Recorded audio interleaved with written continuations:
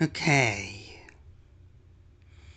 What? Why does it say that, an hour? I haven't been... I don't... This was not the way it was before. Not... Okay. Wait, I shouldn't unmute. Not yet. Now let me try some stuff. Let me do some testing real quick.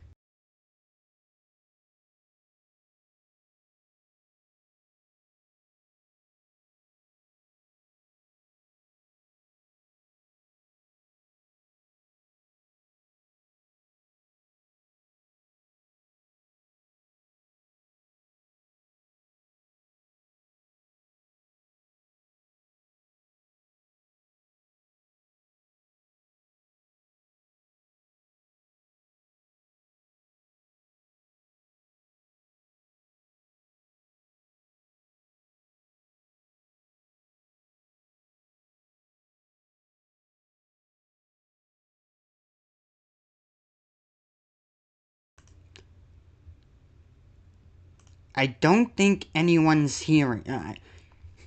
Are you picking up my mic audio? You should, but I'm not hearing it on my end from like the stream.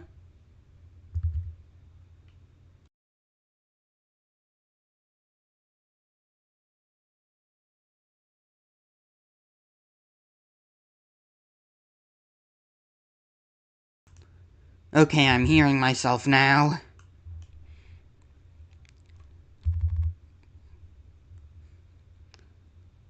Is this the... No. Okay. I think that should just be everything. Everything for now.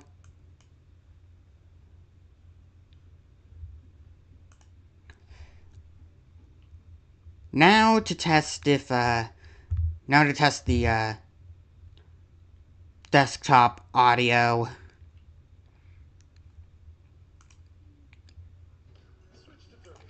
You know what? Give me a sec. There we go. I haven't subscribed to Jaru on this channel yet. I should have a while ago. But okay. Now let's test for the desktop audio. Have you ever heard of the Asriel's Dust meme? You may have seen Oh, this I've heard of it. It was not a horrifying sequel, indeed. But, now let me just, double check some stuff. Mute this, mute that.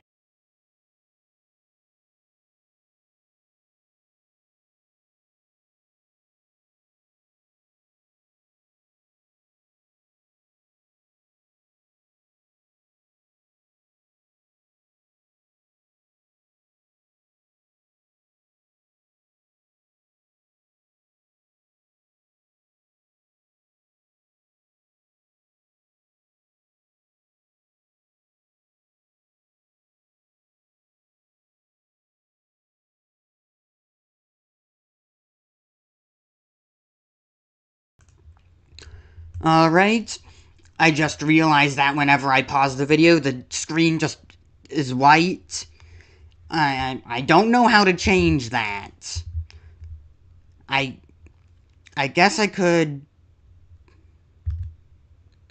Yeah, I have to be, like, viewing it in order for it to not be white. But the problem is I have to constantly switch tabs, so when I switch tabs to go back to, like, Streamlabs or any other window, it just turns into a white screen. So, I'm sorry for that, but this is what I'm, as ever, I've wrote a massive... a whole lot And, unlike last time, at least I think, Jaru actually replied to this one. There's an explanation. At least one that he's given. So this is kind of what I based the thumbnail off of. Are you going to explain how the soul is able to read minds and teleport using text boxes? Because I don't think Asriel is a fourth-dimensional being capable of seeing and interacting and using text boxes to break the laws of reality. And as you said on your theory about dark worlds, there should be no magic in the light world, because all the magic got sealed inside of the dark world. So how is teleporting and mind reading a thing in the light world?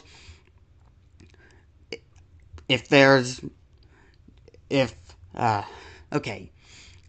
Like, if there shouldn't, well, technically, Sans does weird stuff in the light world anyways, because of his, like, in Chapter 4, with him standing in front of the Clopen convenience store and fixing the Katzenheimer's grill. So yeah, maybe, so there's some weird stuff going on with Sans, which I guess makes sense from Undertale, but I don't know. That's weird. Someone needs to get a hold on what the deal with Sans is and Deltarune again.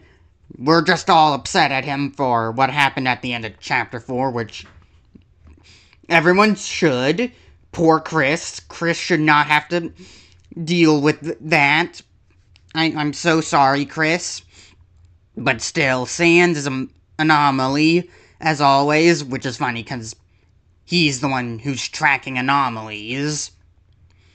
Okay, so back to this. There should be no magic in the light world, so how is the soul able to teleport and read minds when there's no magic in the light world? Okay. There should be no magic in the light world, so how is any of this possible without meta player abusing game mechanic shenanigans? Another thing that does not make sense to me is, what is the deal with the racing game you can play against Susie in the green room? Because as the player, you can't see the TV screen from the angle you view the world from, which is why it is so hard, and when you lose to Susie, she even says, "Man, it's not like you're even looking at the screen." Jaru even commented on this in his blind playthrough, and said that it's because the player can't see the screen. So, it better be brought up and explained, because we know that you did know about it even outside the meta stuff. I would like to see your explanation to why, if Asriel is the one possessing Kris, why they would not know the answer to quiz questions about them in Tenna's game show, and need help from Kris coughing, you know. What was Asriel's favorite, Super Smashy Fighters, character? The Green Lizard? No, Kris has to cough and say the Magician Girl or whatever in order to move the thing down to the Magician Girl, or overflow it, like scroll past and stuff. Okay. Why would they not know the answers to the quiz questions about them in Tenna? Okay. I have my own explanation to this hole in your theory, because I like to play devil's advocate. But my solution to the other holes in your theories require much more drastic work. A much more drastic rework. I hope to see an explanation to these holes and more, because ever since the release of Chapters 3 and 4, Chapter 3 and 4's mind reading and teleporting soul has been the biggest hole in the Asriel possessing Kris theory, among many others. It may be harsh, but I really do like your theories a lot. Like, when I first, during, like, my return, when I also watched, theories about Undertale and Deltarune before the release of Chapters 3 and 4, I originally said that my theories about Dark World was that they were built off of dreams, the dreams part of determination. Apparently I got that theory from Jaru. I knew that theory wasn't originally mine, and I knew I got it from somewhere, but I didn't realize it was from Jaru. So, yeah. Even though we know a lot more about Dark Worlds now, and that they're like an illusion and shadows that trick the mind, essentially. So that's essentially what Dark Worlds are, but I still think that the idea that they're made partially of dreams holds up, because they are influenced by the will of, the creator of the fountain, as we see with Susie in Chapter 4. So yeah, it could obviously be that Dark Worlds have some element of dreams mixed into them. Okay, back to reading this.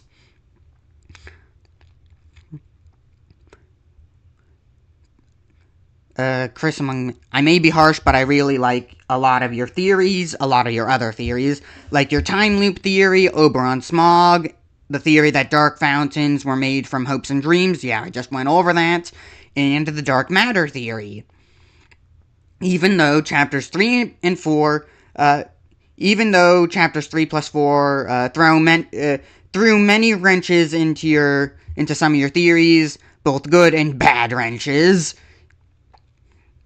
Even though I like your theories, I won't lie about this one dragging a lot of your other theories down, because you made a large Deltarune theory web at the start, and now whenever I see you theorize about Kris, I'm forced to think of Asriel's dust, and specifically Asriel possessing Kris. Asriel being dead and a pile of dust, I don't like that, but Asriel possessing Kris is the biggest plot hole. The biggest hole. That's the thing I really don't like about this theory. I know the reason why you want Kris to be possessed by Asriel, so you can keep your suspension of disbelief. But I have a solution that both of us, I really couldn't have spelled this better when making the theory, okay. But I have a solution that can fill in both of these holes or whatever, or, well, just satisfy both of us while keeping your suspension of disbelief. A little bit ago, I watched a theory from Under Theory, or just Under Legacy, or Legacy Under. They got like a group of 3 channels. One for animations, one's for I guess playthroughs and just Spanish stuff, and then another one for the theories. Where they expanded on the theory of on a theory from Missing Nomer.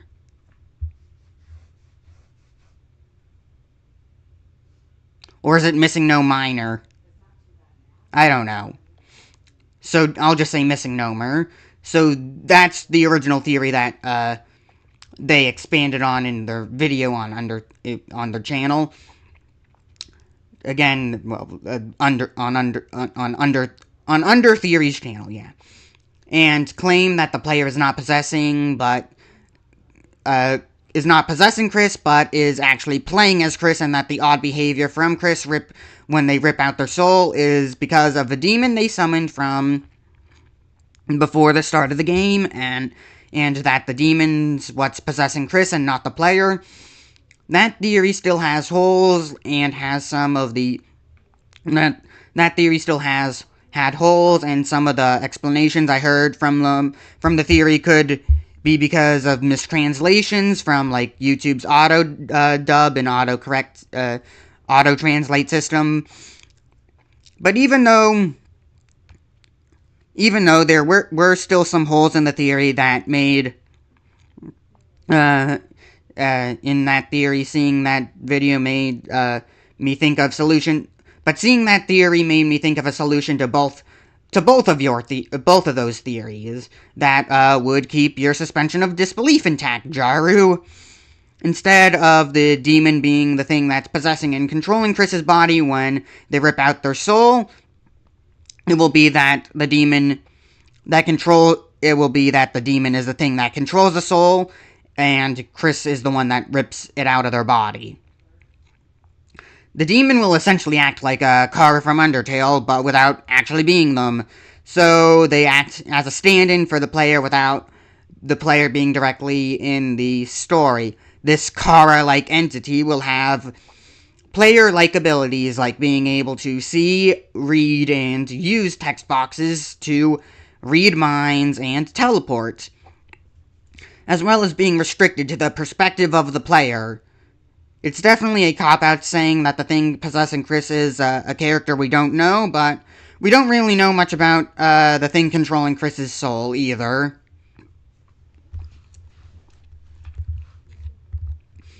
Okay.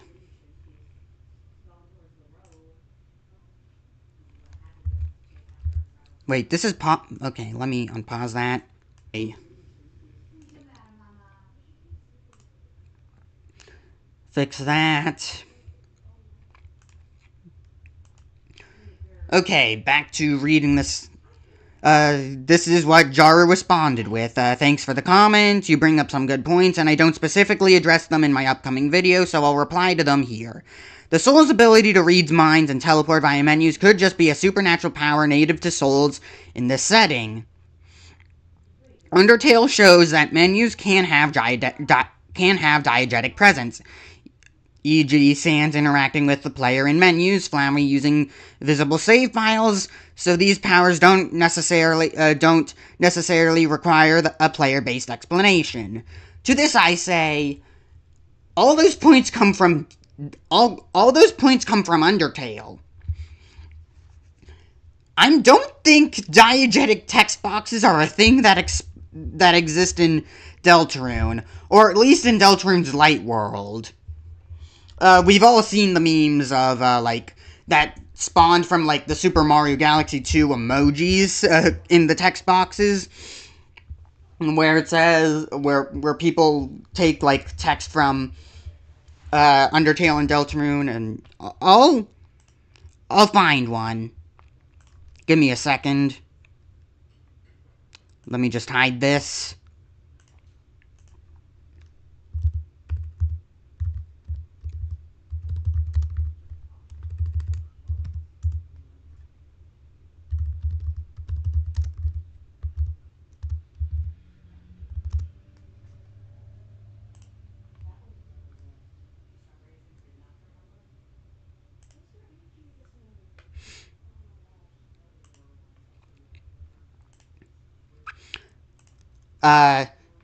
This kind of meme, like, this dark world is a real mystery man, and then it has, like, an emoji of Gaster's face up here. I don't think that's, like, diegetic. At least the ones in the light world. What's that? Like, I remember you are Snowgraves. Like, I don't think that, like, why... There is no, like, magic or fourth wall shenanigans in the light world, at least, I think. Because Tenna in the dark world has those, like, hyperlinks and stuff. Well, like, the hyperlinks that aren't broken, that, like, play those animations and sound effects and stuff. The ones that Tenna uses. So I think that text boxes could be diegetic in the dark world, but I really don't think that text boxes would be diegetic in the light world, because it just doesn't seem like the light world and Hometown's meant to be more realistic and, you know, grounded, with you going into a convenience store with a bag and then putting your groceries into the bag instead of talking to the shop owner to shop at the store like a video game. The light world and Hometown acts like the real world. So I don't think text boxes are diegetic in the light world, at the very least in the light world. But again, we don't really have much proof of this. There is no evidence to counter my counter evidence.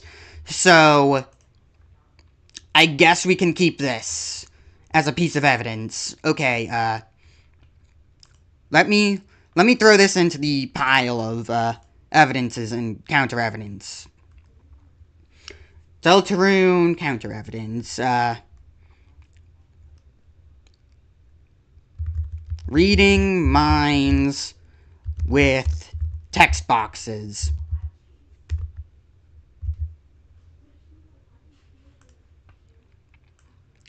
This is counter evidence to the theory. Okay, teleporting with text boxes.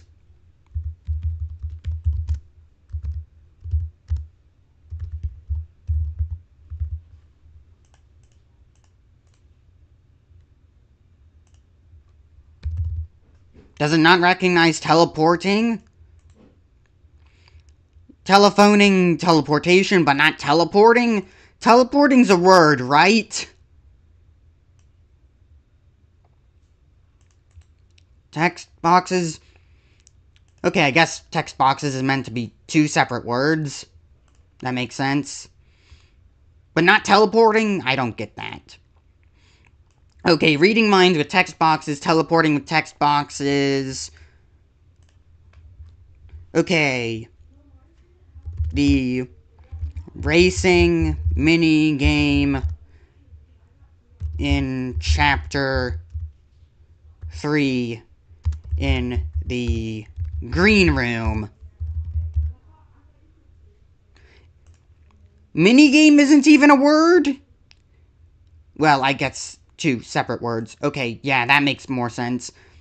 Guess I didn't watch enough of, Identifying Luck to learn how to spell minigame. Okay, reading minds with text boxes.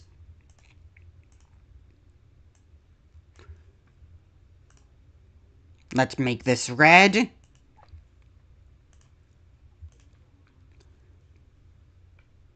Actually, I got a better idea. I'm gonna keep you black. Then I'm gonna add another text box here. Okay, Jaru said that the menus could be diegetic.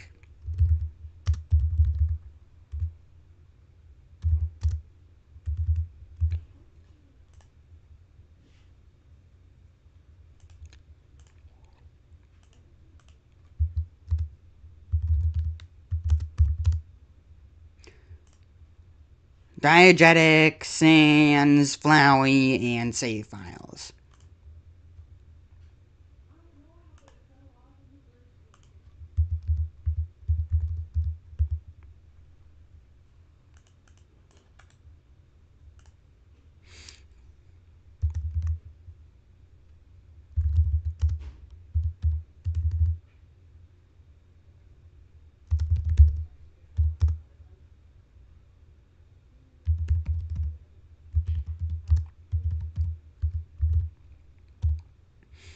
Photoshop flowy, and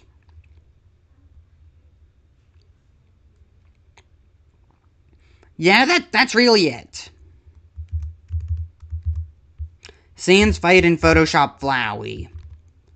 There's probably more examples of text boxes being diegetic. I mean, there is that frog that says that, monsters that can be spared, change their names to yellow, so let me actually add that.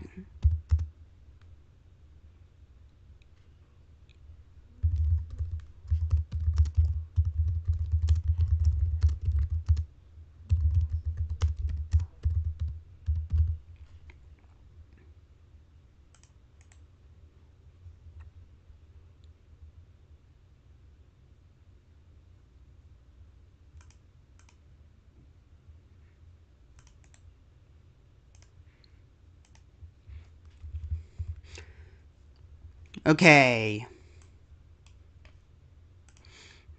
Now this is going to be red to show that it's Jaru's counter to my counter evidence, or just a counter to the counter evidence.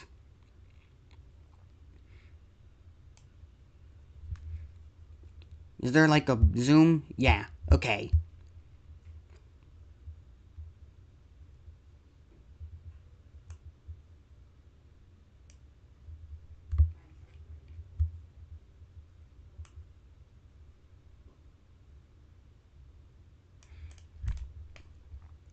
And now I'm going to add another text box, but this one's going to be blue. And this is my counter to the counter evidence.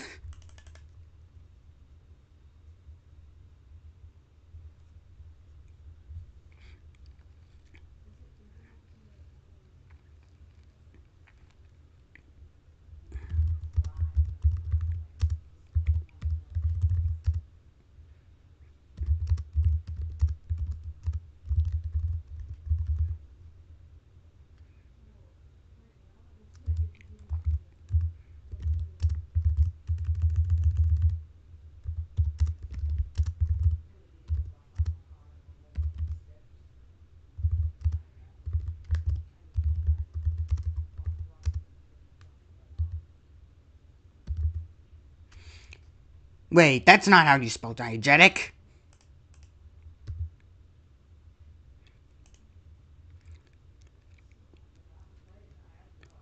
Okay.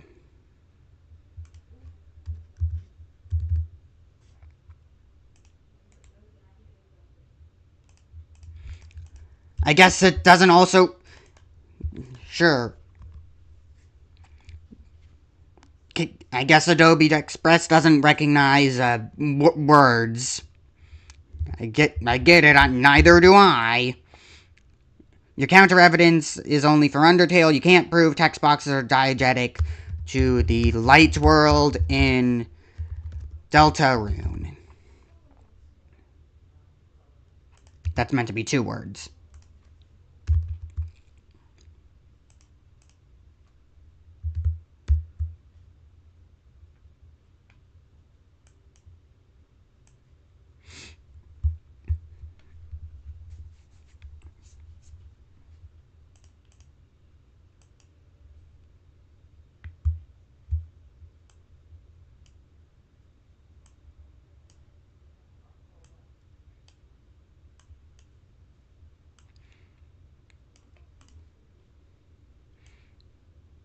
Can I get, like, an arrow?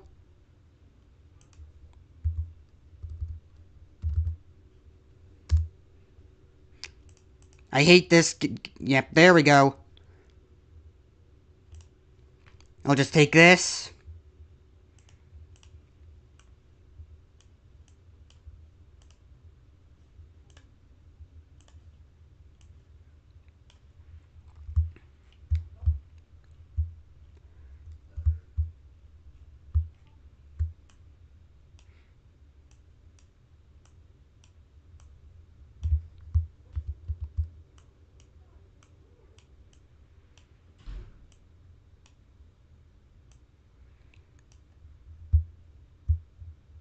I can't extend it, can I? No? Okay.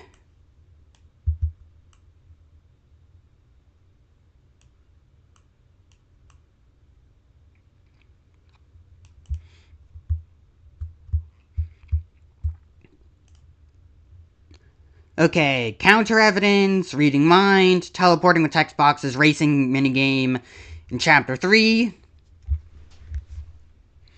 The menus could be diegetic, because we see that in Undertale with Sans and Flowey. And my counter-argument to that counter-argument is that we have no proof that's how it works in Deltarune, or that it's how it would work in the Light World, because the Light World is meant to be more realistic.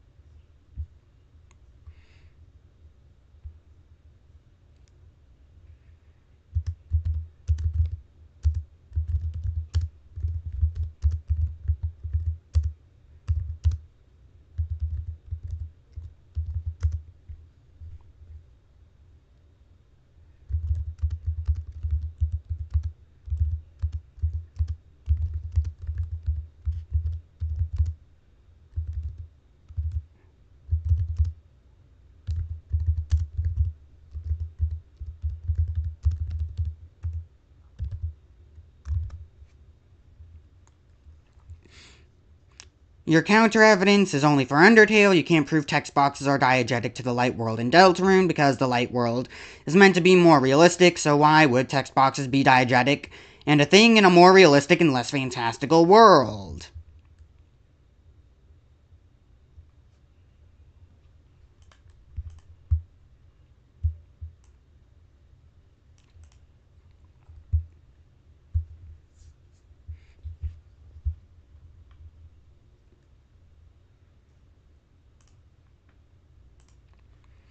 Alright, how's the stream going? Maybe I should double check some more stuff. Give me a second.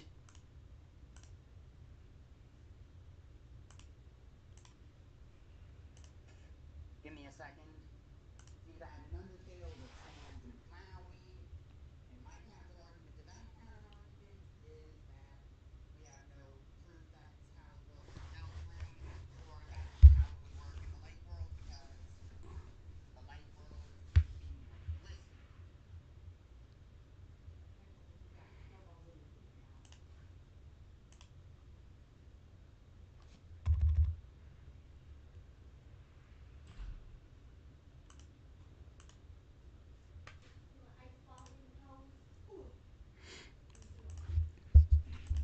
Alright, back to the post and fixing this up. As for the whole racing game perspective thing, the issue there is you assume the soul sees strictly through Kris's eyes. But there's no reason to assume that. Souls can already observe distant locations as seen in the moments where we watch Susie go off on her own. So an overhead or flexible perspective fits their supernatural nature pretty well.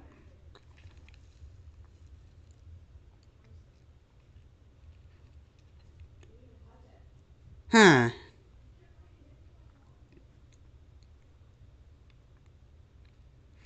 Now that makes more sense. Now that's some good counter evidence.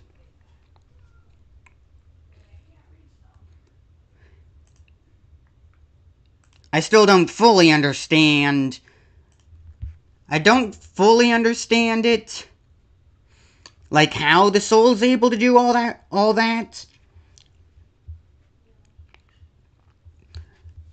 Because if we are again going to assume things work exactly the same as in Undertale, or at least very, very close, like Jaru does in most of its theories, or like what we all do when theorizing about Deltarune, we almost always use Undertale as a reference, but what did Asriel say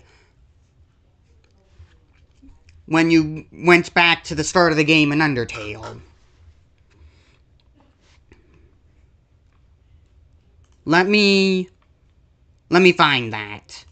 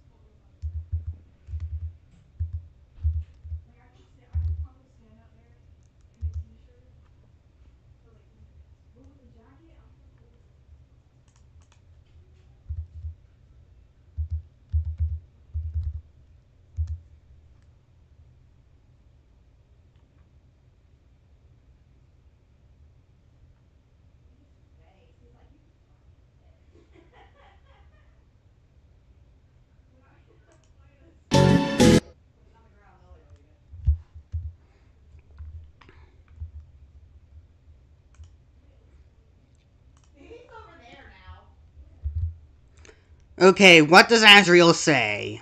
I'm gonna have to add this video to the description. Let me just do that real quick.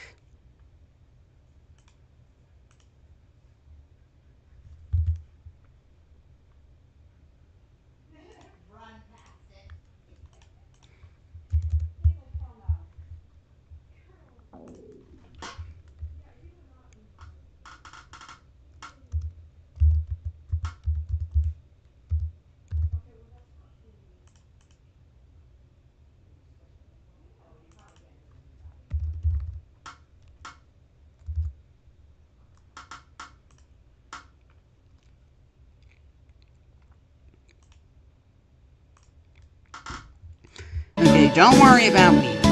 Yeah, someone has to take care of these flowers.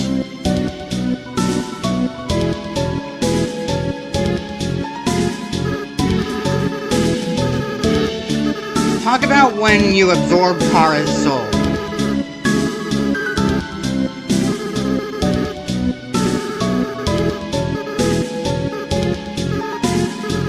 Let me ask you a question. No. Kris. No. Okay. So this is their Kara. They named it Rain.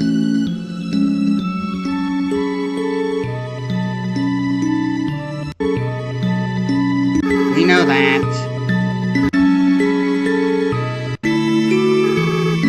They hated humanity, we know that. Maybe. Greatest person, nope.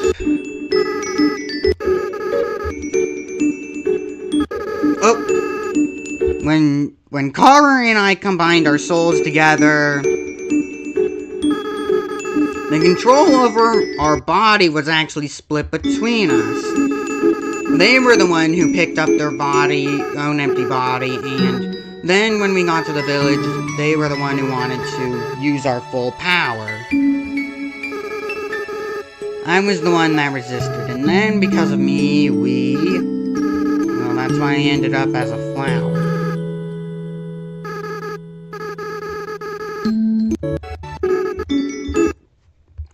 Okay, control over the body was split. Would that include the eyes?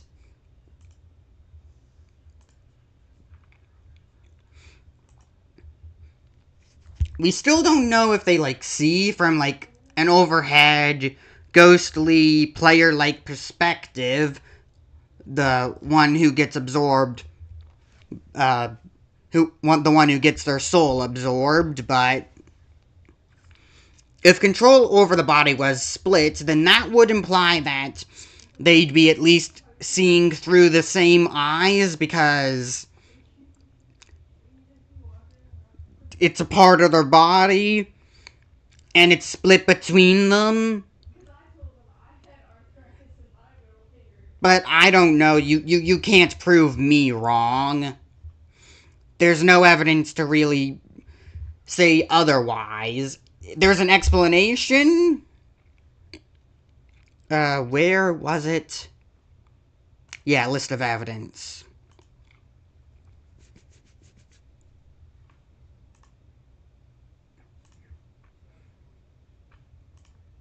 Let's change this to be Jaru's counter evidence.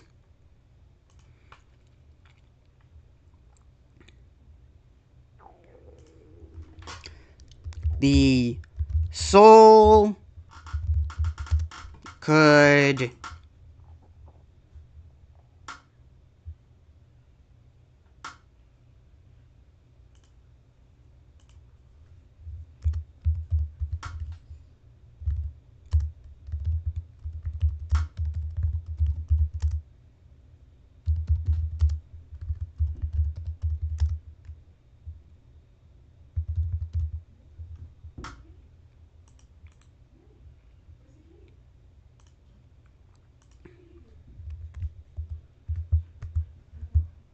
The soul could observe distant locations, like watching Susie when Kris closes their eyes.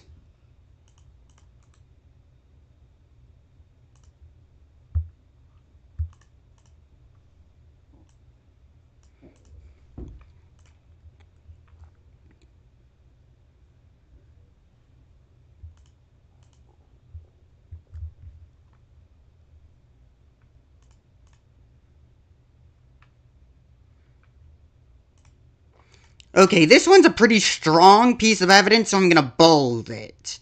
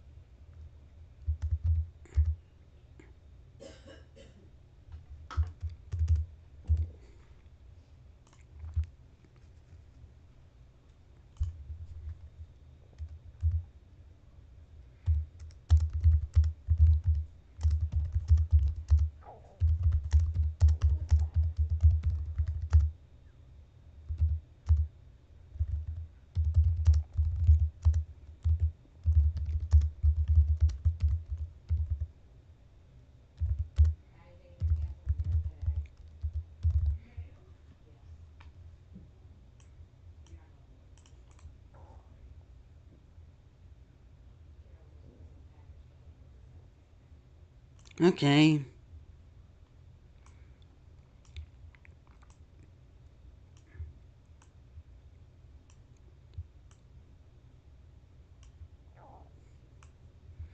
Gotta make sure I can fit this in.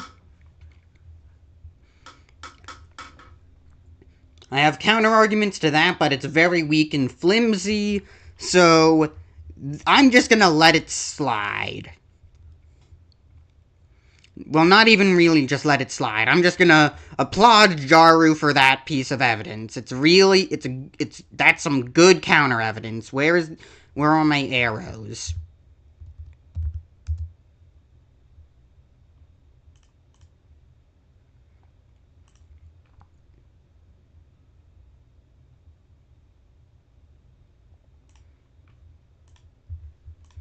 I guess I could have just copy and pasted it.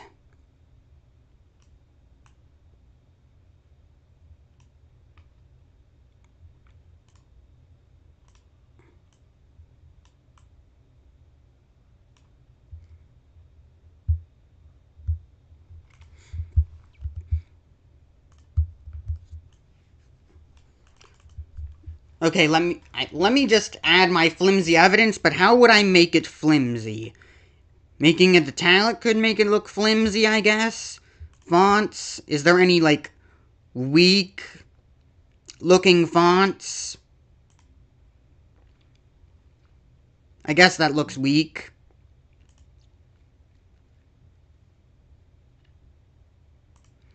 I guess I could also try and lower the opacity a bit.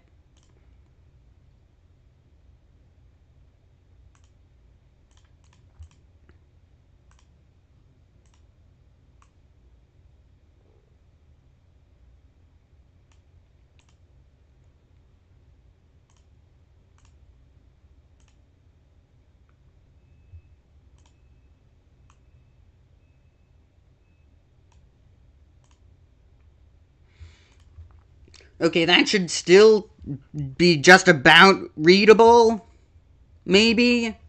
If not, I could always just zoom back in. Okay.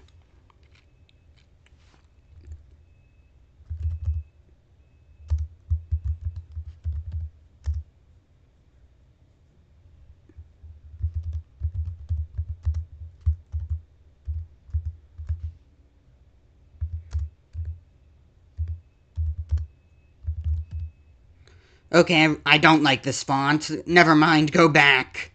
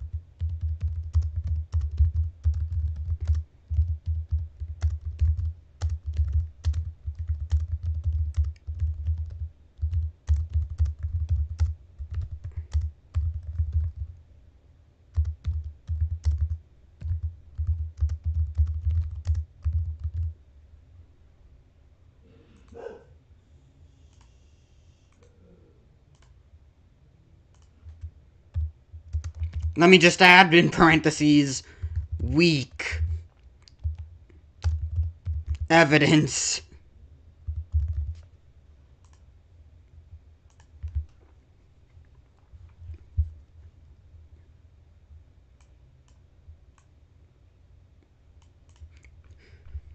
So Jaru did a good job with that one.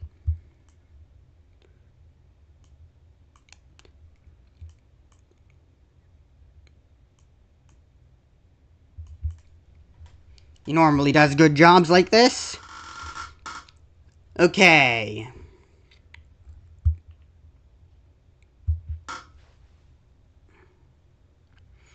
You know what? I actually have a better way of structuring this. Jaru's counter arguments.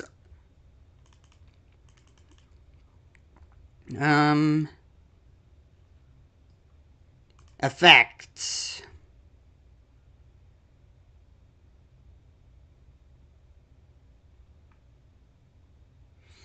When it requires Undertale, I'm going to add that.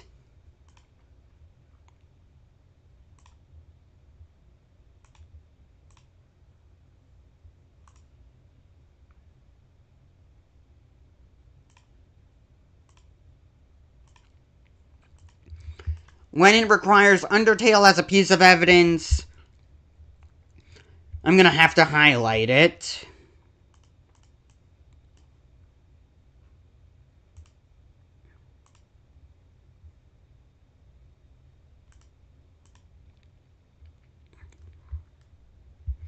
Okay, I'm going to make a key.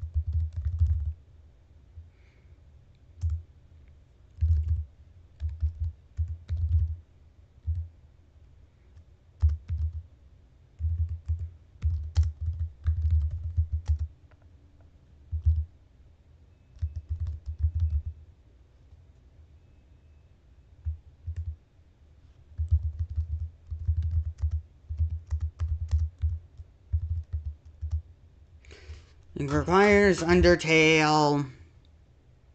It requires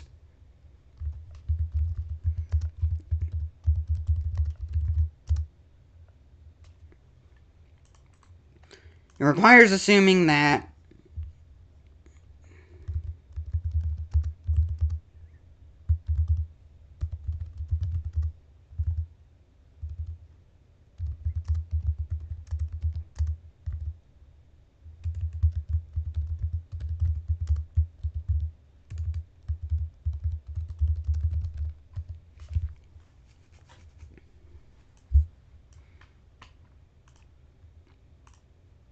alright, blue, my counter evidence. Red, Jaru's counter evidence. Or I guess just Jaru evidence. Jaru's evidence.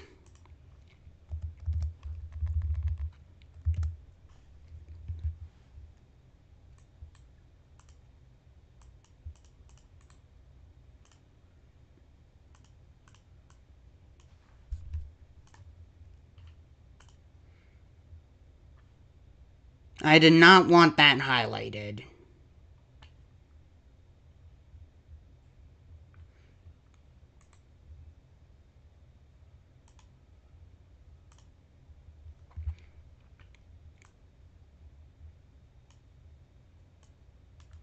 I guess I'll just put it in a separate text box.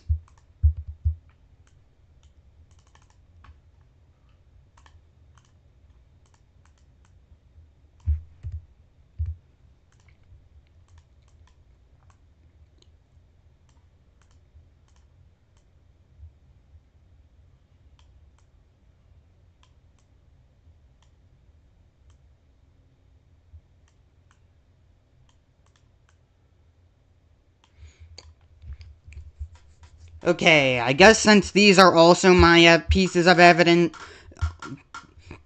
and that this is also my evidence, I'll make it blue.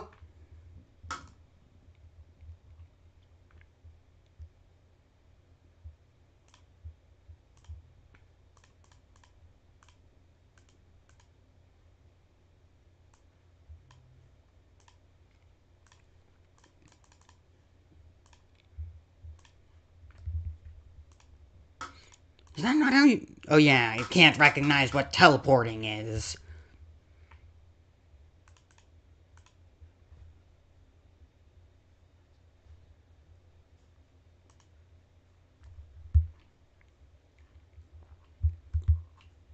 The racing minigame in Chapter 3's green room.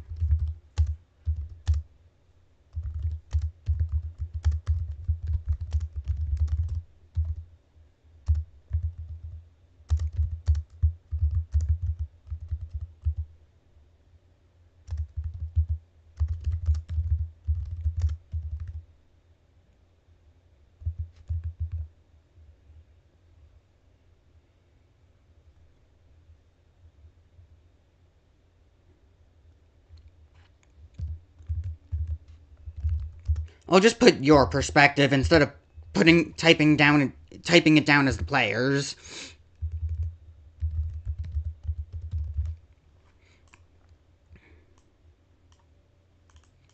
Well, no, I didn't. I just wanted to drag this out a bit. There we go. The racing minigame in Chapter 3 in the green room, that is very hard because you can't see the TV screen from your perspective.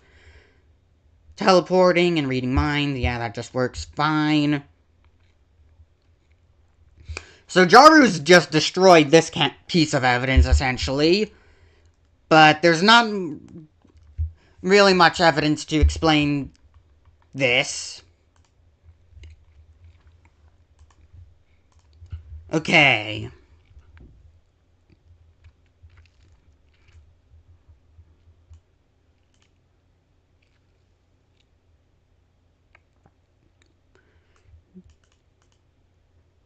Okay, as for the whole racing thing, the issue is that you assume the soul sees strictly through Kris's eyes. There's no reason to assume that.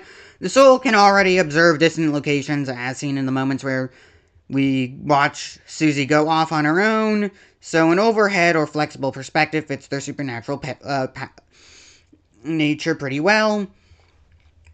We even know this a lot more because when Susie fights Lancer in Chapter 1, Toby specifically pointed out that the soul comes from the top right of the screen instead of from Kris, because Kris is in the top right perspective, not top right perspective, but Kris would be in the top right of the screen, like that's where Kris is locked up in their jail cell with Rosie. So yeah, the soul is still physically with Kris, it's just that their perspective shifted over to Susie, and it's kind of going back and forth between Kris's body and Susie, but their perspective always stays with Susie during that entire fight. To be fair, it's kind of more like a cutscene, but yeah, it's still a fight. As for the plot hole of the soul not automatically knowing the quiz show answers about Kris, I won't answer that here as it is actually addressed, albeit indirectly, in the upcoming video, so stay tuned for that. Okay, I'm gonna be looking forward to that. I appreciate you thinking critically about the theory and for commenting. It's always interesting to hear different perspective about the game. I'm just glad that you provided some answers to my questions. I guess I don't need this anymore.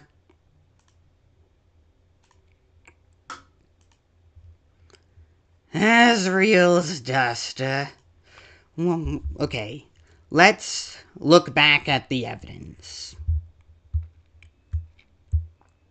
Jaru's evidence requires Undertale requires text boxes to function or menus to be as diegetic as they were in Undertale, as they are in Deltarune, which is probably not the case, because I don't see no else going, oh wait, they just read my mind because they read the fourth dimensional text box during the weird route. Noelle's just terrified and scared of their mind being read, because why would that be a thing? So yeah, text boxes probably aren't diegetic. At least, not to the lighteners. They're diegetic to the player. Again, I really want to... I guess I should point out that I'm kind of also coming at this through the lens of Molly Star's device theory. I'd really want to, like, do another stream where I watch all of Molly Star's device, all three parts of Molly Star's device theory, because then I can take that knowledge and then just compare it to what we know now that chapters 3 and 4 are out. But I've been waiting to rewatch those theories in case Molly Stars does make another video now that chapters 3 and 4 are out, but I haven't heard anything about that in a while, so I don't think we're gonna get, like, an update theory that where Molly Stars confirms, denies, and just overall, sees what was right and what was wrong with her theory, with her device theory, but a lot of the device theory still stayed intact, and if anything, it was strengthened by the release of Deltarune's chapters 3 and 4. So that was an amazing theory. So I'm kind of also coming through it with the lens of the device theory, but even without the device theory, there still are kind of holes. So my explanation to the text boxes being diegetic is that text boxes are diegetic, but only because of the device where we're connected, because we use that device to treat Deltarune, which is normally a normal world, like a game world. Because normally, like, in the world of Deltarune, if you go and interact with, like, the same object multiple times, and characters give interactions based off of it, normally they wouldn't do it, like, say the same thing multiple times if you keep interacting with the same object. Like, for example, if you, interact with the bench, like, near Onion Sun's, like, in Chapter 3 and 4, well, no, not Chapter 3, but Chapter 4, if you interact with, like, the park benches near Onion Sun, Susie, like, talks about, like, it being wet, and, like, says stuff about, like, there being, like, a soggy potato fry or something. And then, if you try to interact with it again, she says, don't make me repeat myself. But if you keep interacting with it, she does end up repeating herself anyways, because she's repeating herself when she said about saying, don't make me repeat myself. Which is weird, so yeah. That's kind of like the device shenanigans, where it's able to take dialogue that was once said and repeat it for the player when you re-interact with the same object over and over again. Because otherwise, Susie would have just said what she said, and then said, don't make me repeat herself, and then just stopped talking past that point. But no, if you keep interacting, she still goes, don't make me repeat myself, which is funny, because she is repeating herself. So yeah, that's my kind of complex explanation. I wonder how understandable any of that was. So yeah, that's my headcanon on, like, or like my addendum to Molly Star's device theory about how that part of the game works. So yeah, I think text boxes are diegetic to the player, but only the player. I don't think dying and having your soul absorbed suddenly gains you access to the fourth wall.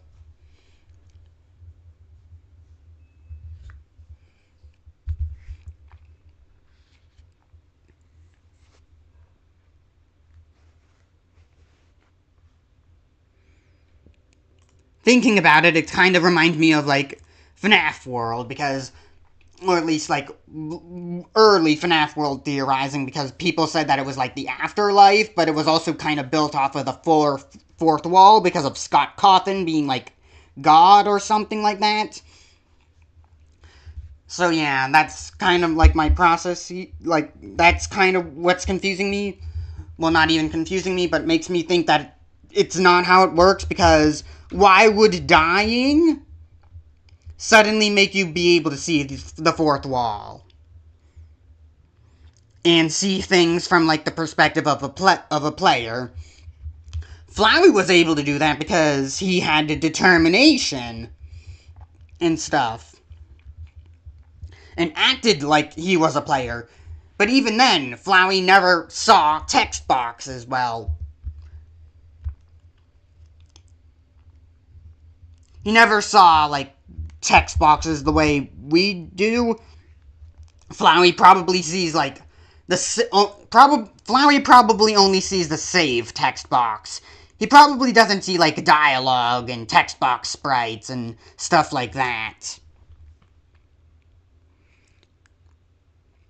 But even then, that's still coming from the perspective of Undertale, and Deltarune could be fundamentally different from the way Undertale works. I've just been going back and forth talking about this, and haven't even really gotten to the video yet. Okay, I think that's just it from that comment.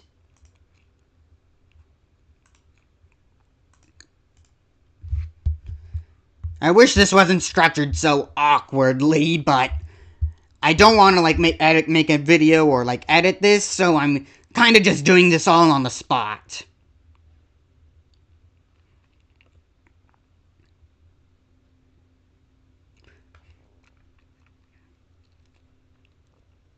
Okay, let's watch that theory now. Desktop audio works, mic audio works, okay. Is YouTube muted? No. Okay, my stream is muted, but YouTube is not muted. Okay, let's continue. Dancing on it, or maybe you just saw an image like this. If so, then you have encountered my handiwork. You see, it was my What is Ralsei theory video that was the inspiration for the Asriel's Dust meme, as a big part of that theory was about how Deltarune's Asriel is secretly dead and his dust is used to create Ralsei. That theory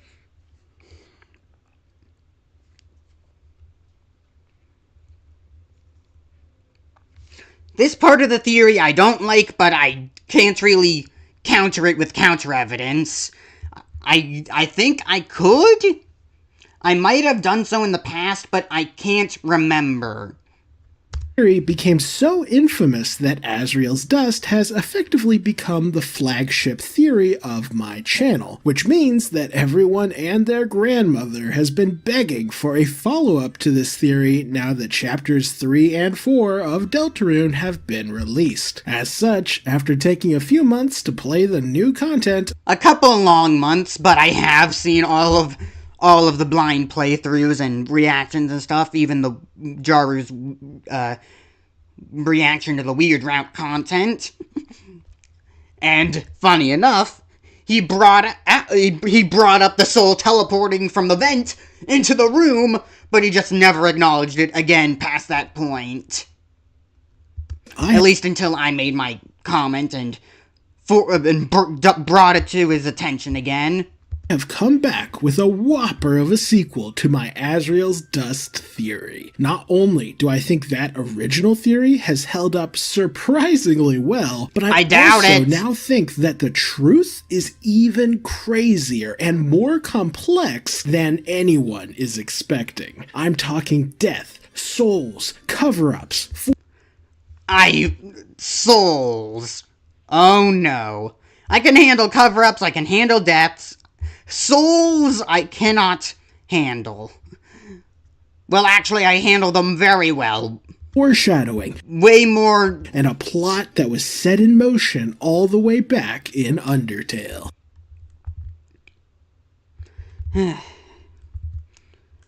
Okay, let me go back to, this.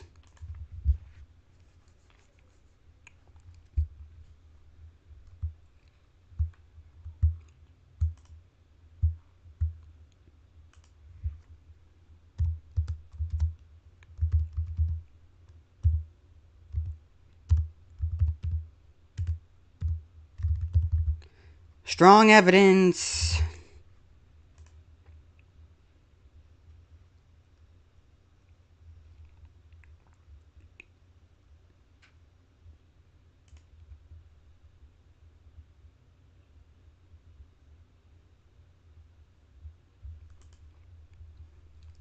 Okay,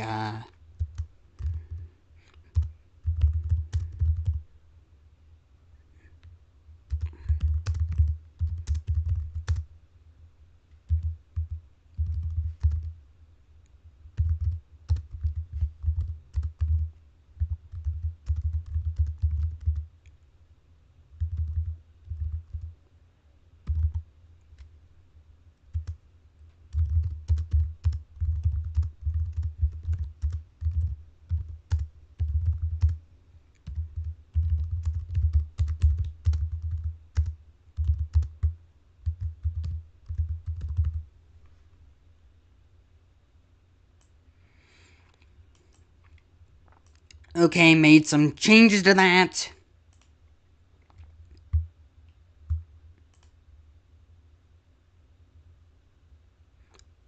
Why does it say sing?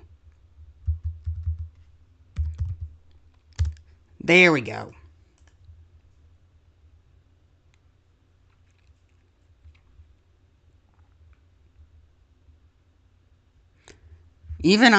But even then, I don't have proof that text boxes are not gigantic, and just the same as you don't have proof that they are in Deltarune.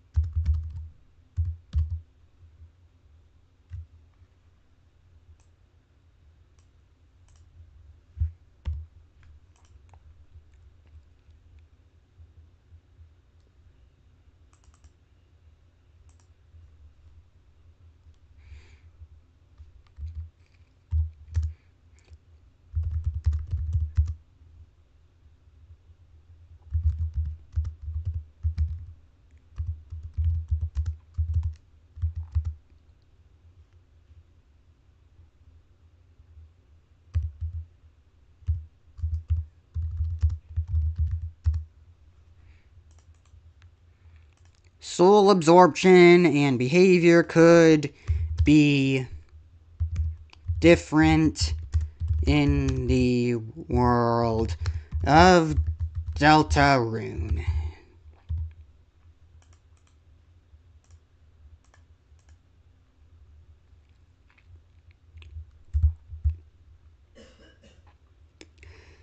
So essentially, a lot of this is just coming down to I can't prove you wrong, but you also can't prove yourself right. So a lot of this is just coming out of thin air. So, strap in and get a snack, as today we will be diving back into the world of Deltarune to find out how Asriel's Dust has become more relevant than ever before. Oh, part 1, the road so far. I don't need this. Get this out of here. First, we need to talk about the original Asriel's Dust theory, as understanding what I was thinking when I made that theory is important for understanding where my mind has gone since. The primary goal of that video was to explain what the heck Rouse even was, and it seemed pretty clear at the time that he had some sort of connection to Asriel. His name is an anagram of Asriel. Okay, I'm going to make another page for, this one. Rousey. I don't need that. Opacity, set that back up.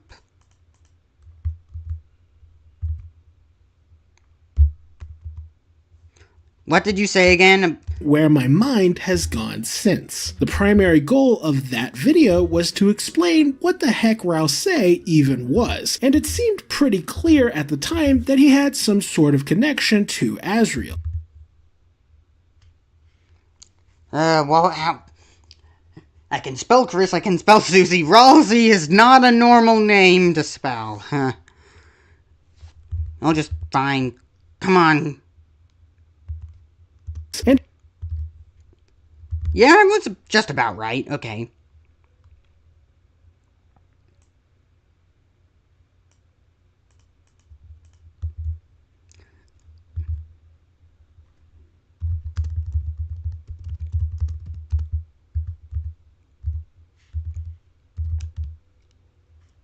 Rousey's connections to Asriel.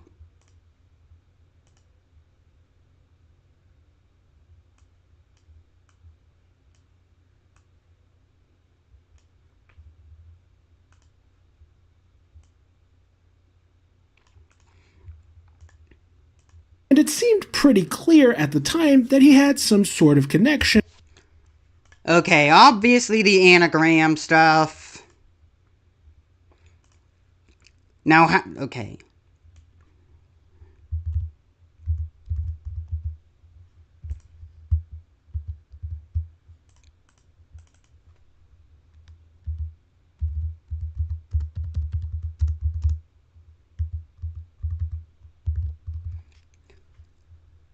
I think that's how you spell dreamer. To Asriel. His name... I mean, I did pass tennis quiz question, so... about Kris's last name, so I should be correct about that's being how dreamer is spelled. Is an anagram of Asriel. He looks very similar to Asriel, and he... Jaru, do we need Kris to point out the differences between Rousey and Asriel, like they did with Susie, when you examine the fridge? He even fills... But yeah, to the player, they do look very similar. Many of the same roles that...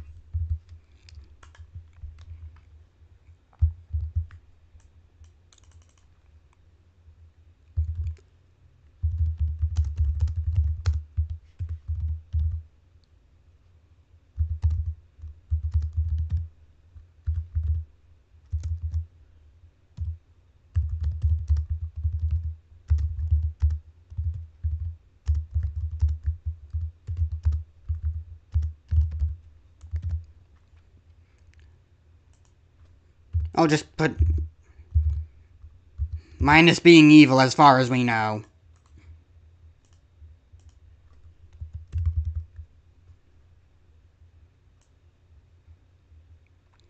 I still don't... I don't think that... I don't think that Rousey's evil. Chapter 4 kind of solidified that.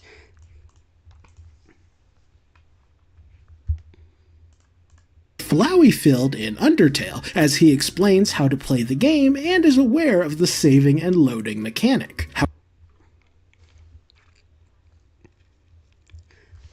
So yeah, I think that a lot of the text boxes and meta, like game elements, those are canon to the Dark World, obviously. They have, like, battles, they have saving and loading, they got recruits, and, like,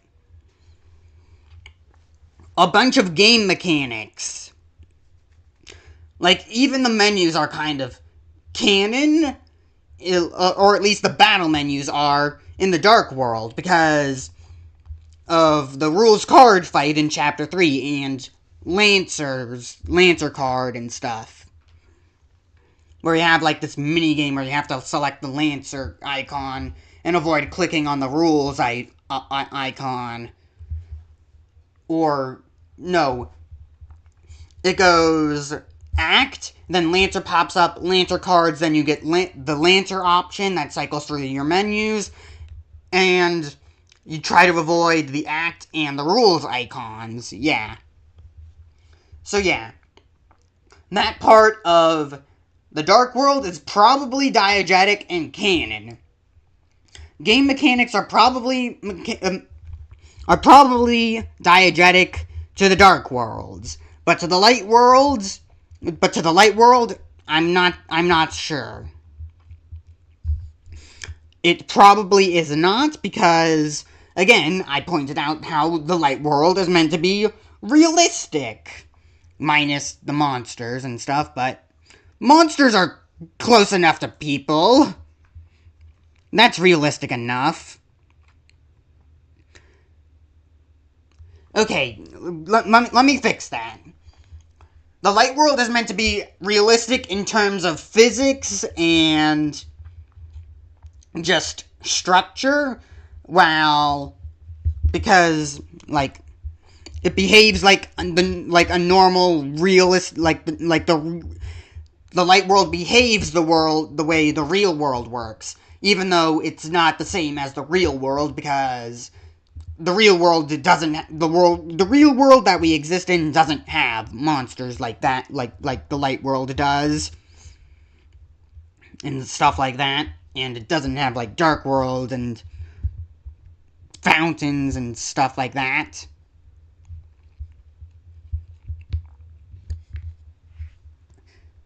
But yeah, the Light World is meant to be as close to the real world as possible, essentially. However, while the connection is obvious, what's less obvious is why I would conclude that Asriel is secretly dead. That conclusion has to do with a couple things, which can most succinctly be summarized as monster funerals,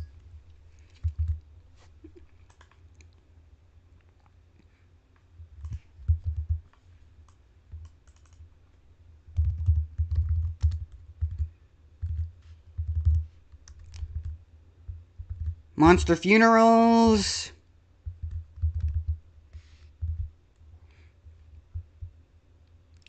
Oh, great. Parallels with Undertale. I don't like that one. Deltarune's meant to be like a new story. If one of the main plot points is just the same thing as Undertale, it's... I don't like that idea, but it's not impossible for that to be the case. It's just my personal opinions.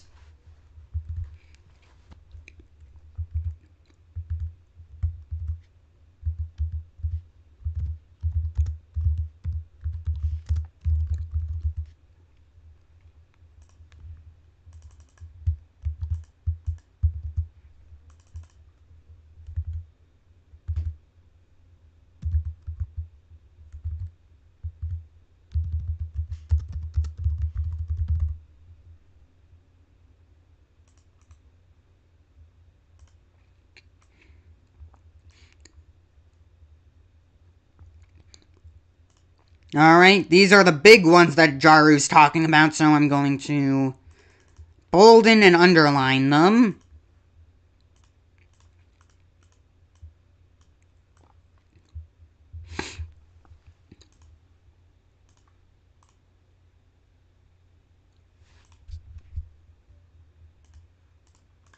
Ralsei's unique powers and parallels with Undertale. The monster funerals that we learned about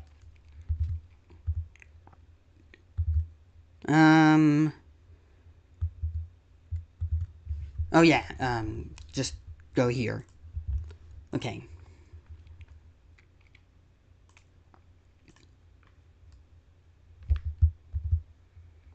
I can just extend that, actually.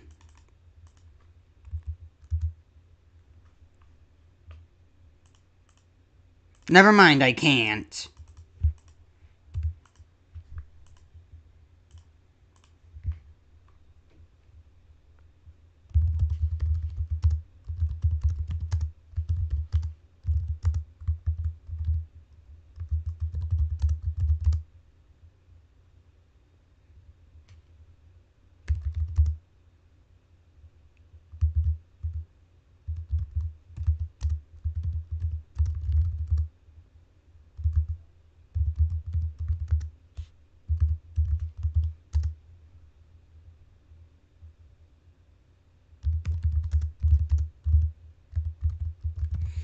Monsters turn to dust in Deltarune and get buried with their favorite object, like an Undertale, minus the burying part, because I don't...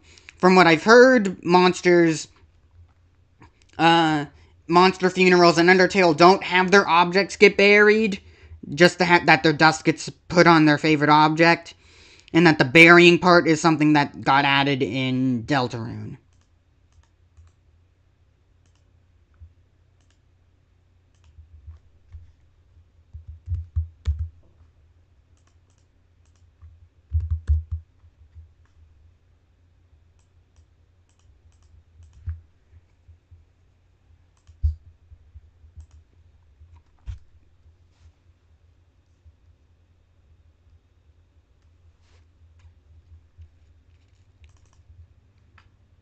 Dust.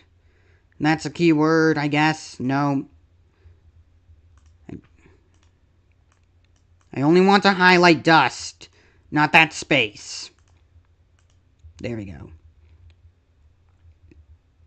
Well, not even highlight yet. Okay.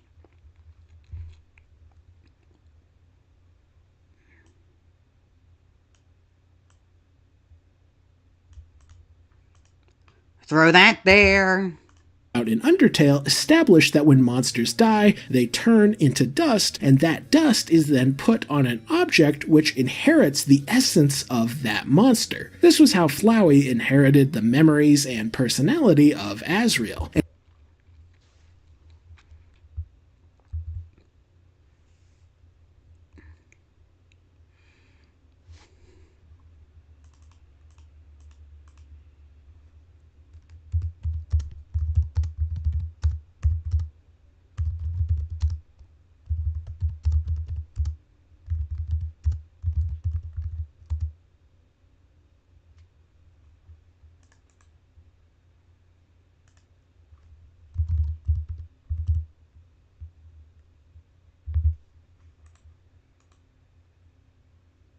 Does it not?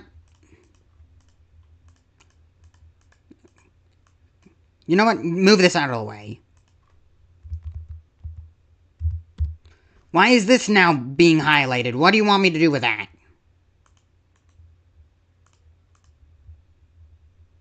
Can also be brought back with dark fountains.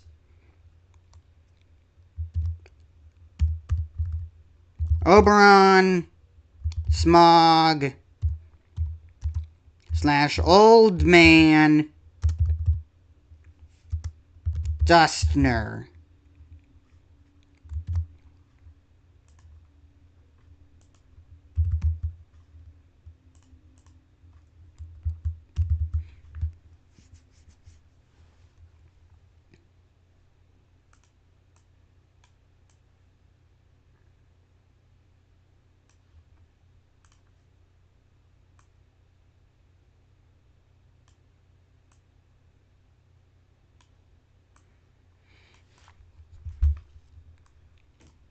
And given that Deltarune is We knew all that already, but can any of the things that we know about the old man be relate to Ralsei?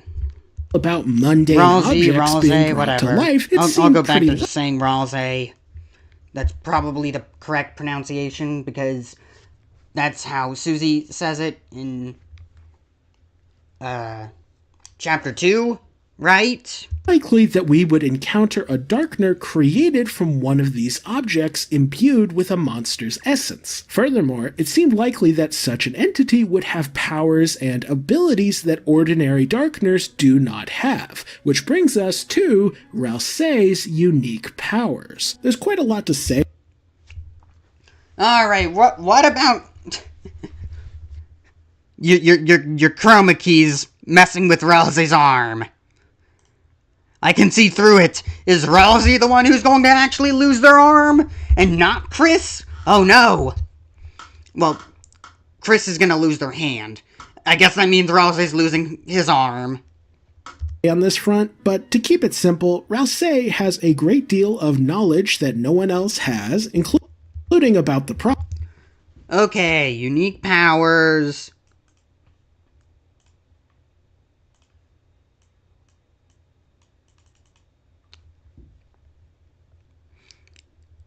Is it like supernatural knowledge, I guess?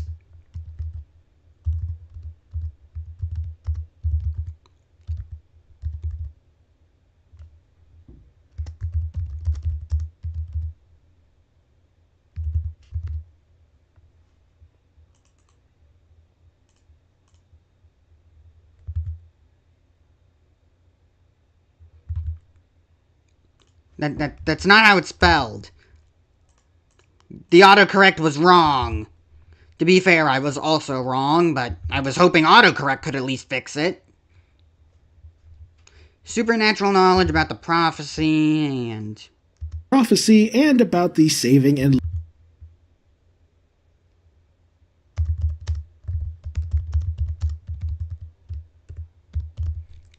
supernatural knowledge about the prophecy and saving and loading.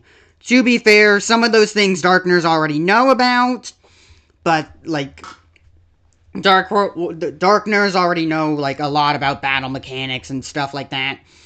But they don't know much about the prophecy, and Ralsei's the only one who knows about saving and loading, so yes, those two are true.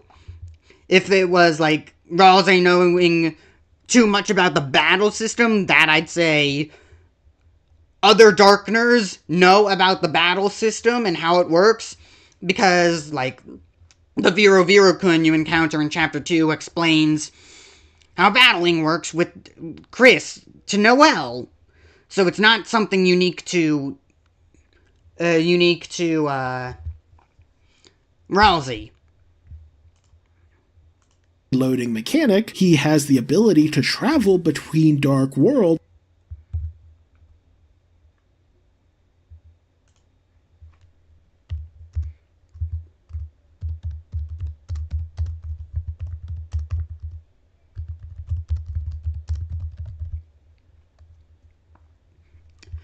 So, when I first played Chapter 3 and saw Rules Card and Lancer in TV World, I thought that meant, oh, Darkners can just travel to other Dark Worlds without having to be physically brought there. But then I remembered that they were still in Kris's pockets at the end of Chapter 2, so that explains how they got there.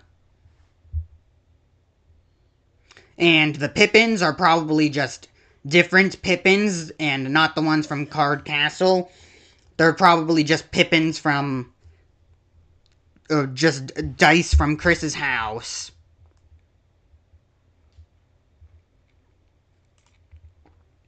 So yeah, that also works. Without the aid of a lightener, and most notably of all, he does not turn to stone no matter.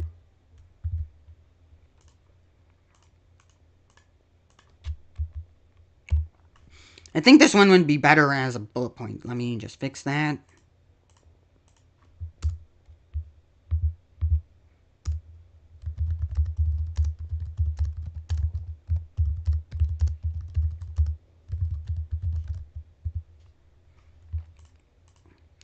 Now this last part, I'm going to make some counter evidence to it.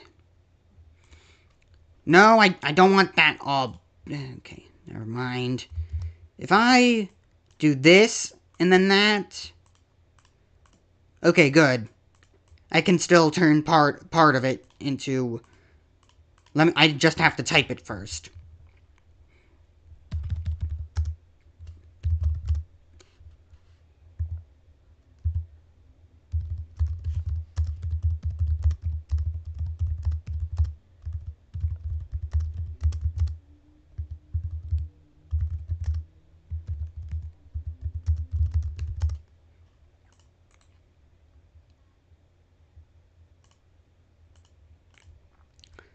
People have said that, let me just get this ready. People have said that turning to stone is related to a darkness purpose in the dark world, because Lancer...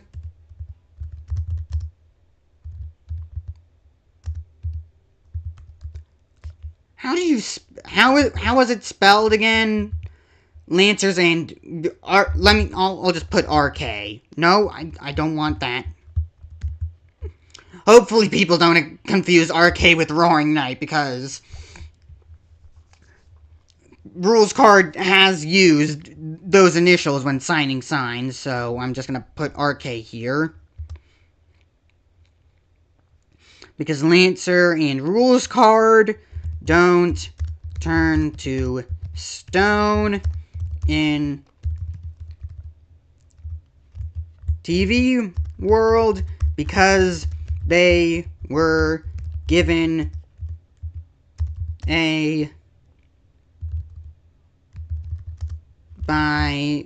purpose by Tenna.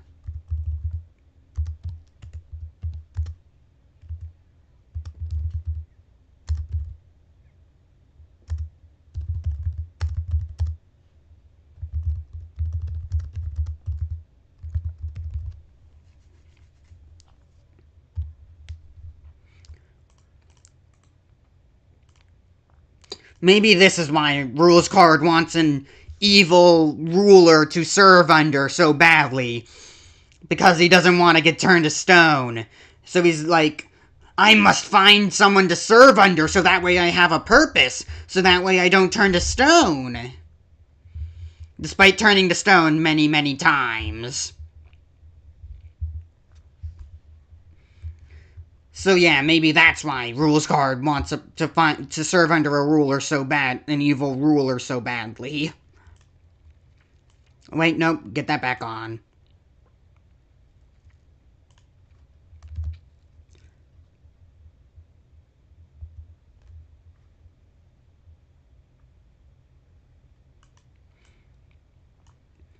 So there's my counter evidence. Let me just type some stuff so I can highlight this, turn that black again. There we go. Ready for... Never mind. I'll just fix it later. Which dark world he is in. This is quite baffling, as... Oh yeah, I still need to type the explanation for Rossi.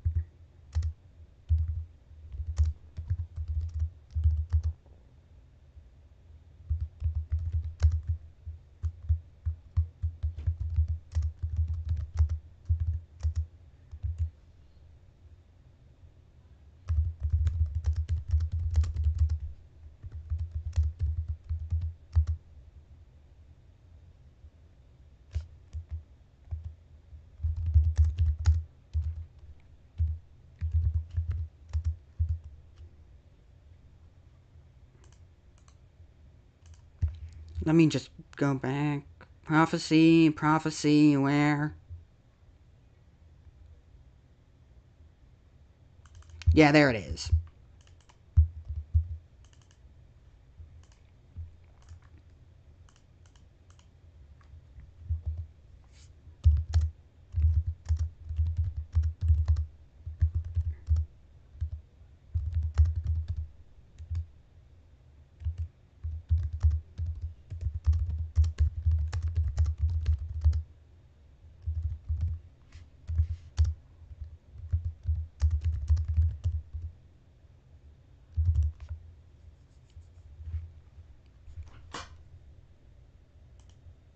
Did I misspell Rousey? No? Okay. People have said that turning to stone is related to a darkness purpose in the dark world because Lancer and Rules card don't turn to stone in TV world because they were given a purpose by Tenna to play the games and continue the narrative.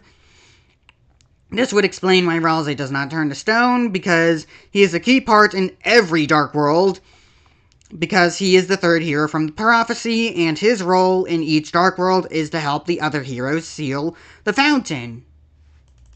I guess I could just type Kris.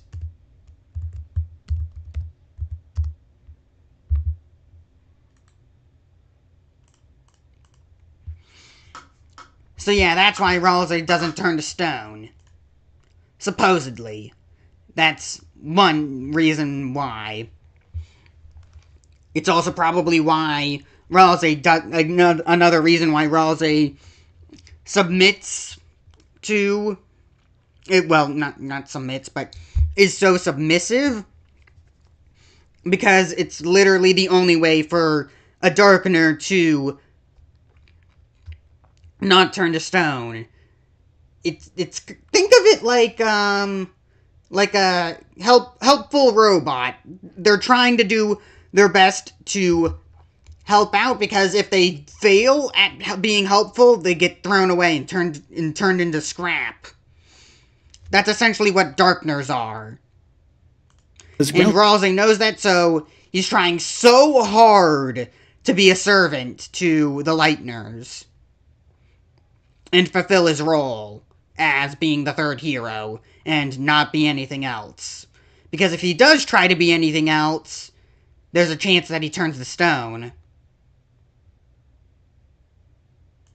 Say seems to actively violate pretty much every rule and limitation that has been established for Darkners thus far, which all but confirms that he is something special. This is made even more likely when you consider the parallels with Undertale.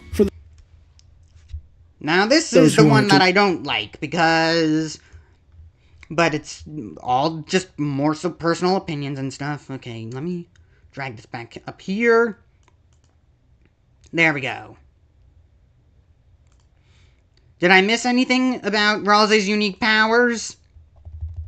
Violate pretty much every rule and limitation that has been established for Darkners thus far, which all but confirms that he is something special. This is made even more likely. The same thing also applies to the old man, but... when you consider the parallels with Undertale. For those who aren't aware, Deltarune... we're just gonna say that Rousey's special because he's a third hero. Has been outright stated to be a parallel story to Undertale, which... oh, okay.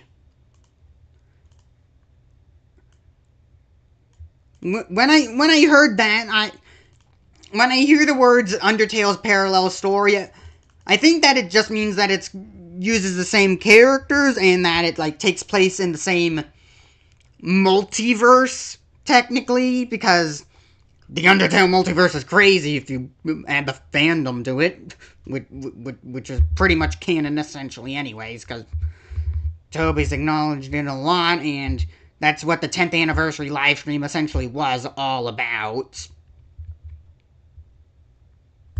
Okay, Deltarune's Steam page says it's Undertale's parallel story.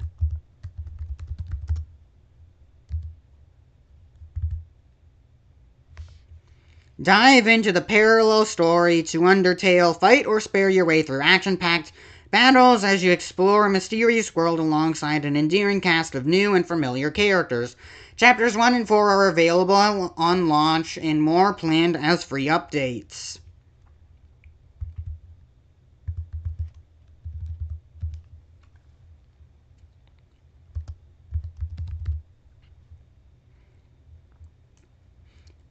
So yeah, I don't think that Undertale's parallel story means that it's trying to parallel Undertale's key plot points.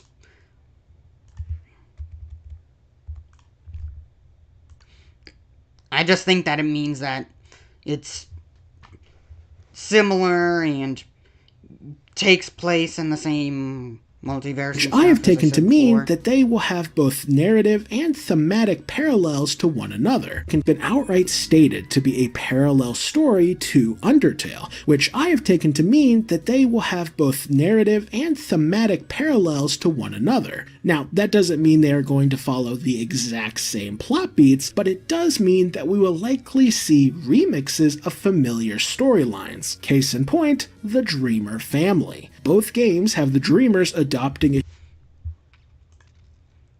No, that's the post. Do I even need to have that open anymore?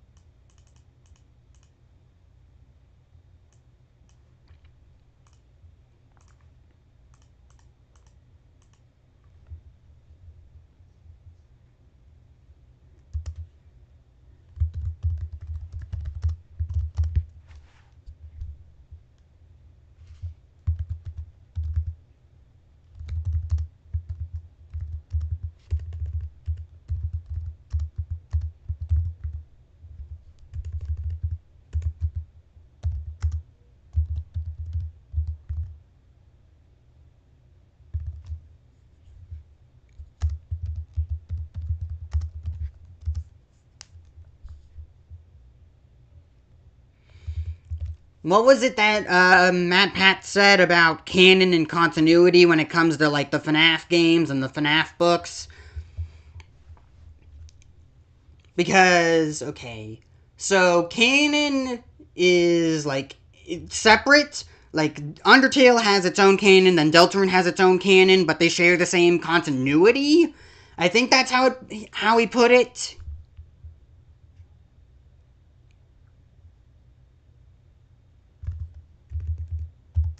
Each have different canons but have the same continuity.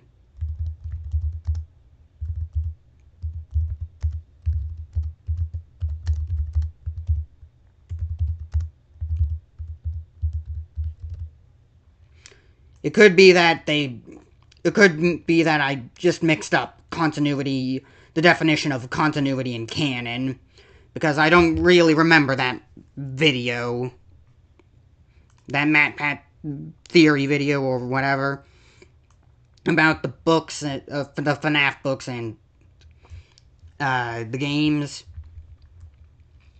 But that's essentially the vibe I'm getting from Deltarune and Undertale. Similar but different, and one can be used to inform the other. But if there are differences that do contradict each other, then there are differences that contradict each other. A human child, both games have the child growing up with Asriel, and both games have Asriel absent from the entire plot, while a suspicious character with clear ties to Asriel takes his place. In case it weren't obvious, Ralse is a pretty clear parallel to Flowey. Both are neither human nor monster, both have inherited attributes of Asriel, both have far more knowledge of how their world works than anyone else, both introduce themselves before getting blasted with a fireball, and both anyone else. Okay, this has nothing. Okay. Alright. Both introduce themselves before getting blasted with a fireball, and both accompany you throughout your journey. There are honestly even more connections than that. Yeah, there are a lot of similarities between Flowey and Ralsei, but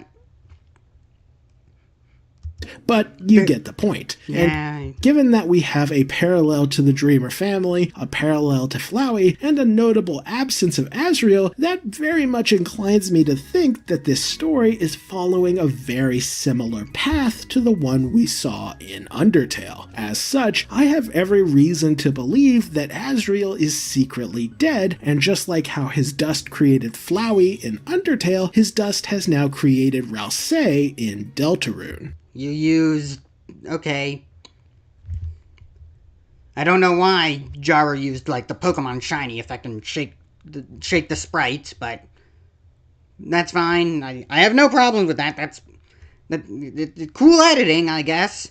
It just weird. I don't know why. That's already quite a lot to digest, but Asriel's dust theory doesn't end there. You see, while it's true that Asriel died in Undertale, something I glossed over was what happened immediately prior. In Undertale, Kara died first, and their soul was absorbed by Asriel. This transformed Asriel into an entity who was neither human nor monster, a creature. Is that really how they're described? But humans can have one weakness. Ironically, it's the strength of their souls. It's the power that allows it to persist after death. It says, a monster with a human soul, a horrible beast with unfathomable power. They're still described as a monster. I mean, they also are kind of described as a beast, but still. A monster with a human soul should still be a monster, just the same as a human with a boss monster soul is still a human. Formed Asriel into an entity who was neither human nor monster.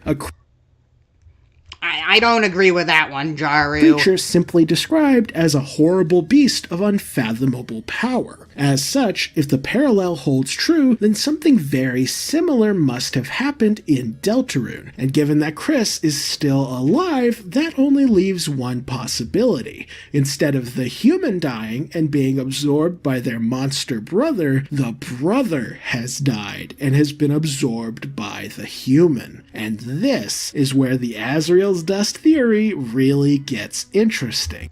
And gets so many holes. You see, not only do I think Asriel is secretly dead, that his dust created Ralsei, and that Kris has absorbed his soul, but I also think that all of this was foreshadowed all the way back in Undertale. In that game, we get quite a lot of lore about humans, monsters, and monsters who have absorbed a human soul. That makes sense, as the protagonist was human, the antagonists were monsters, and the main goal of the bad guys was to absorb our soul. However, there is one other type of entity that is only mentioned very, very briefly, and I don't think it's a coincidence that we learn almost nothing about them. I am of course referring to a human who has absorbed a monster soul. A boss monster soul is strong enough to persist after death.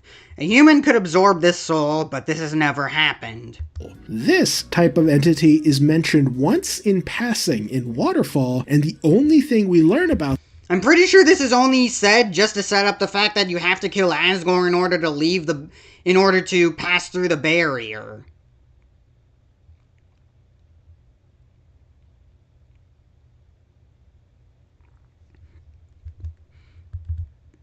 That's why that exists. It's not to hint at something in Deltarune, it's just a... I mean, I guess it could just be like a double meaning or like that. Them is that such a creature has never existed because the only type of monster with souls that last long enough to be absorbed are boss monsters, and boss monsters are very rare. And that's it. That's all we know about a human who has absorbed a monster's soul. We don't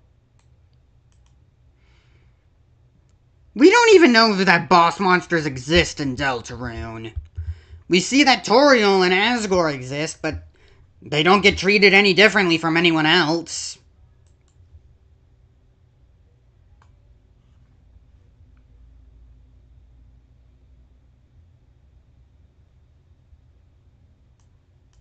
Let me just move these up here.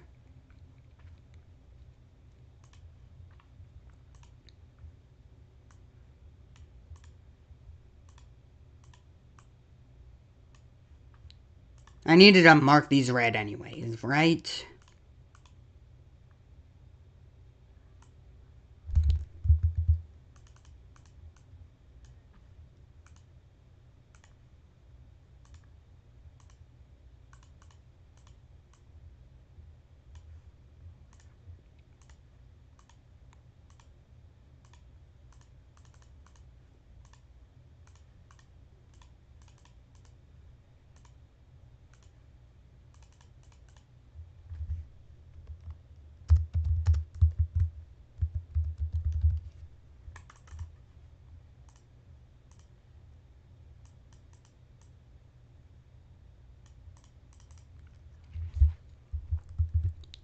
Okay,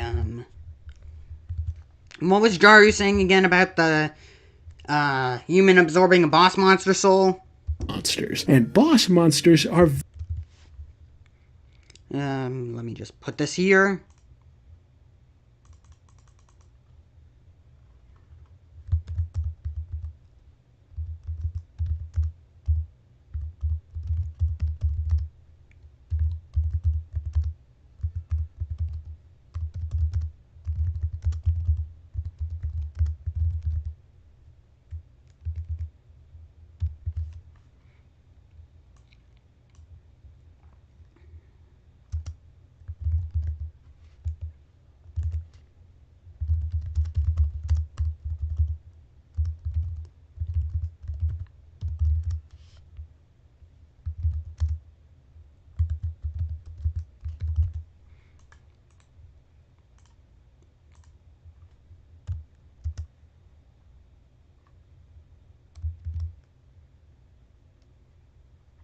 And then this is my counter argument to that.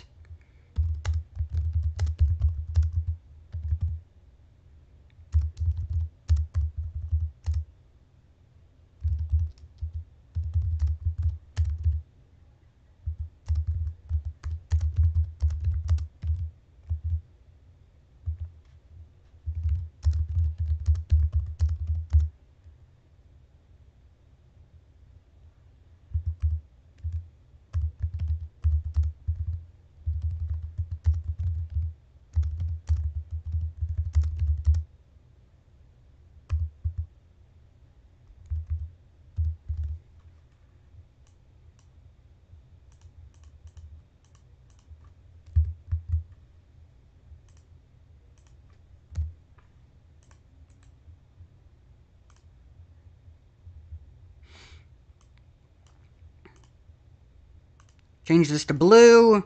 It could have also just been hinting at the fact that you would have to absorb Asgore's soul to cross the barrier.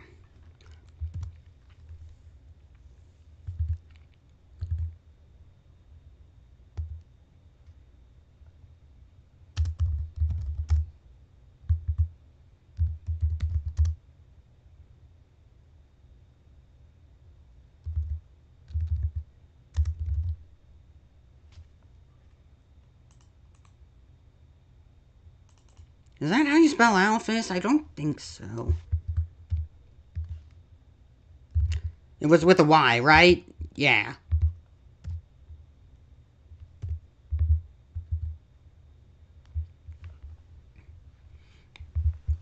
Very rare. And that's it. That's all we know about a human who has absorbed a monster's soul. We don't know what powers they would get, we don't know if the boss monster would have some degree of control over the human body, and we don't know how that human would change or evolve as a result of gaining this power. Remember that when Asriel absorbed Kara's soul, he became powerful enough to wipe out an entire village with ease. So presumably a human who absorbs a monster's soul should be altered in an equally radical way. But that's purely hypothetical because we are never given any hard details, and I think that was intentional. I think Toby Fox knew that if he explained this type of entity in too much detail, it would become obvious that we have met such an entity with those exact attributes. I am of course talking about Kris. You see, much like Ralsei, Kris has powers and abilities that no other human or monster has ever demonstrated. The most obvious of of these being how Kris can completely casually rip out their own soul.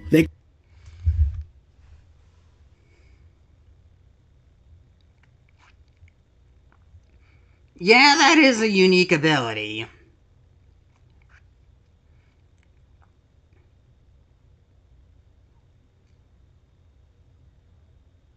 But I don't get it.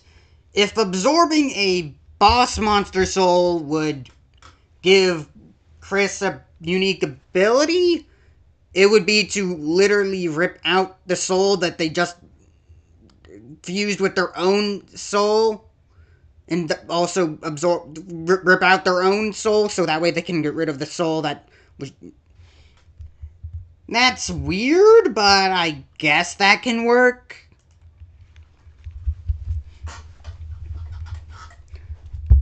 Don't drop the mic. They can then toss the soul aside and go off on their own. This may weaken Kris to some extent, but the fact remains that they are somehow able to survive without a soul in their body. That's pretty impressive considering how everything we know about souls says that doing this should be impossible. Back in Undertale, it was established that removing the soul of a living monster— keyword monster! It should be possible to remove a soul from a human without them immediately dying, because that's what happens in Undertale, right? The bullet box and your soul getting, like, exposed so it can be attacked with, like, bullets and stuff. It literally happens in Deltarune as well, with the soul being exposed and sent to the bullet box to dodge bullets. So a human being perfectly fine without their soul should exist. If it was, and to that some people would say, like, then why does Asgore need to kill the human children in order to get their souls? It's to get their souls permanently. Their souls would have to go back to their body at some point, just like what Kris does. Every time they rip out their own soul, they have to just put it back. But if their soul is gone for long enough, the human dies.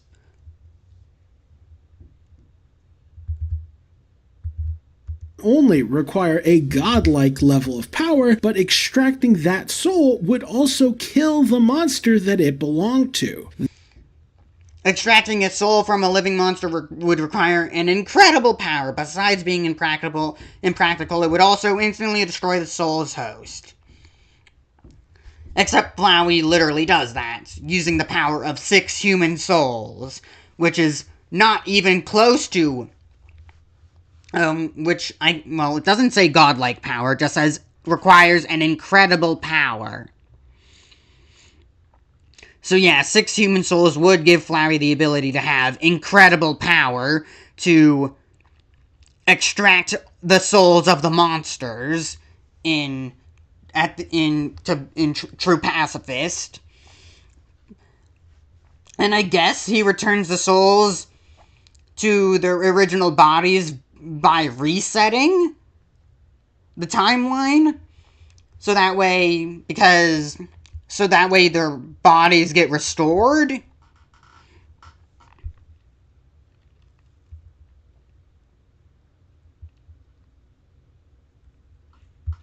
I guess that's probably what happens at the end of True Pacifist.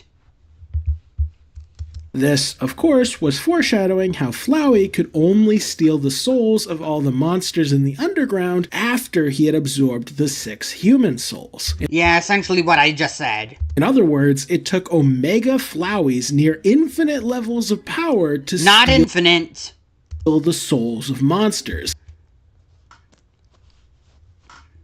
And I'm gonna be real with you, I don't think Kris is packing that kind of heat. Of course, you could argue that Kris can do this because maybe human souls are just easier to remove than...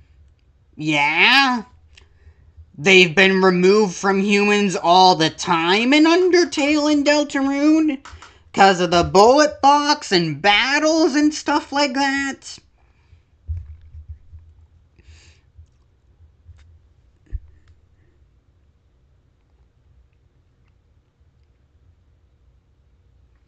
Okay, think of it this way.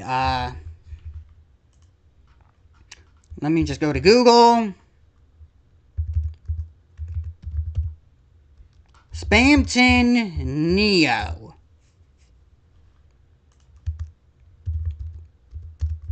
Heart attack.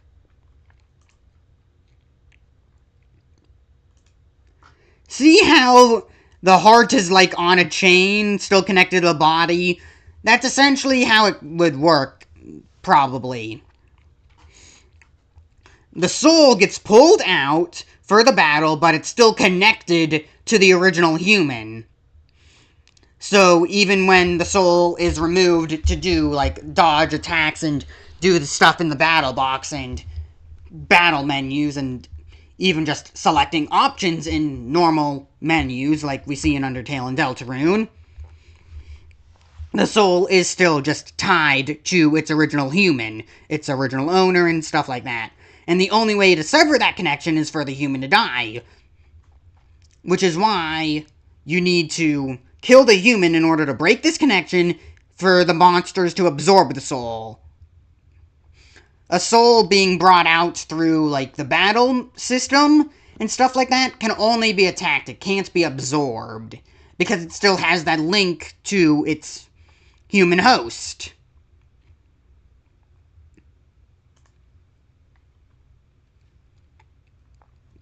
And we know that even when Kris removes their soul, it still is connected to them, because when they attack it in the weird route, they themselves still take damage from it. You know, when they, like, throw it into the trash can and kick it a bunch. So yeah, even though the soul is removed from Kris by a completely different method, it still is tied to them and connected to them.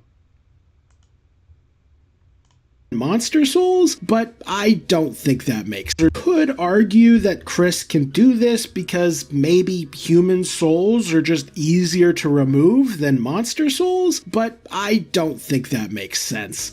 Humans are repeatedly stated to have stronger bodies and stronger souls than monsters, which should make their souls more difficult to steal, not easier. Stronger bodies, stronger souls. That would make it easier to remove because their bodies and souls could handle the process. Monster souls and monster bodies can't, because their bodies are very weak and their souls are very weak. They can't handle the process. Humans could. Case in point, there's no explicit moment in either of Asriel's boss fights where he even tries to steal Frisk's soul while they are still alive, implying that it simply wasn't an option. And if not... Yeah, because it was still tied to their original body and still tied to their original host and stuff. The human must be dead in order for the soul to become like a free agent and thus be able to be absorbed by any monster. Otherwise, it'll just return back to the original human. Even a god with infinite power could steal Frisk's soul, then it's... Huh.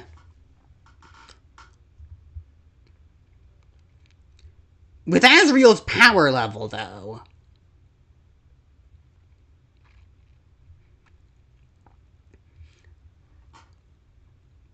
Well, absorbing Frisk's soul wasn't even a part of, like, Asriel's goal.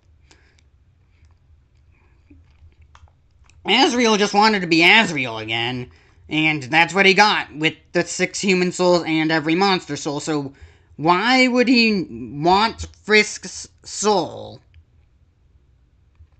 He wouldn't attempt to absorb Frisk's soul during his fight, because he wants Frisk to stay fighting with him. That's kind of the whole point, fighting for, like, all eternity and stuff.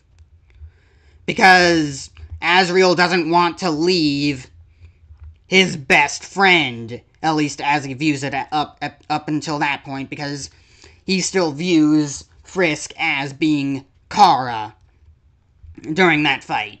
So why would he want to absorb that soul and end their fun? No, he would rather leave Frisk's soul alone and keep fighting them. And, why would you want the games to end? Somewhat dubious that an ordinary human could simply wasn't an option. And if not even a god with infinite power could steal Frisk's soul, then it seems somewhat dubious that an ordinary human would be able to do this so casually. Now, Did I write down my explanation? Okay.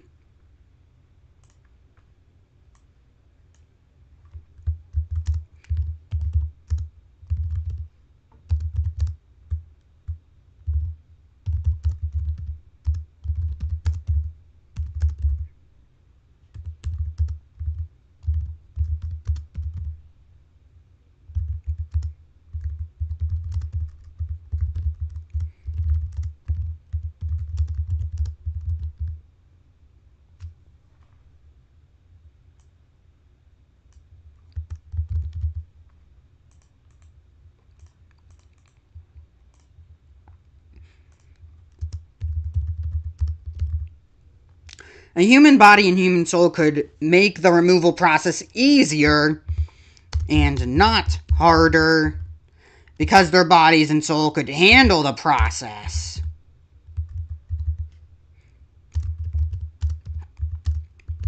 Which is what happens during every battle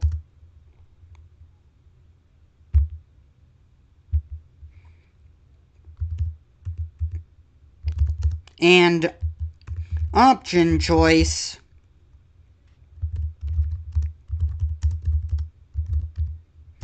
has to choose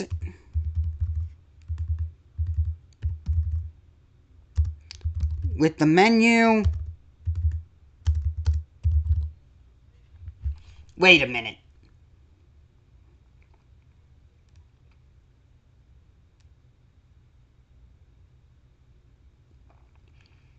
Well, that's a contradiction, isn't it? Menus aren't diegetic to Deltarune in the light world.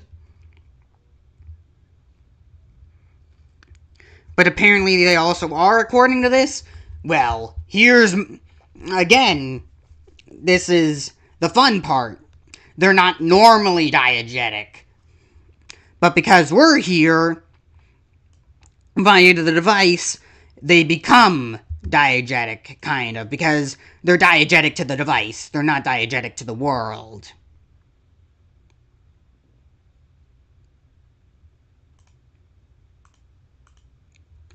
That menu? No, it's menu.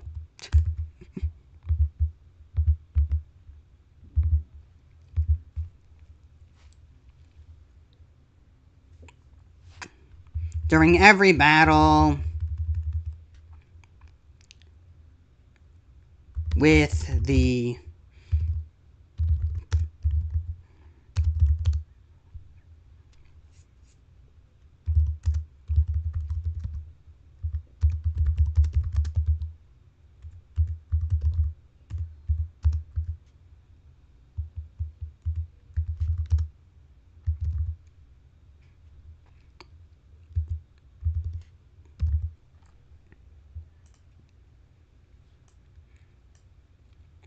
I'll just zoom this down and scroll in. A human body and human soul can make the removal process easier and not harder because their bodies and souls could handle the removal process. Unlike monsters, which is...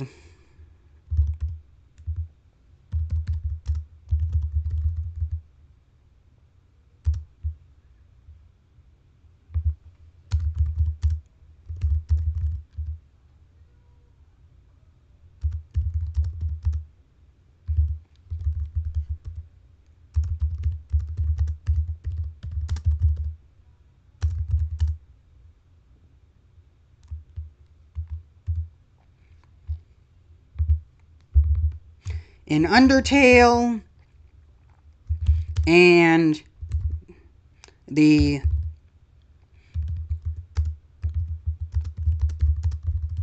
bullet box in the dark worlds in Deltarune.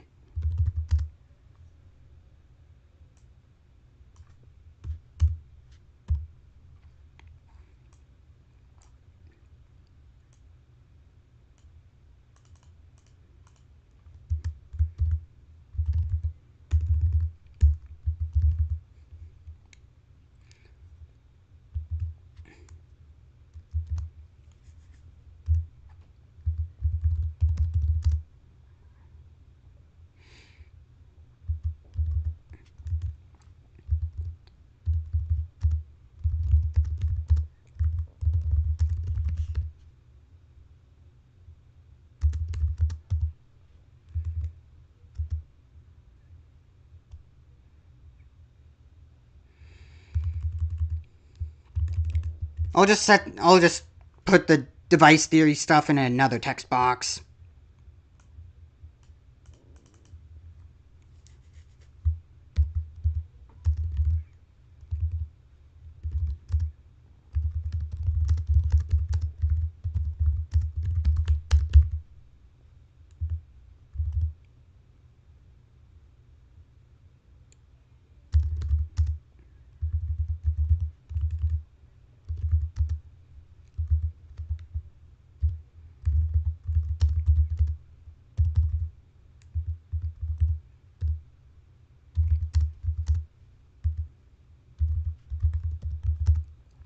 If you believe in the device theory, then the text boxes and menus are diegetic to the device and not to the literal light world of Deltarune.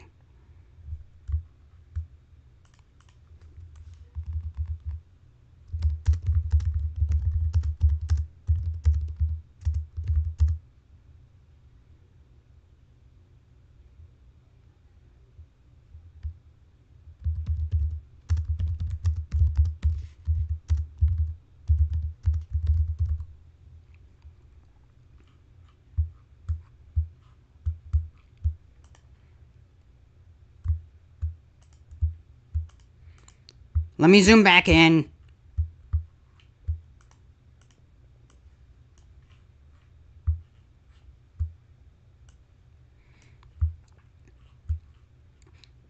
I've got a lot more plot points now that I've gotten further into the video. Let's reset the zoom.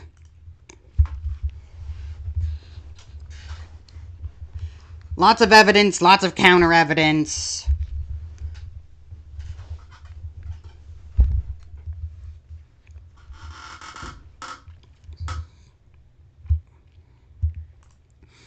I still don't think that building a theory off of another theory is a strong idea, so I'm gonna put this as weak.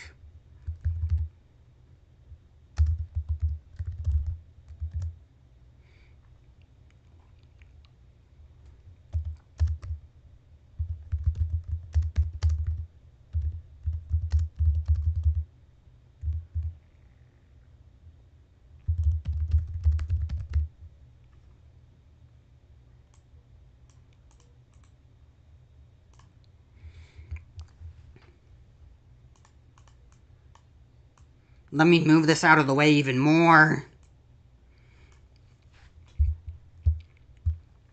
A human body and human soul can make the removal process easier and not harder because their bodies and soul could handle the process, unlike monsters, which is what happens during every battle when the soul has to interact with the battle menu and the bullet box in Undertale, and when the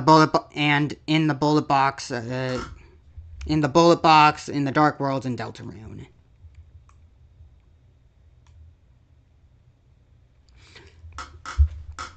As Molly Star did point out in the device theory, the graphic used when the soul is pulled out into the battle box is the same graphic that's used when the soul is removed from Kris in the light world. The, like, echoing, pulsating heart thing. I don't know. Maybe I can find its animation somewhere. Give me a second. Actually, let me just,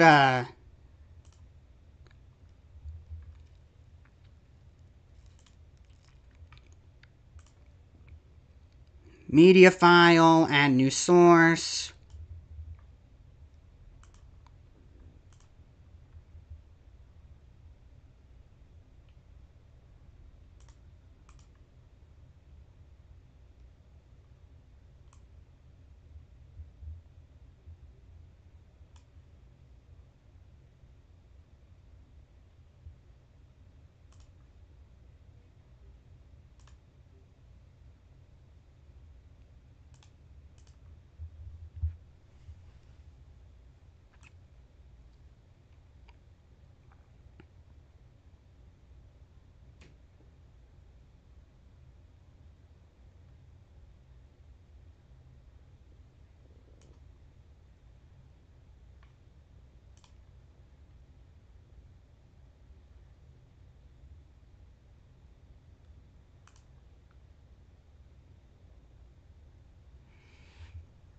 Okay, never mind.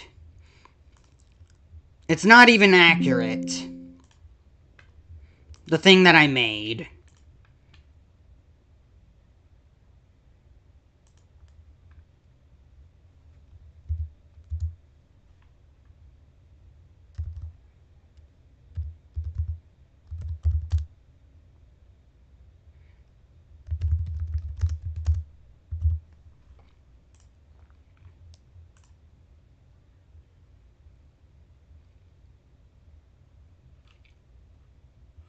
Never mind, videos.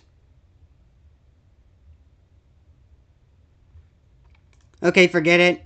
But, you know, when Kris removes their soul and rips it out, there's a, like, pulsating graphic that Molly Stars pointed out is the same as the graphic used during battle in the Dark World. So, yeah, that's something to keep in mind.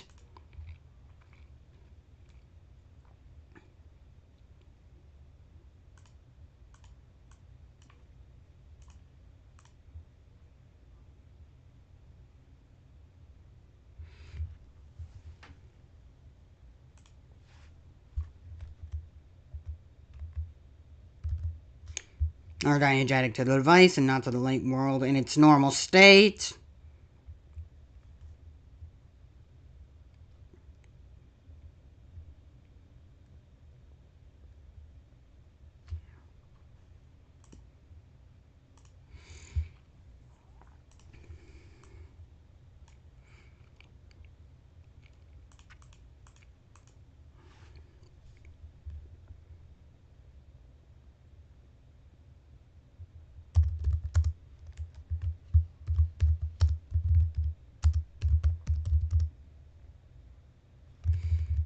Okay, never mind. Let's go back to this. With infinite power could steal Frisk's soul, then it seems somewhat dubious that an ordinary human would be able to do this so casually. Now, to be clear, it is well established that human souls can persist outside the human body, as that is the core crux of Asgore's soul-stealing plan in Undertale.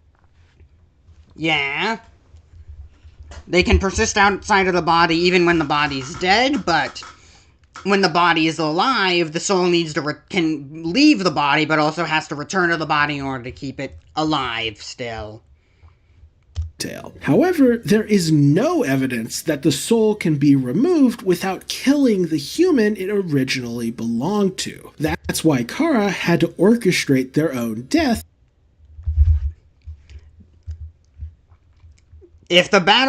If you believe the menus to be diegetic in Undertale, then, and the battle box and stuff, like, because never mind, okay. Let me go back to Google.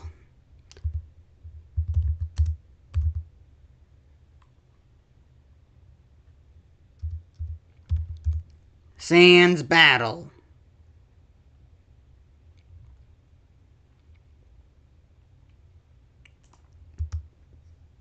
Menu bones.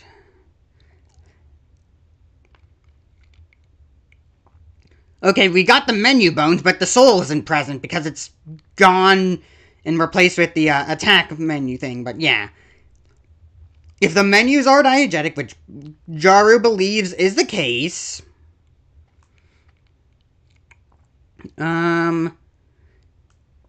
Sans interacting with the player's menus and flowering using save files and stuff, then the soul being able to leave the body and use these menus is diegetic. And it is canon. This human soul does leave the human body to activate these menus, because otherwise, what is Sans doing throwing these bones onto these menus? What way do you interpret the menu bones?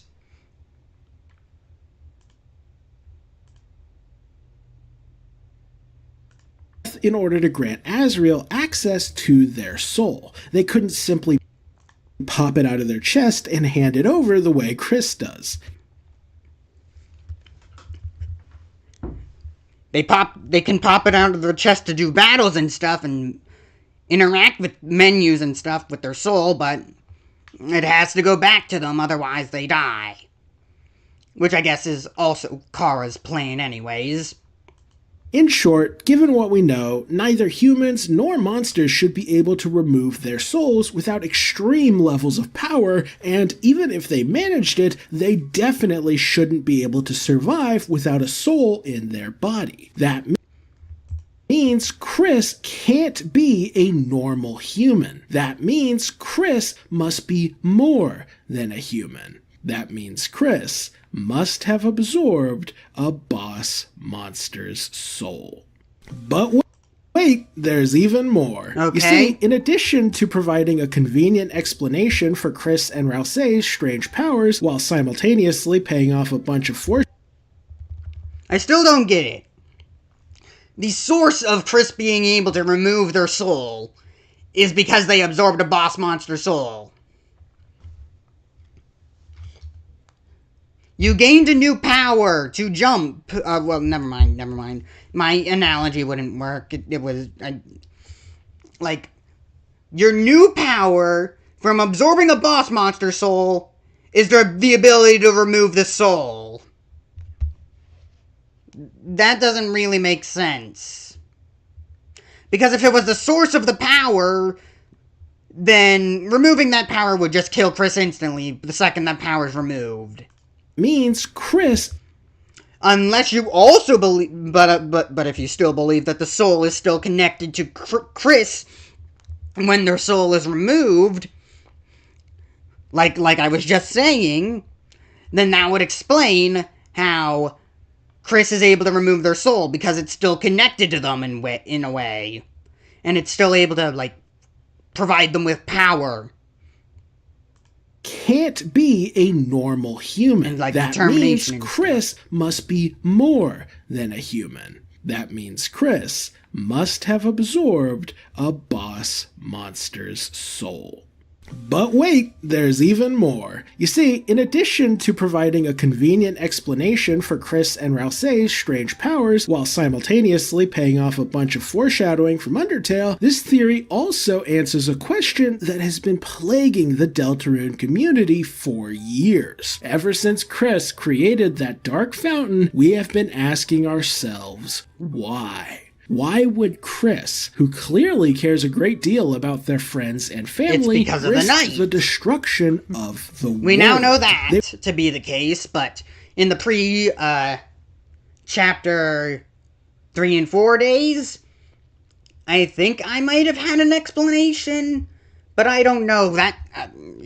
It's been a long time. They were there for Ralsei's speech. They know that dark fountains can cause an apocalypse. So why are they doing this? What is Kris's motivation for teaming up with the mayor and the Roaring Knight? The answer, I think, is Asriel. I'm pretty sure it was to bring back... I'm pretty sure the common consensus is to undo their mistake with whatever happened to Des. Assuming that Kris made a mistake that caused Des's disappearance. But of course, we don't know that. We don't know that. So it could always be this option instead.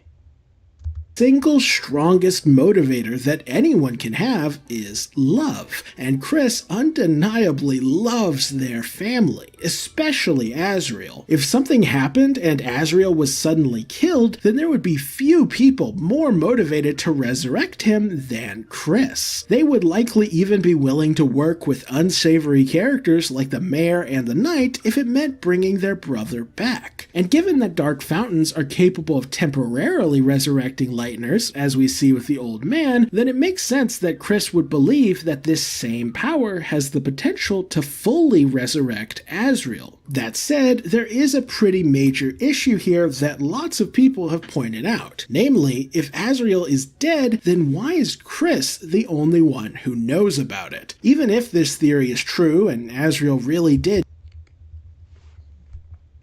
Here's another question. If Kris really wants to bring back Asriel, then why do they hate the soul so much and want to not deal with it? Surely they would know that it would be Asriel possessing their own soul. And wouldn't they want to, I don't know, use that? Like, hey, you're Ralsei. You look like my brother Asriel. I got this Asriel friend inside me. Let me just pull out my soul. Hey, can you have this? Let me give this to you, Ralsei. There we go. Asriel resurrected. Of course, that's probably not how it works, but when I'm saying, never mind. What I'm saying, what I was trying to say is, Kris does not like the soul. They, lock it up in a cage. And they also kick it during the weird route and stuff, but that's obviously because of the weird route. They still have a disdain for the soul in the normal route. So do they just not know that their goal is literally the friend inside them? Do they not realize that Asriel is the one possessing them, and that it aligns with their goal? Namely, if Asriel is dead, then why is Kris the only one who knows about it? Even if this theory is true, and you have said that they're just lying about it. Asriel really did die. Why would Kris keep that fact a secret? Toriel and Asgore clearly think Asriel is away at college, which means Kris would have I'm really hoping to see Asriel in Chapter 5. Had to have found a Please, I'm begging. Toby, I need to see Asriel in Chapter 5. way to trick their parents into thinking that Asriel is still alive, which seems like a lot of I just realized something. Those car doors don't work the way, yeah, the handle should be here, but then why is the handle over here? Shouldn't the handle be on this side of the door and not over here? Sorry, this really doesn't have anything to do with the theory, but I just noticed this detail and and I don't know why. Isn't this like how limousines or something open up their doors? A normal family car would have the handles facing towards the back, or as close to the back as it can get on the door. The handles are positioned like a normal double door for a house, not a car door. Sorry for the distraction. Let's get back to the theory. Necessary hassle. Why not simply tell the truth and get assistance in your plan? The townspeople clearly adore Asriel, so you can bet that at least a few of them would be down for helping Kris with this scheme. So, I ask again, why keep up the illusion that Asriel is just away at college? Well, there are two main reasons If according to this theory, isn't Kris working with the knight and Carol to bring back Asriel as well as whatever those two's goals are. So clearly Kris is willing to work with people about this. And think of for why Kris would do this, with one being thematic while the other is more practical. Yvonne is my little Pookie Bear. Get this off my screen! Yvonne out respectfully. On a thematic level... Let me just double check to make sure that the stream's okay, real quick. Give me a second.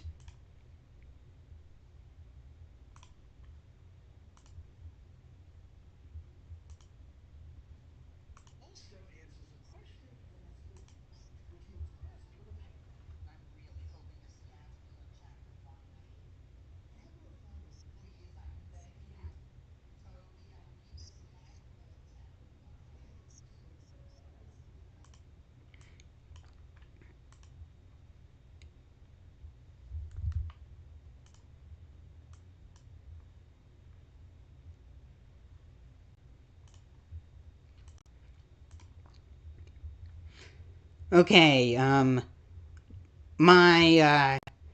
think it's all good.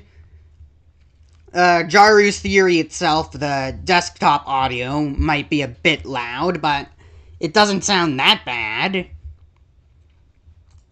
I guess I could try and turn it down like a small bit, but it is coming out pretty clearly. I'm just concerned about its audio balance in comparison to the rest of my stuff, which is just mainly my mic.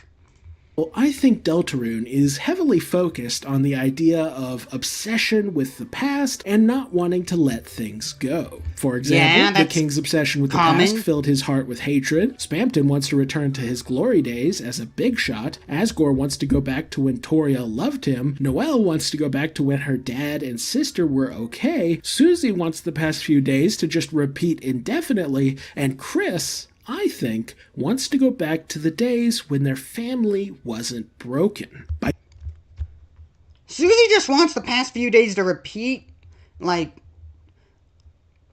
in recent times, because those are the, like, happiest she's ever been in recent times. She just wants them to be similar, not the exact same. Well, I guess that's also kind of the same with those two, but Susie's obsessed more so with the recent past, or, like, the present. Not really her own past. She does open up to it a lot more, but she doesn't really want to, go back to those days.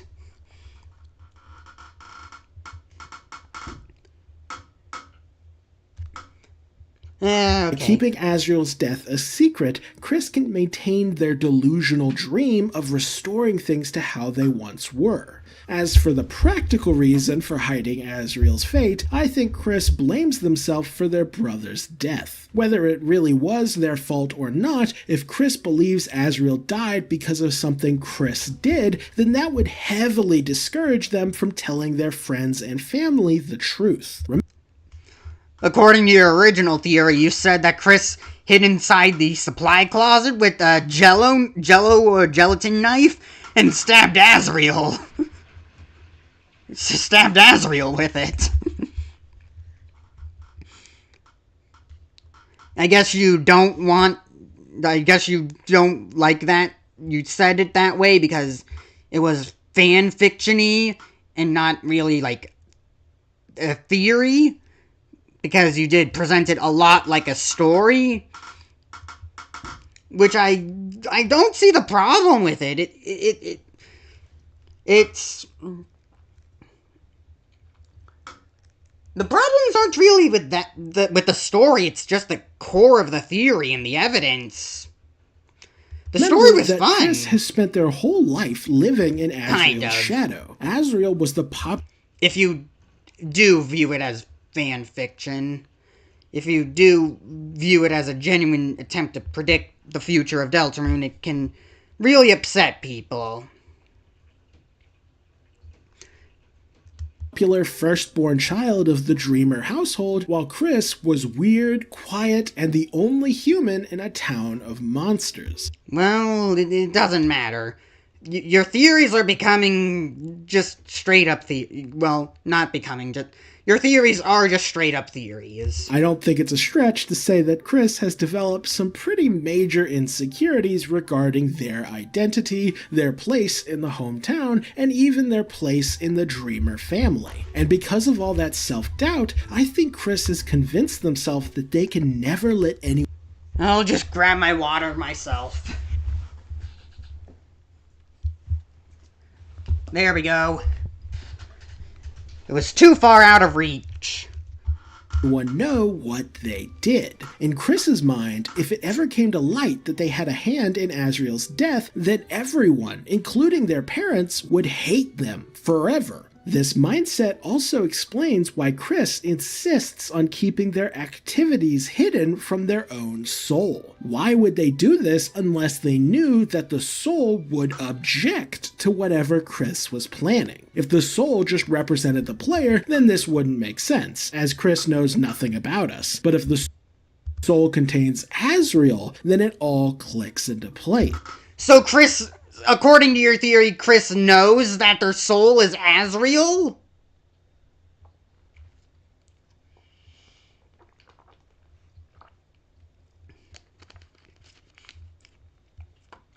If Kris... This theory would work better if Kris knew nothing about the soul.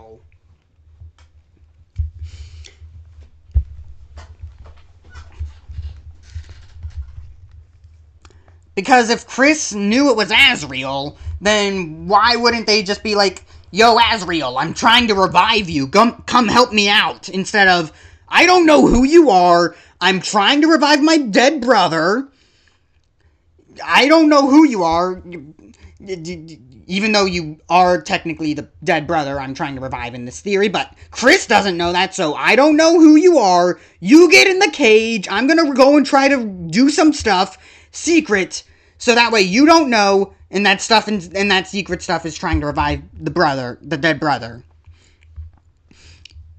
But if Kris and why wouldn't Kris want to, if Kris knew that their soul contained the soul of Asriel, then why are they trying to keep it in the dark? Wouldn't Asriel be on the same page of, I want to be revived or something? Kris knows that Asriel would be completely opposed to them meddling with these dark fountains. Asriel may not be thrilled about being dead, but he has always been a very ethical person. I guess that's an explanation. Okay. What do you mean reconnecting? I guess we're out of the Rose's Dust category and can go back to here.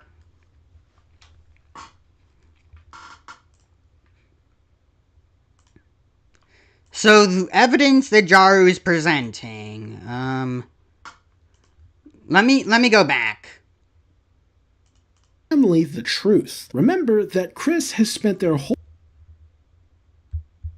life living in Asriel's shadow. Asriel was the popular firstborn child of the Dreamer household, while Kris was weird, quiet, and the only human in a town of monsters. I don't think it's a stretch to say that Kris has developed some pretty major insecurities regarding their identity, their place in the hometown, and even their place in the Dreamer family. And because of all that self-doubt, I think Kris has convinced themselves that they can never let anyone know what they did. Okay. Jaru's evidence. Nope. Kris believes... And Kris convinced themselves that they can never let anyone know what they did.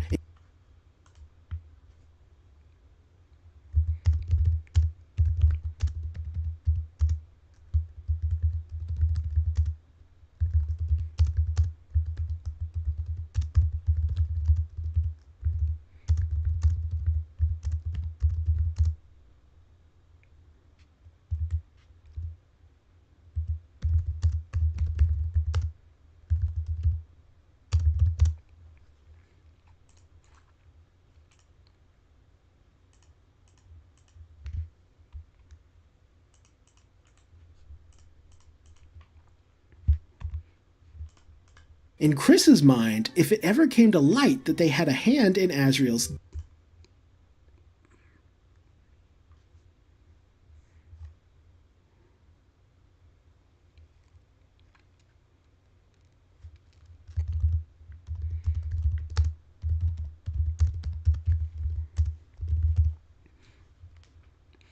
You know, that's kind of weird. Kris doesn't want people to hate them despite being a prankster that constantly pranks the entire town. I get that being hated for being a murderer is, very different from being hated by being a prankster, but, it's still similar. Okay.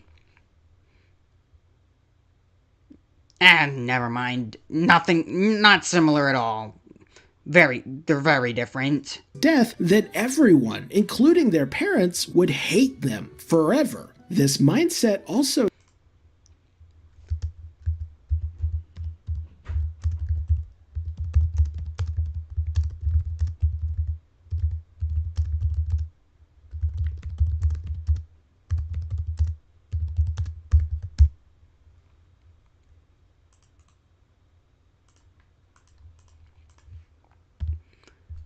Okay.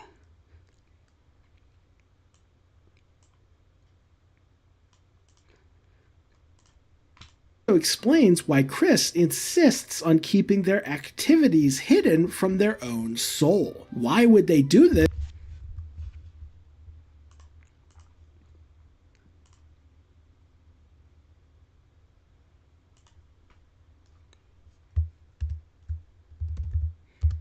Kris knows that Asriel is the one possessing their soul.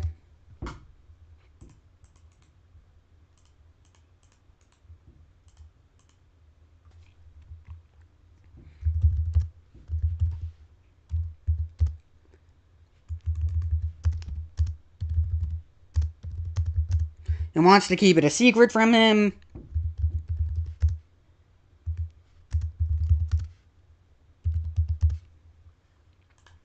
This unless they knew that the soul would object to. He would object to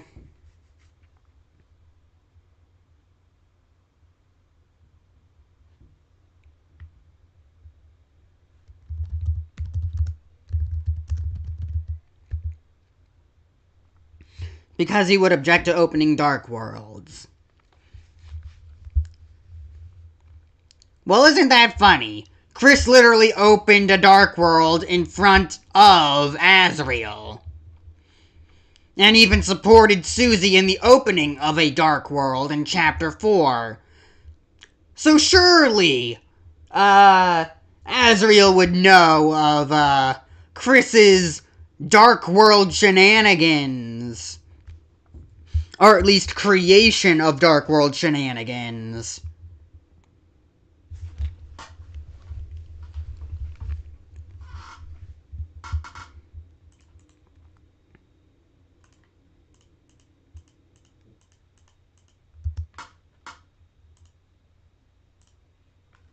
Nope, go back to red.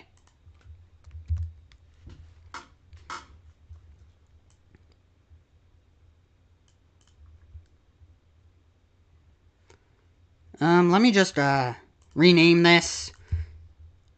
This doesn't need to be here.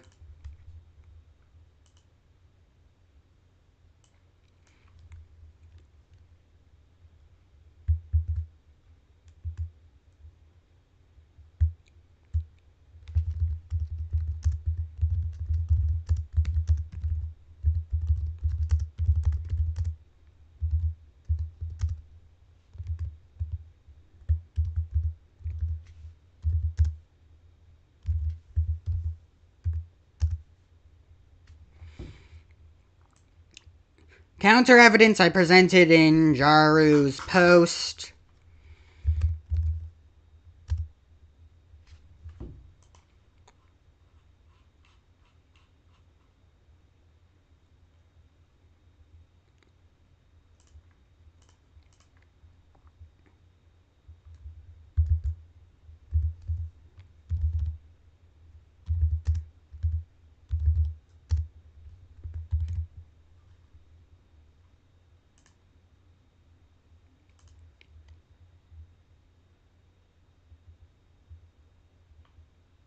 Wait a minute.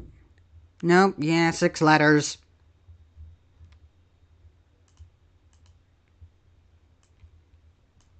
Counter evidence I presented in Jaru's post about Asriel's Dust 2.0.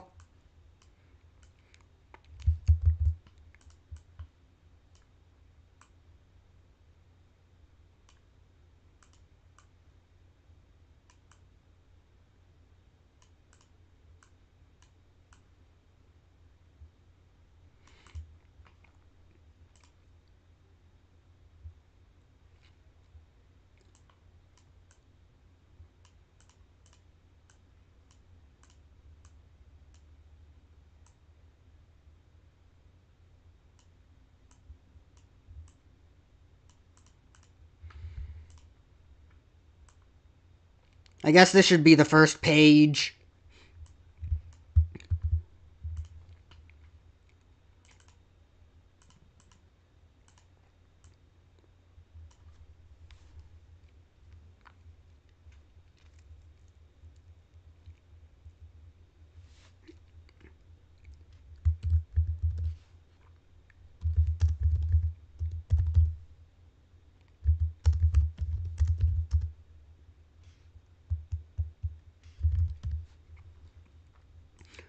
Alright, Jaru's statements about the soul.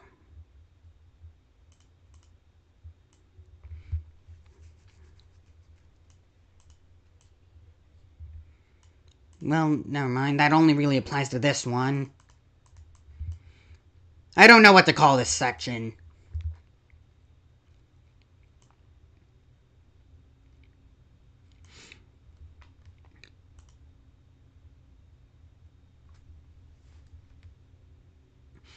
Kris knows that Asriel is the one possessing their soul and wants to keep it a secret from him because he would object to opening Dark Worlds. Kris already opened a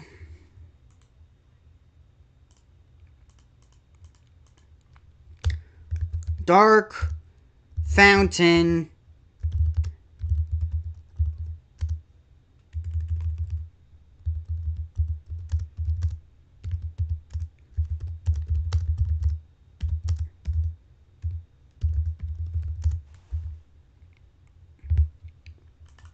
at the end of chapter 2.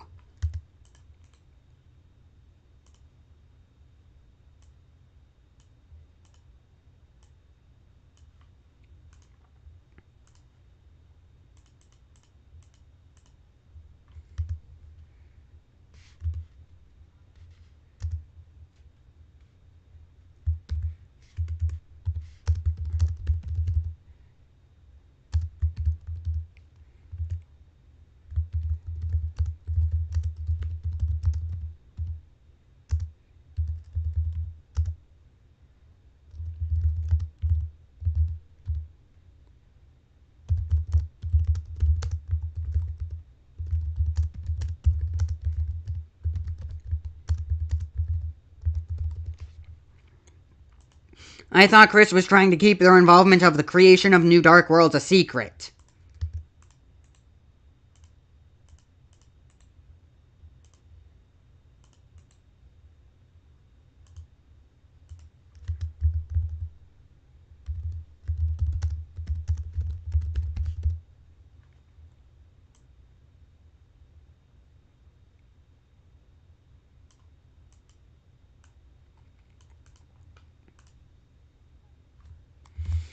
Okay, do you explain this in your video?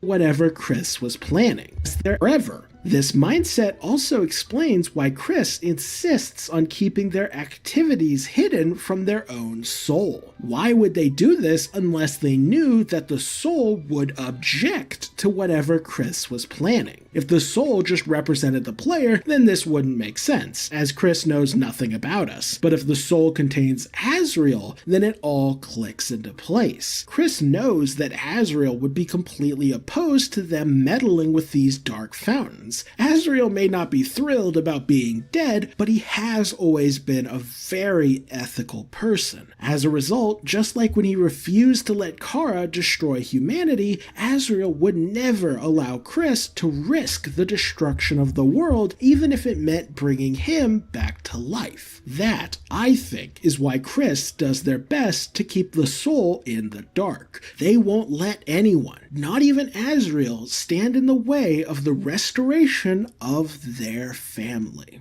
And except they don't keep it a secret.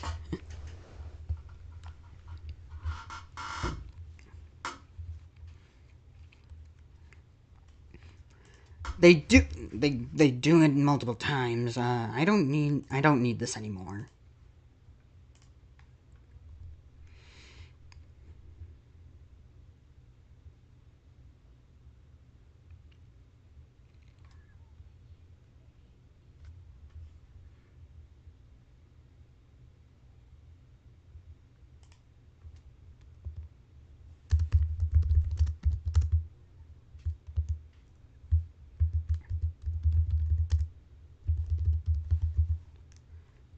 Because of Asriel's ethics.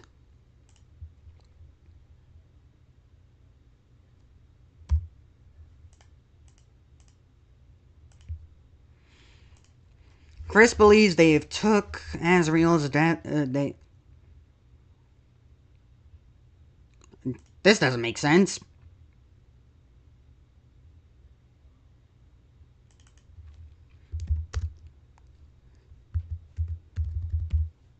There we go. Kris believes they have to keep Asriel's death a secret because they are tied to their brother's death and don't want people to hate them despite wanting to fix their mistake and wanting to bring him back.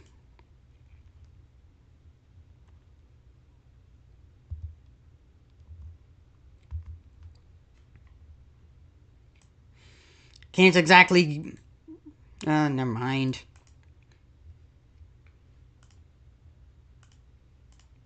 That is more or less the entirety of my original theory. To briefly summarize, Asriel being dead and their soul being absorbed by Kris provides a payoff for Undertale's foreshadowing, an explanation of how Ralsei and Kris came to possess such unique powers, while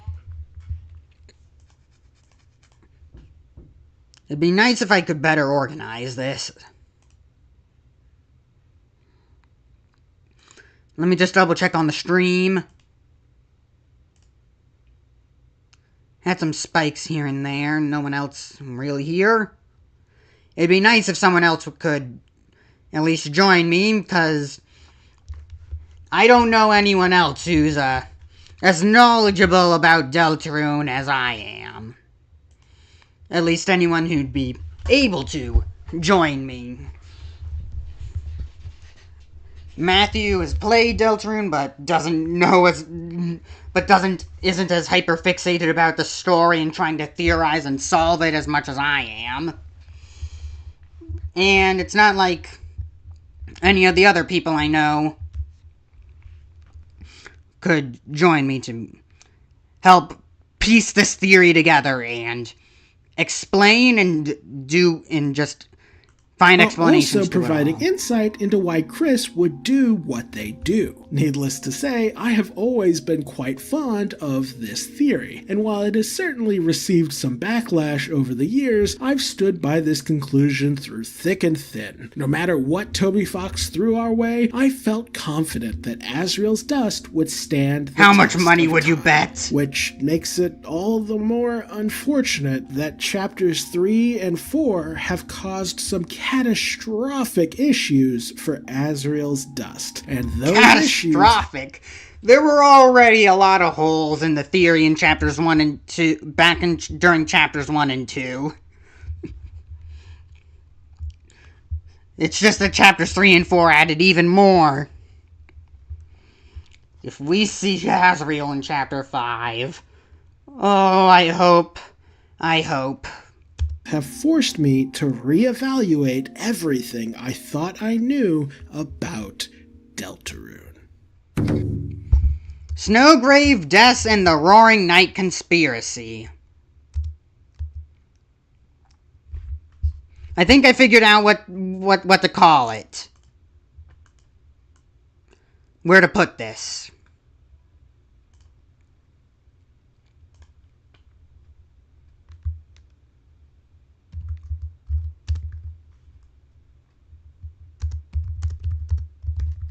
Part 1 of the video.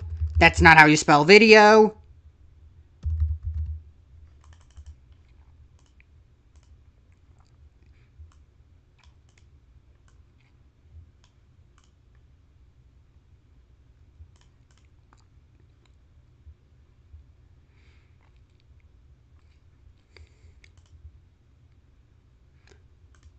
Let me add another page. Throw this one here. That's not a heading. At least not the size of these ones. Part 2 of the video.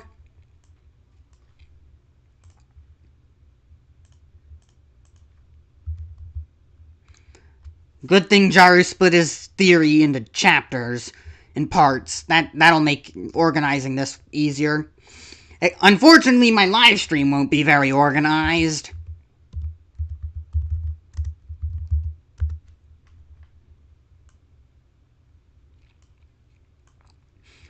Near the end of the...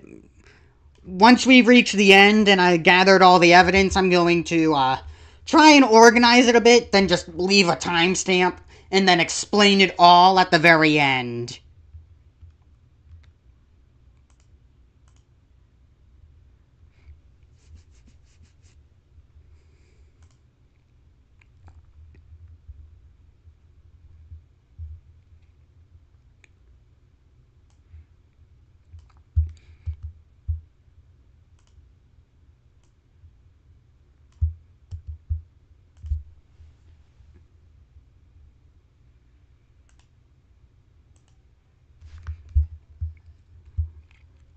Could I move any of these to the first part?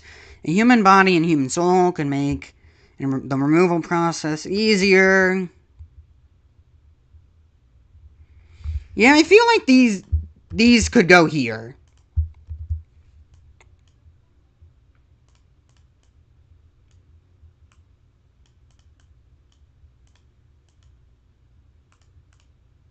Let me actually just shrink this down. It's meant to be weak.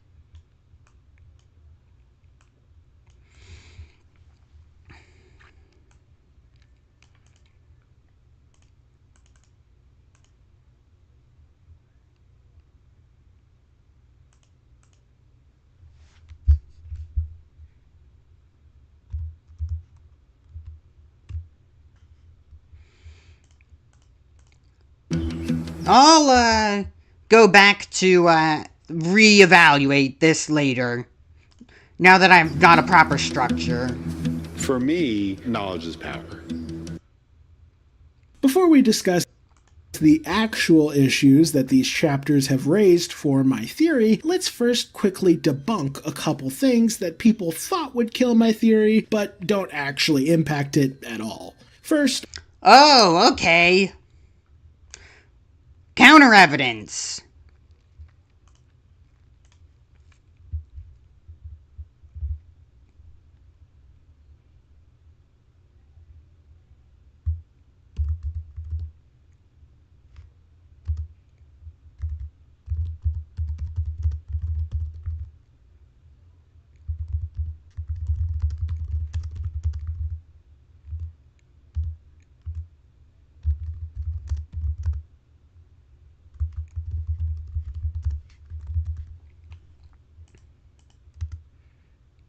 Jaru debunking counter evidence with the release of chapters 3 and 4.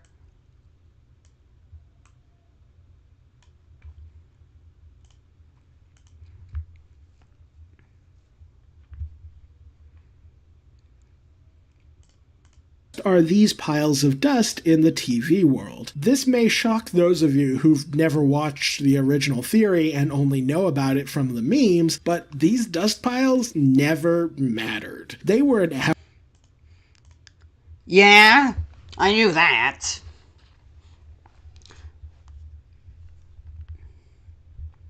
even then, in your blind playthrough, you claim that, oh, these dust piles could just be like, I don't know, scrapes of Asriel's goat hair that like shed when he was in the house, and that's what those piles could be during your blind playthrough. But even then, it still doesn't matter.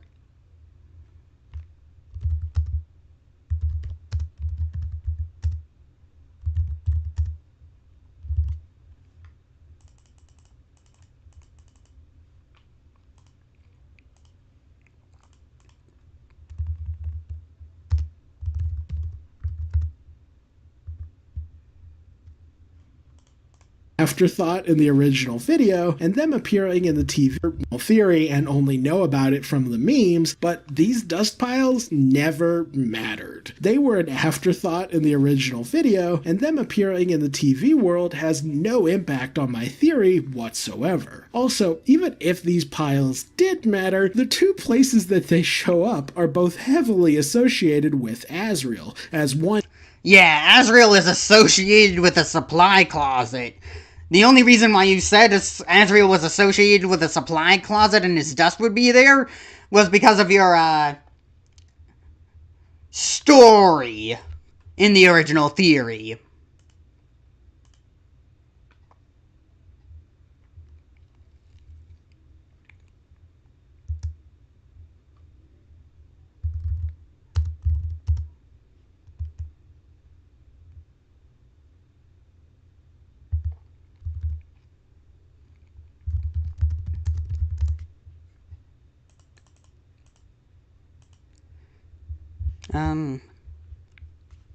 No. Wait a minute.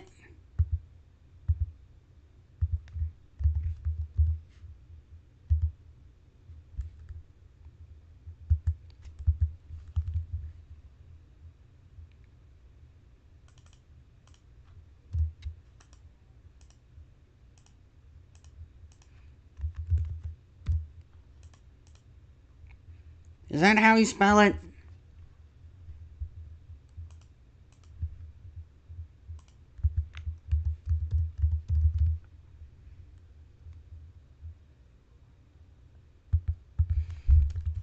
Yeah, okay.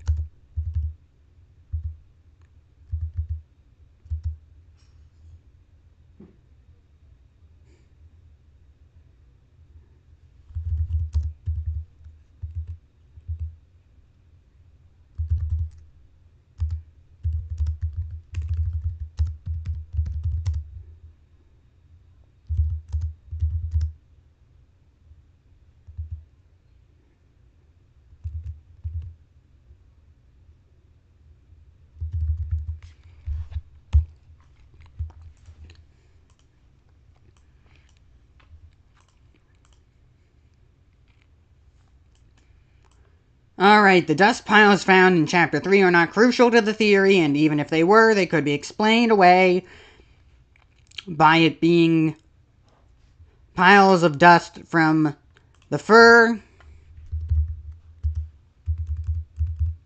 Asriel shed when he was living there.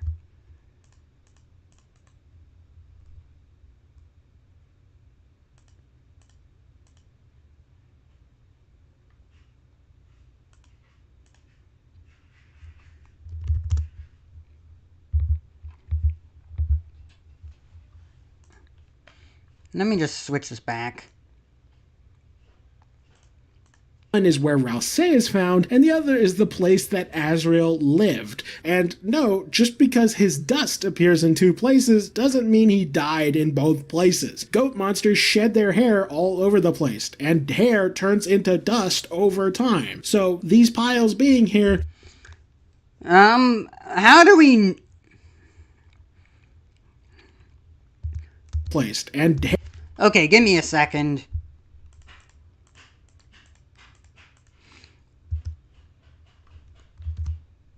Where is it stated that, what was it? He died in both places. Goat monsters shed their hair all over.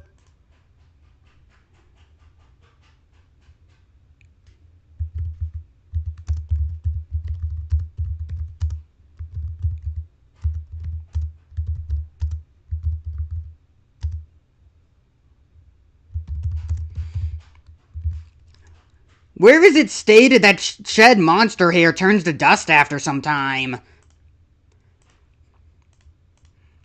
I don't remember that ever being mentioned in Undertale or Deltarune. And even if it was mentioned in Undertale, it could work differently because it's Deltarune, different world and all.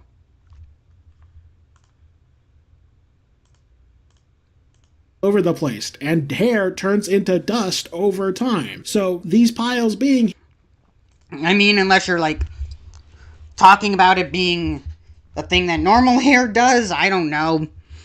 I don't know much about, like, normal human hair in the real world. I know that it, like, falls out eventually after, like, some time with the root, and then it grows back from the roots, but normal hair turning to dust? I mean, yeah, over some time, maybe. Its molecular structure's gotta, like, decompose or something. But I don't think it would, like, turn to dust that quickly. Well, of course, it's different because, again, monsters, and monsters are made out of magic, which takes the dust and forms a physical body from it and stuff.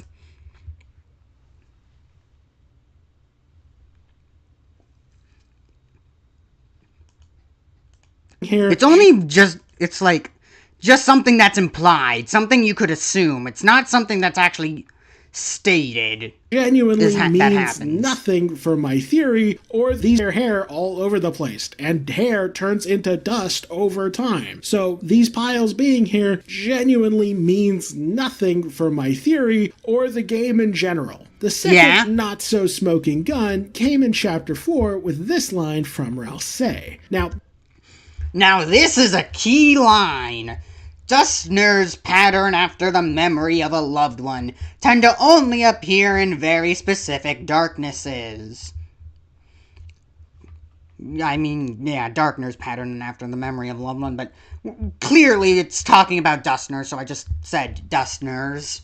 This scene is notable as it's the first time that the concept of a darkener made from someone's dust has been discussed in any way. However, the idea that it somehow debunks Asriel's dust theory is completely nonsensical. The people citing this as a smoking gun are arguing that it proves Rouse couldn't be made from Asriel's dust, as these types of darkeners can't appear in other dark worlds, whereas Rouse has obviously appeared in every dark world. However, not only is it Rouse saying this, who obviously would be happy to lie in order to protect Kris, but also, if you look at his exact wording, it becomes obvious that this line is designed to mislead players. Yeah, one of the key points about that is that Asriel, Rouse could have been lying about it, but again, we don't have proof that he's lying about it. In fact, if that was the case, then wouldn't Rouse just immediately backtrack and say, never mind, I was lying about what I said earlier when Susie explodes at him about withholding information and stuff.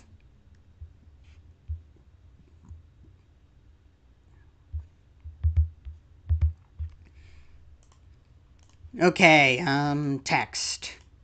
No, text. Body text. What did you say again? Whereas Asriel's time that the concept of a darkener made from someone's dust has been discussed in any way. However, the idea that it somehow debunks Asriel's dust theory. I guess I should go with blue text to start, then add the red text, and then... I guess I could just go with this way of going through it. Yeah.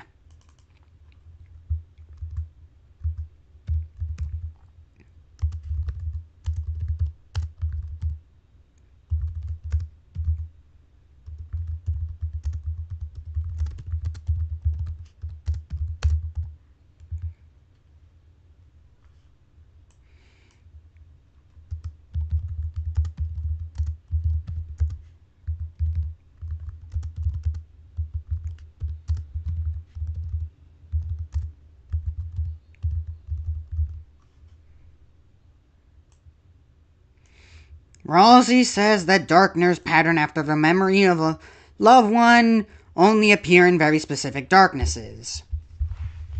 Okay, let me check this out. Need a better spot. I really wish I had a proper desk or something. But no, there's no space in my room. I just have to shove pillows everywhere and hope that it acts as a good enough seat. Theory is completely nonsensical.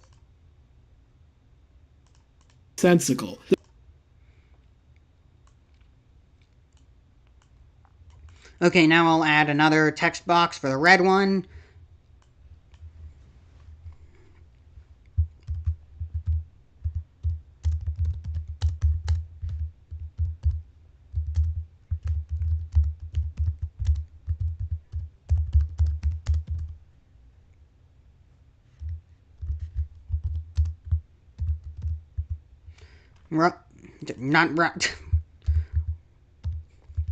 Ralsei.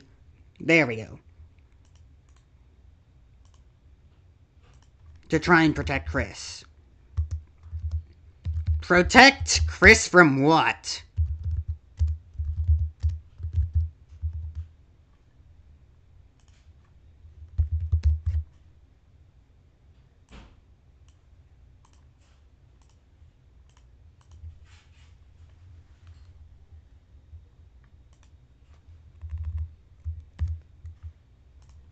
The people citing this as a smoking gun are arguing that it proves Ralsei couldn't be made from Asriel's dust, as these types of darkeners can't appear in other dark worlds, whereas Ralsei has obviously appeared in every dark world. However, not only is it Ralsei saying this, who obviously would be happy to lie in order to protect Kris, but also...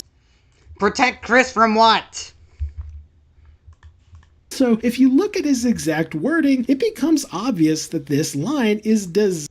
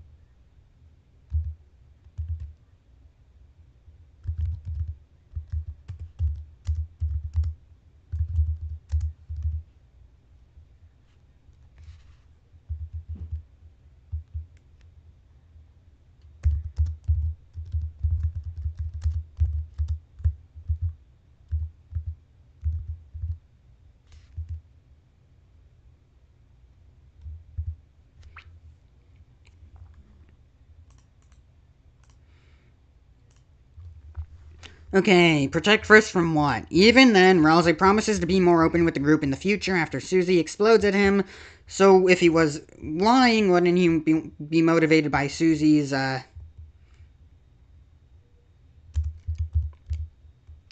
anger towards him to try and clarify or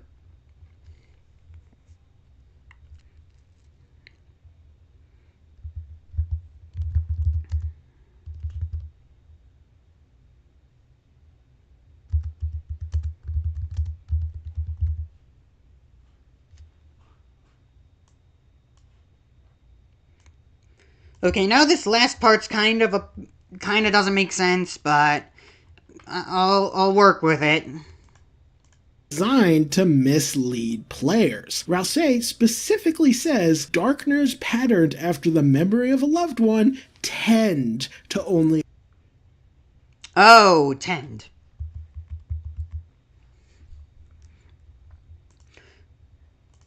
appear in very specific darknesses. Emphasis on tend. No, get this off. I don't know what just happened. Give me a second. I misclicked.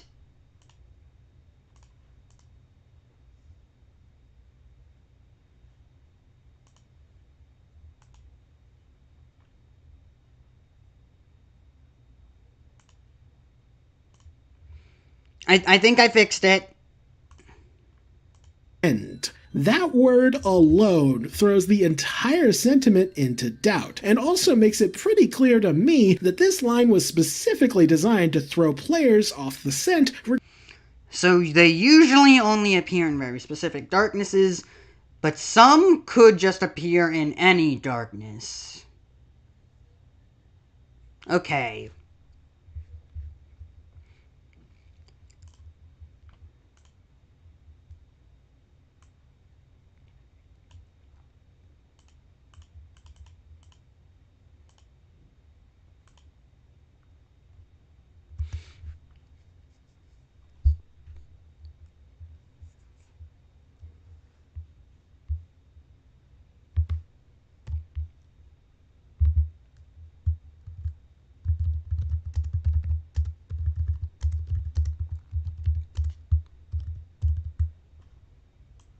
No, I wanted to... Let me highlight.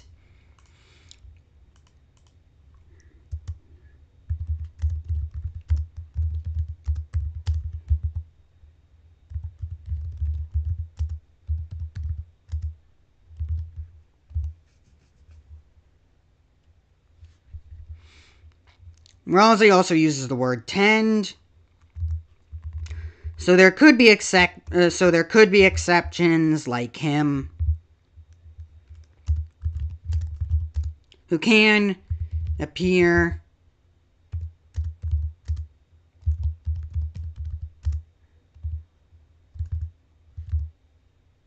multiple disconnected dark worlds.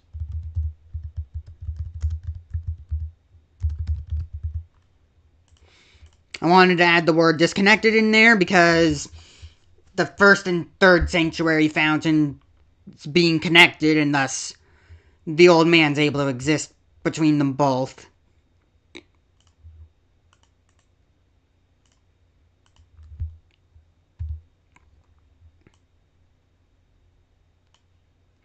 I don't really have much counter-argument against the word tend because... whatever, you can't argue with, like, percentage chances. Sure, if you keep rolling the dice, eventually you're gonna get a Rousey.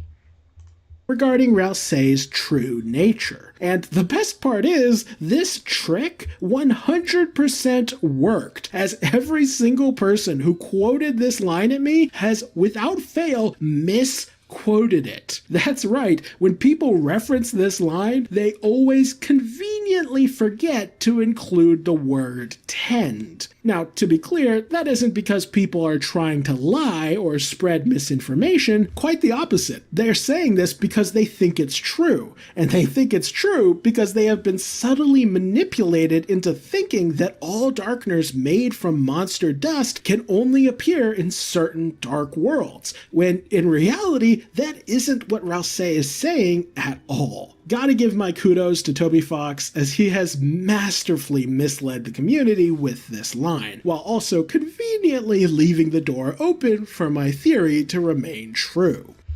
Okay. I'll accept that. I can't argue with the word tend, but I still don't know. I still don't get what the deal is with Rouse wanting to lie and protect Kris from knowing that he can't appear in whatever. I don't know.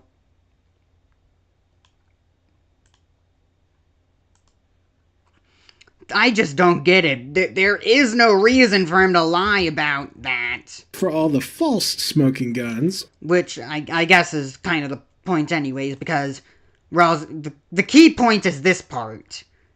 That's bolded. That's the key part. All of this, useless. This part, with the word tend, that's the part that Jaru got 100% right.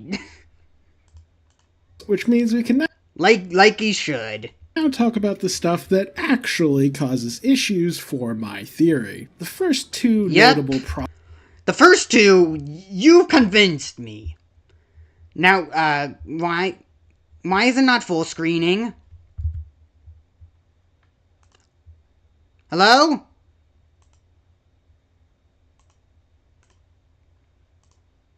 Okay.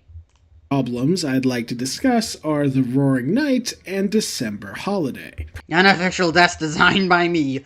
Cool sprite work.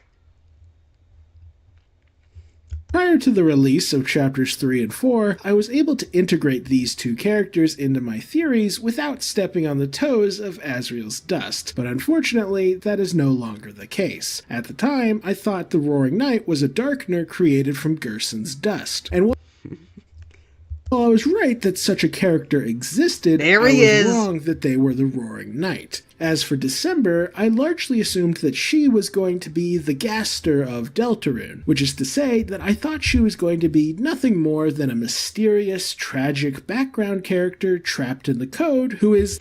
December is a much bigger key player in this story than we ever thought. 1225 is littered throughout the game everywhere. And Noelle is ending up becoming a much bigger part of the story as well. It's largely irrelevant to the main plot. However, after we got more and more focus on Des in chapters 3 and 4, combined with the Roaring Knight's sword briefly looking like this, and it has become pretty clear that December is far more central to Deltarune's main story than I had previously expected. And that... We all... same here. Maybe some other... I was going to say that we all didn't expect December to be this big of a key player in Deltarune or have that important of a role. But I'm pretty sure some other people did. It's just that me and Jaru did not think this. Only to be proven wrong heavily by chapters 3 and 4. And even then, I was proven wrong with the Spamton sweepstakes.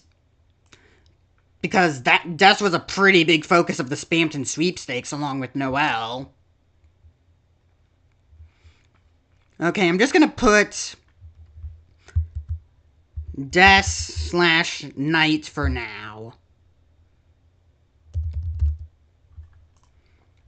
Until I get further info from what Jaru's saying. That's not even touching on the fact that the mayor, who keeps the code to the shelter inside December's guitar, almost certainly is scheming to bring her daughter back to life. Now, I don't know for certain that resurrecting Des is Carol's main motivation, but it does seem extremely likely given everything we know. And with all this drama surrounding the Holiday family, it starts to become increasingly unclear what role Asriel's dust is meant to play in this story. But wait, it gets... Okay. Let me just switch this back over to, like, red or something.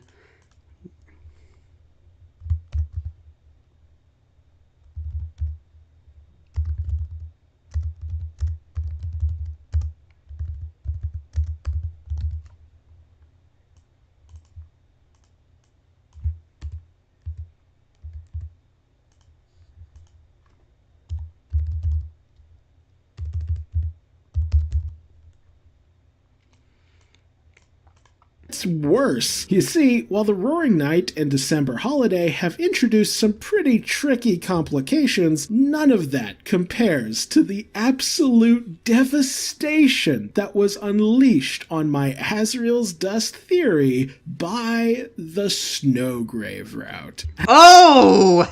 Oh, joy! In the post... Okay. The post.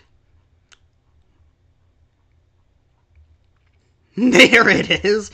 You could never miss my essay. Alright, weird route. You explained it here, but said that you addressed this plot hole of the quiz show in the video. So I find it weird that you're mentioning it in the weird route in the video. Is this like an addendum or something? As you are all likely aware, the Weird Route in Chapter 4 has some of the most shocking content we have ever seen in a Toby Fox game. We quite literally see the soul possess Kris, transform their physical appearance, and pursue some sort of terrifying plan involving Noelle. What do you mean transform their physical appearance? All that happens is that a filter is applied to the screen. This sequence is then followed of Zesk in a Toby Fox game. We quite literally see the soul possess Kris, which it does already, transform their physical appearance, and pursue some sort of terrifying plan involving Noelle. This sequence is then followed by Kris kicking the ever-living hell out of the soul, to the point that their HP is reduced to half by the end of the scene. Exactly, because again, even though the soul is removed from Kris's body, it's still connected to them, because that's how it works. Souls can be removed from human bodies, but they still have that link. Until that link is either severed by the soul being shattered, which kills the human body, or the human body dies, and then the link is severed from the soul because it doesn't have a host anymore. This is, without hyperbole, the worst thing to ever happen to Asriel's Dust theory. Why? Well, for someone like me, who believes that the soul is being controlled by Asriel, this is completely confounding. Why? Yeah, didn't you say that the reason why Kris didn't want Asriel in on what they were doing was because of his ethics? Ethics indeed. On earth would Asriel have these machinations for Noelle? Why would Asriel's influence cause Kris's hair to turn red? And worst of It's not red. It's a filter. The entire room is a filter. Noelle normally has blonde hair. Now it's like blue. Noelle normally has like a green and red shirt, and now it's like the same color as her skin. Weird. Or at least her pale looking head and skin. Her hand's extremely pale. And the green, it's like very faded.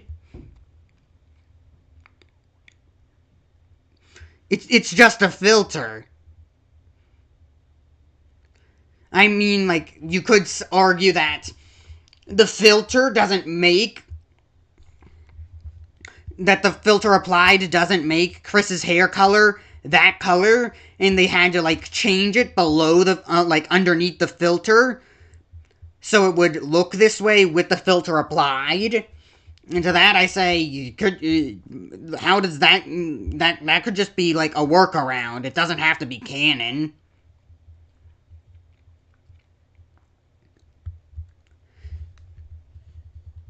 Of all, why would Kris viciously attack Asriel after this scene concludes? Remember, Asriel's dust theory relies on the idea that Kris's primary motivation is love for their brother, so them attacking the soul like this just doesn't make sense.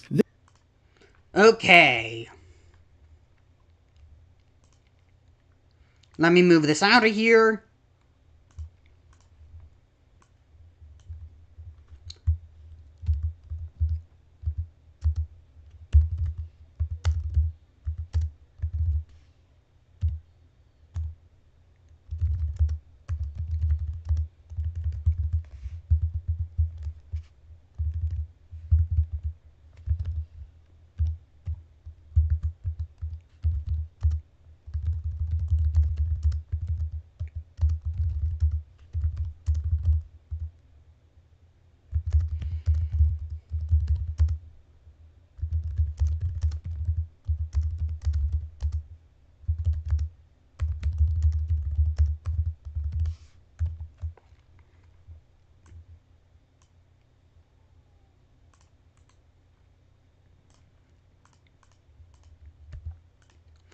Okay, Kris hates the soul / Asriel during the weird route, yet wants to continue with the plan to try and bring them back.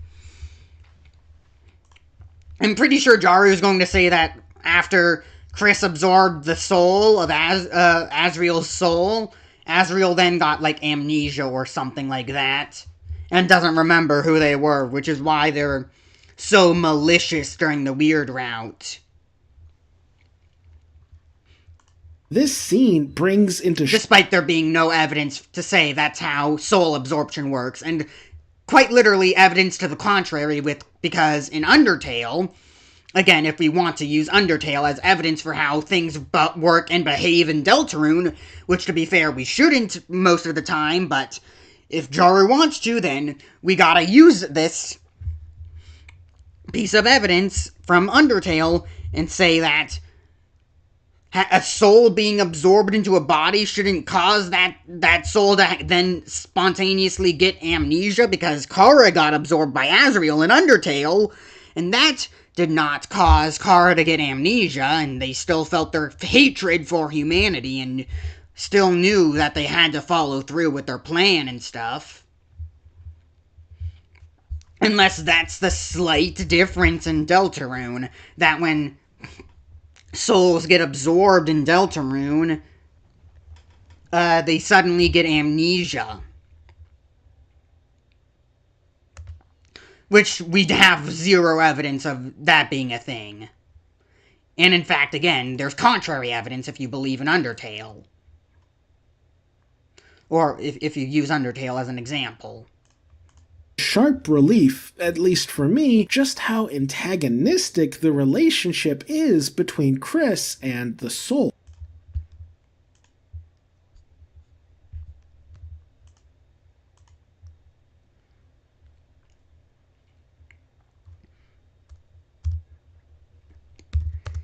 Okay, what I just said, okay. If the soul did get amnesia when being absorbed, where is the evidence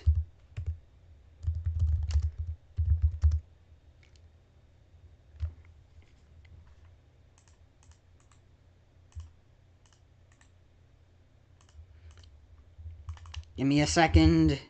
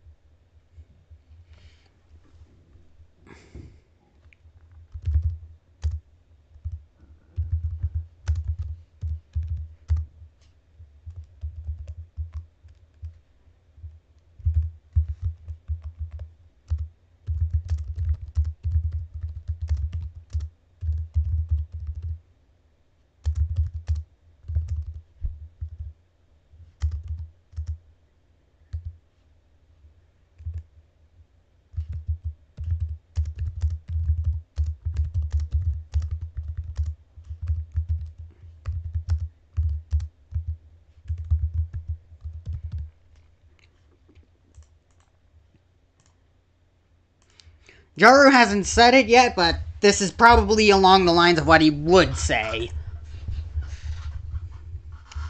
And whatever he does say, the thought process still stays the same.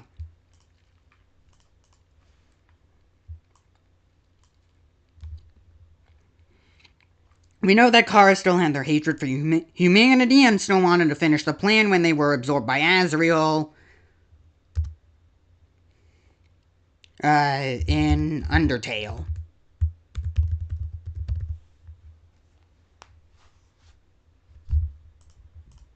Of course, they've been hinting at this from the start, what with Kris always violently throwing the soul into various cages, but I guess I just didn't appreciate the significance of that until now. Yeah, they hate the soul. Even in the normal route.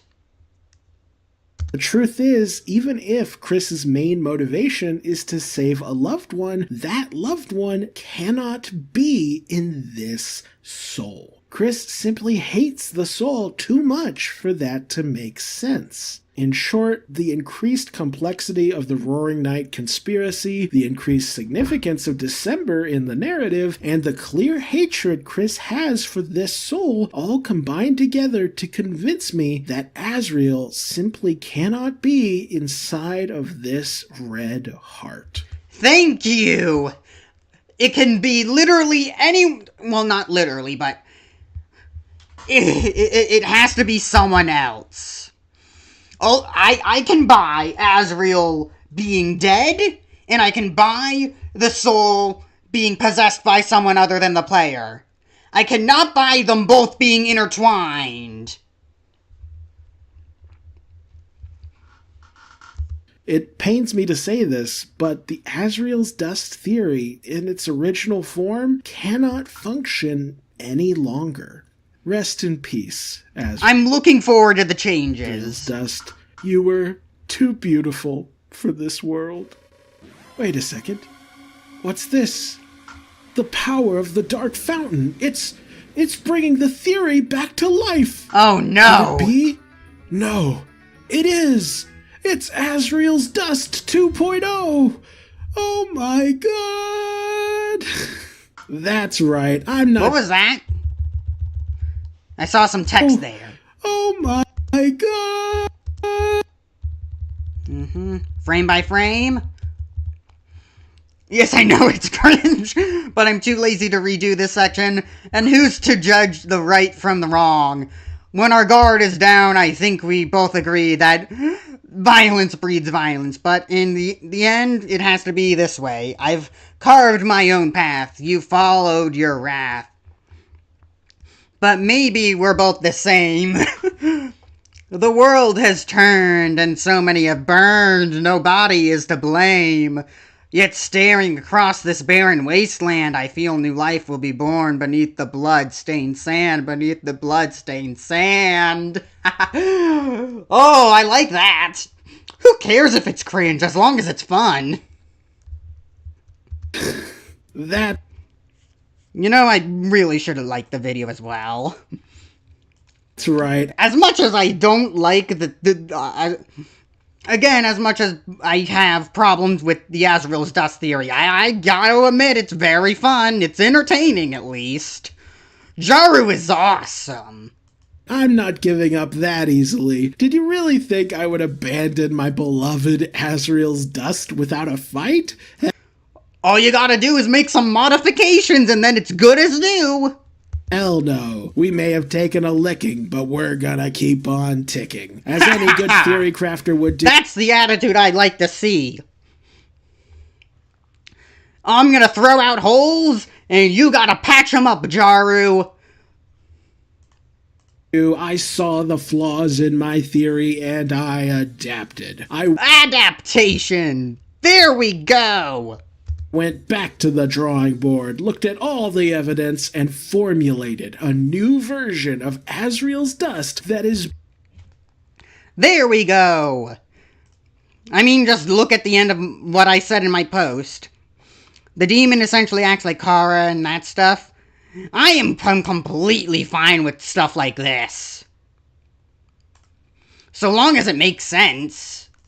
Bigger, better, and stronger than ever before. This new Asriel's dust theory not only explains Kris and Rousey, but also explains the Roaring Night, December holiday.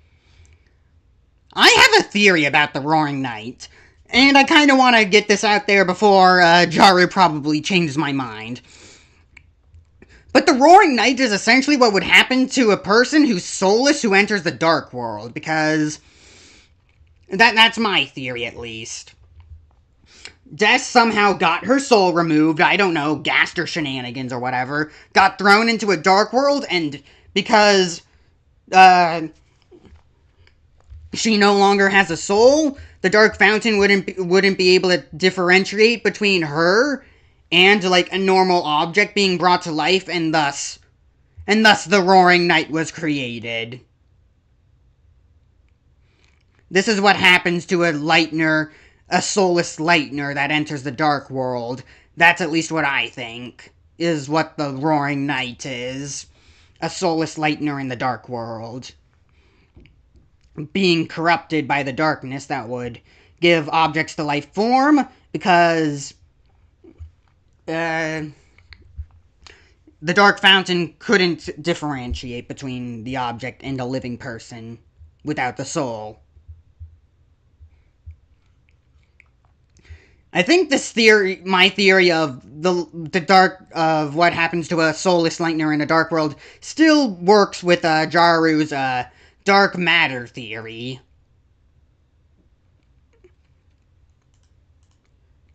I don't think it contradicts anything. And most importantly of all, the true identity of the entity inside of this soul. Now, if you say that the soul is Des's soul, after Des's soul got removed, her body then got thrown into the dark world to become the night, and then her soul got thrown into Kris to become this, that I can kind of understand. There's still probably going to be holes with that theory, because, again, that still wouldn't explain the soul teleportation and mind-reading stuff. But it would also kind of explain something like the soul's relationship and obsession with Noelle and the weird route and stuff like that. That could work. But still, the main problem this theory has is the fourth wall and meta shenanigans. Without further ado, let's dive in. With the Planet Fitness Black Card, you can bring a friend. Well, I'm anytime, giving Jaru and ad so revenue much at more when you least. join today. Enjoy the support, Jaru. Alright.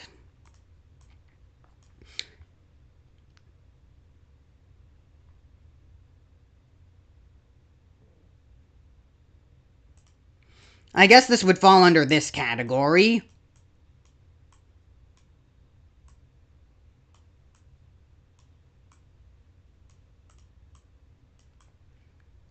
Can I get a line? No, I don't want media. Elements.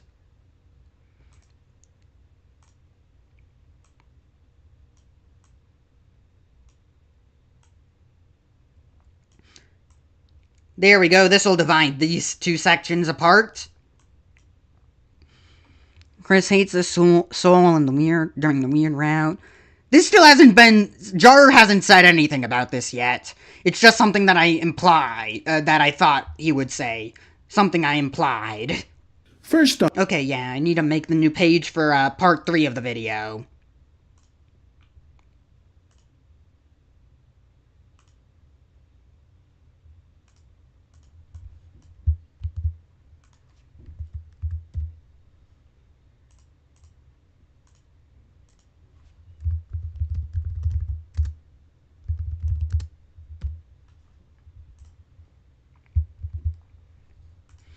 And now, evidence from part 3 of the video.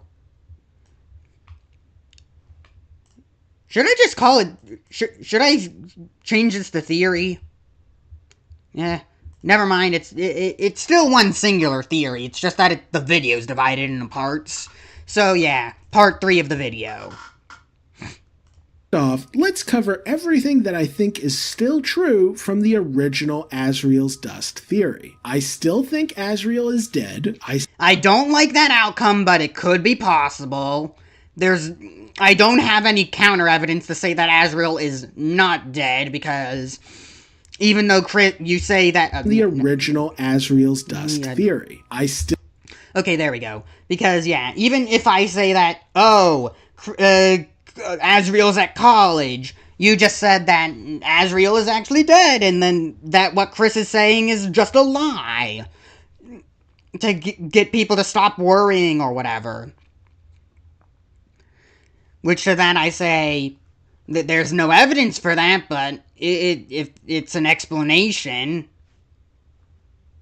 Still think Asriel is dead. I still think his dust created Ralsei. I still think Kris blames themselves for Asriel's death, and I still think that resurrecting Asriel is Kris's primary motivation for teaming up with the mayor and the Roaring Knight. I sadly no longer think Kris absorbed Asriel's soul.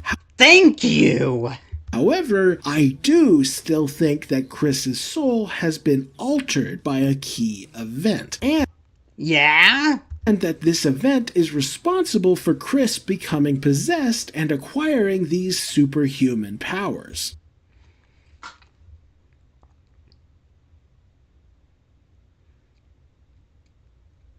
Like Gaster attaching a device to Kris that allows their soul to be controlled by an outside entity that's able to see and interact with text boxes, allowing them to teleport and read other characters' minds. And that device just so happens to be called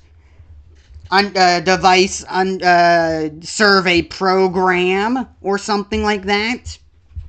I don't know. That could be the case. And now that we've got... I wonder what would happen if I were to click this and see... I'd like to see an AI try and decipher this video. No way I could ever survive off of...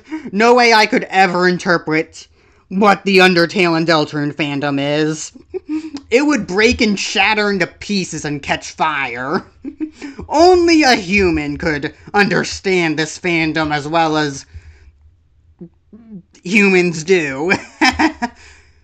Got the old stuff out of the way, let's talk about the new stuff. Starting with the true identity of the Roaring Night. December holiday. Now, for those who aren't aware, the most popular theory regarding the Roaring Night is that they are December holiday, mostly because their sword looks like a baseball bat when they initially summon it, and Des is known to be missing. However, right from the get-go, I've never believed that. Also the antlers, don't forget the antlers, or, well, horns. They do kind of look more like horns than antlers, but still.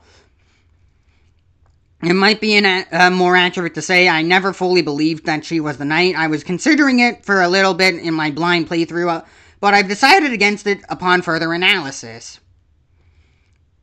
Okay, maybe it's not Des, but maybe it's Des's body that's soulless and has been thrown into a dark world. December was the true Roaring Night. After all, just because a theory is popular doesn't mean it's true, as evidenced by the fact that Kris being the Roaring Night was the previous most popular theory. I didn't think Kris was the Roaring Night then, and I don't think Des is the Roaring Night now. No, instead, I have a much juicier idea that parallels Undertale in a far more convincing way. But before I reveal my theory, go ahead and leave a comment down below guessing who you think I'm going to say is the Roaring Night. Or, if you want, you could just leave a comment saying who you think the Roaring Night is. You're going to say it's Jeff. Pause the video now if you would like to comment. I probably won't make a comments predicting, but I'm probably going to write another essay. Got it written down? Once I get all my thoughts and notes Without organized. further ado, I think the Roaring Night is none other than Asriel Dreamer. Oh. But wait, I could hear you saying, isn't Asriel supposed to be dead? And Ralsei? How can he be the Roaring Knight and be Ralsei and be dead? The answer, my dear viewers, is that Deltarune is Kingdom Hearts. Oh no! Oh no, oh no, oh no.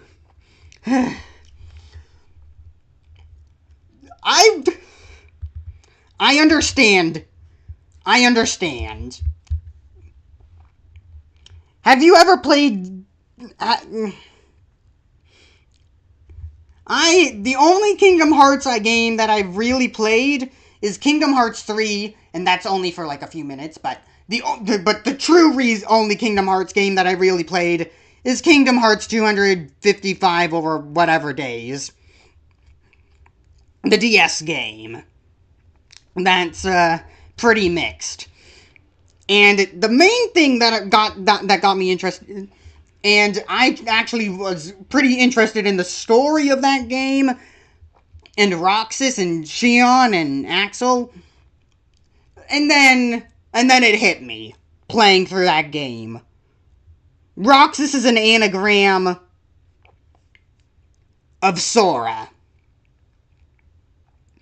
And you want to know what a nobody is? A person without a heart. And because they're a person without a heart, they can't feel emotions. At least they're not supposed to. That's what they say anyways.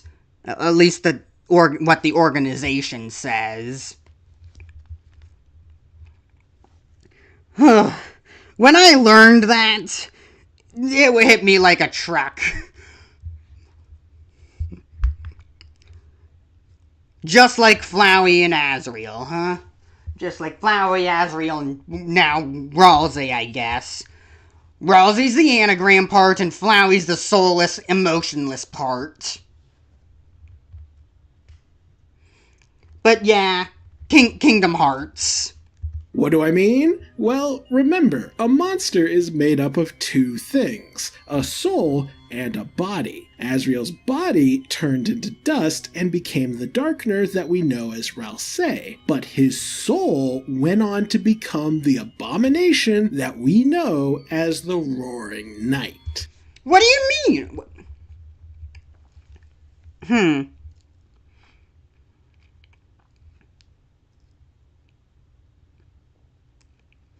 His soul became the night? I can kind of see that, but okay. Let me get this straight.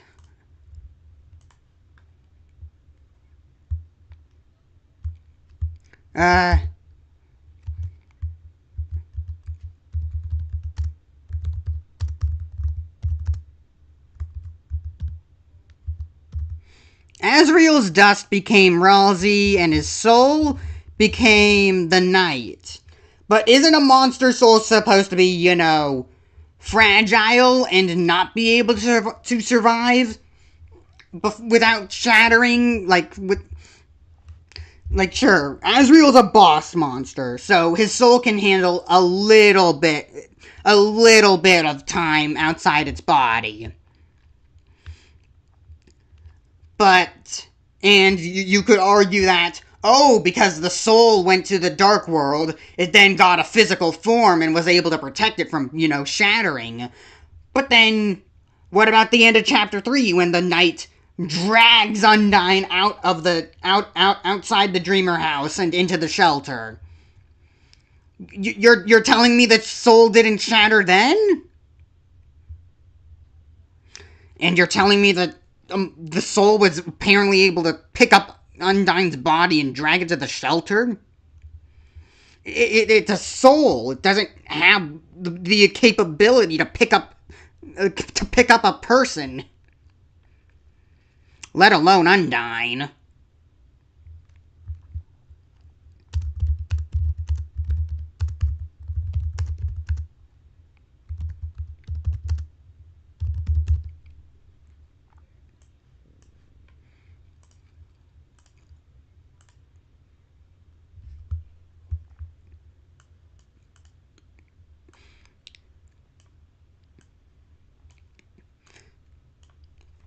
I found, like I've explained the whole in the soul being the Roaring Night theory, but I do kind of like that idea. A soul being turned, it's kind of the opposite of what I was just saying, but a soul entering a dark world without a body then gives it a body. That's an interesting idea. Is it the opposite of what I've just said about, Dessa's body, a soulless body entering a dark world, becoming the night? Or is it the inverse? Which is it, the opposite or the inverse? They may sound similar, but they're not the same.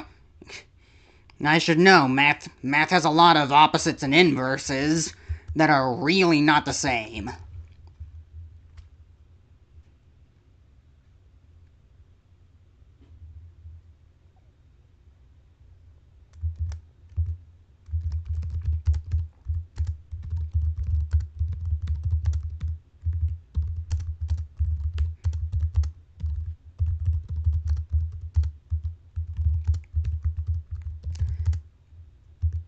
At least this is what I think he's going to say. And now this is my counter-argument to his, piece of, and now it's time for me to present my counter-argument.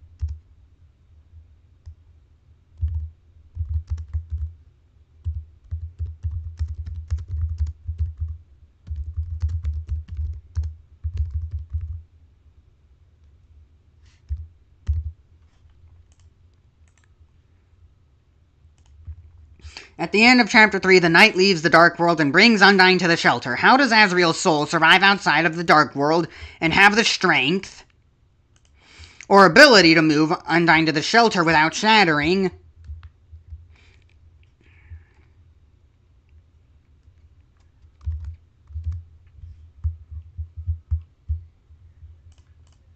Now, exactly what process allowed Asriel's soul to endure and also transformed him into this terrifying creature, I don't know. Maybe the power of the Dark World can transform souls. Yeah, maybe, but how would it give him the power to endure outside of that? Maybe Asriel's soul was absorbed by a Titan spawn, which would explain why he shares their monochrome appearance. I guess that's the case, but again, how does it exist outside of the Dark World and not break? Or maybe Gaster did it, I don't know. Whatever the case. Given the similar staticky hurt animation, his soul getting absorbed by the Titan spawn seems possible. Yeah, that could be the case, but again, how does it survive outside of the Dark World?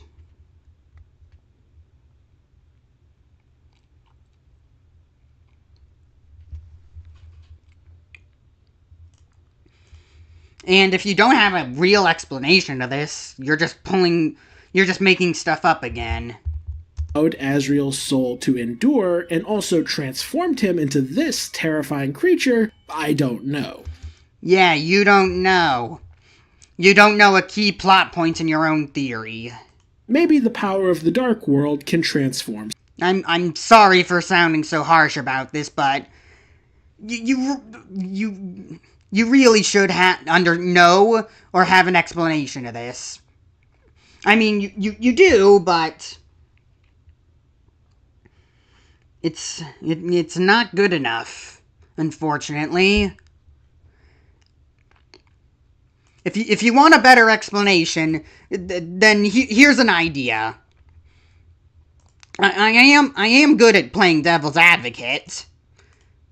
So, here's me playing devil's advocate. The soul was able to survive and carry Undyne to the shelter at the end of Chapter 3 by, the possession thing. Kinda. Because, even though it's weird, because a monster soul shouldn't be able to possess another monster, as we know from Undertale, but I don't know, maybe things could work differently in Deltarune. Maybe the soul is capable of possessing other monsters while they're inside the Dark World, and then having it carry out into the Light World, and the knight actually possessed Undyne in the Dark World, and then used her body to, move her to the shelter without shattering. Yeah, I do like playing devil's advocate.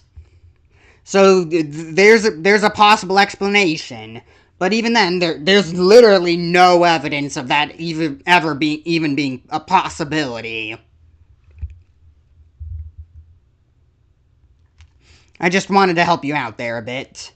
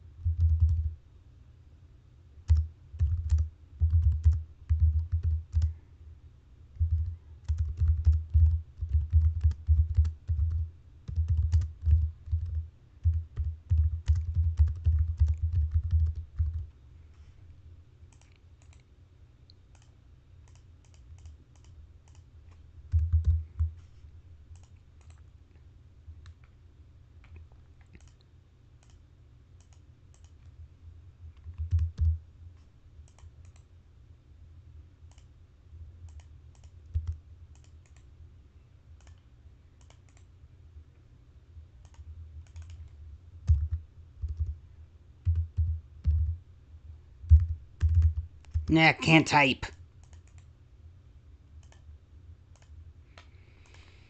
Is everything looking good on this end? Maybe I should double check to see if the stream's working out pretty well. But I should go and do that check once I start playing the video again.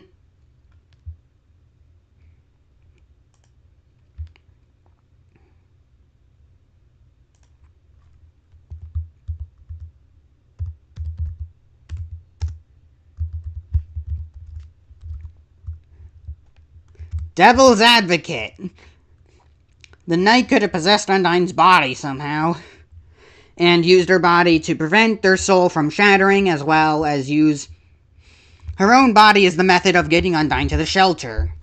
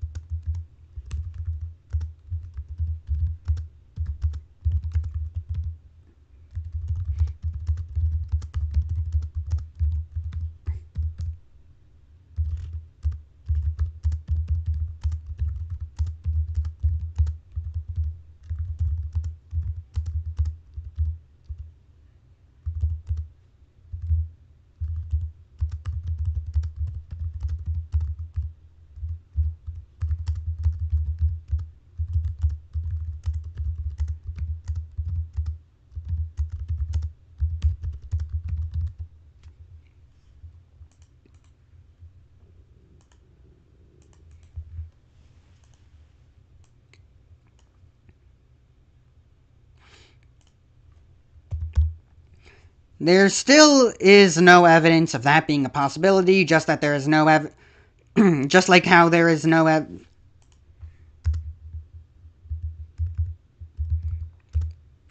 just like how there is no evidence of a Titan spawn being able to absorb a soul and use that to get to go to the light world.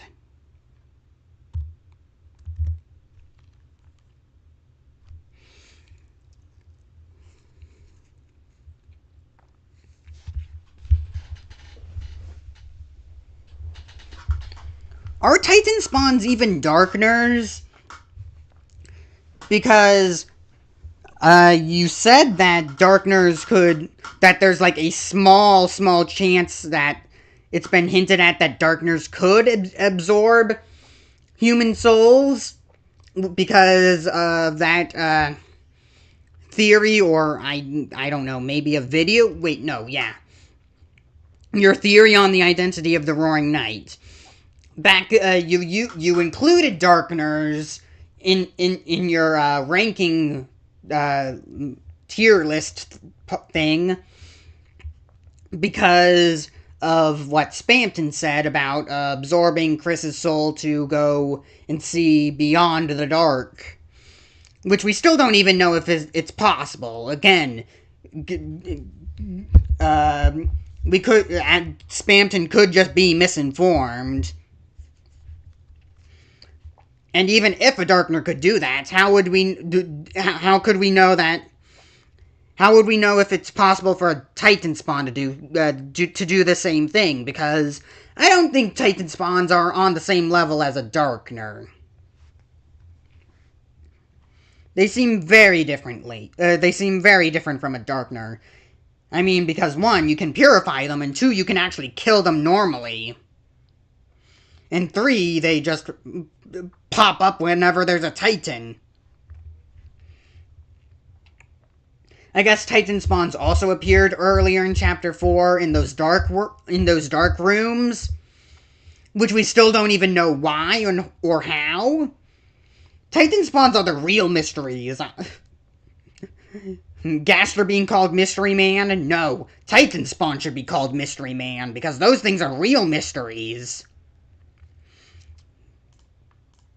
Souls. Maybe Asriel's soul was absorbed by a Titan spawn, which would explain why he shares their monochrome appearance. Or maybe Gaster did it, I don't know. Whatever the case, something happened, and the end result was that his soul became the knight, and there's actually quite a lot of evidence to back this up. Firstly are their designs. As far as weapons go, Asriel and the knight are the only major villains to wield a sword, and Asriel's Chaos Saber and the Black Knife. Okay, but their design is nothing alike. I mean, sure, Asriel has horns here, which could look like these antlers horn things here, but also it's very thin. Asriel's wearing a robe. This kind of looks like Papyrus's battle body, which is why people still think that the knight is Papyrus. Asriel doesn't have the holes in his hand. The knight does, which shows signs of Gaster, or at least Gaster's interpretation by the fandom.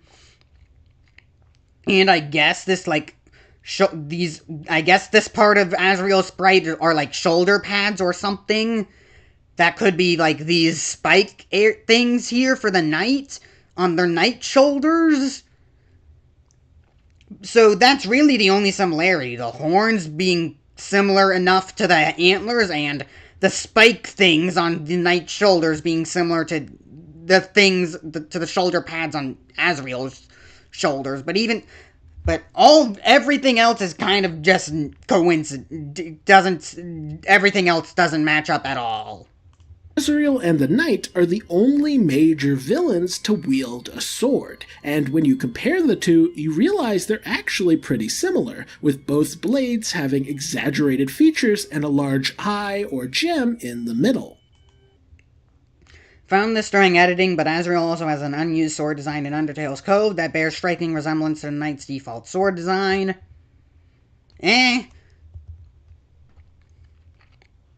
I mean, I guess this hole here kind of looks similar to this hole, but also the hilt.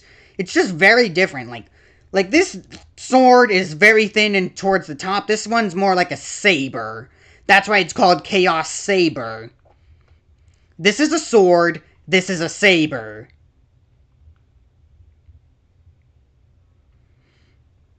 And I guess the hilt kind of looks similar with it like curving upwards into this. Only the Asriel's sword curves upwards and does this, but this one's curves upwards and inward. Asriel's sword curves upwards and inwards. Meanwhile, the knight's sword... I cannot speak. Where's my water? Okay. Meanwhile, the knight's sword curves upwards and inwards, but then back outwards near the tip. Well, near this end. Like, it curves upwards and then like this. Meanwhile, this is just like that. You're able to see my mouse, right? This looks more like an S. This looks more like a C.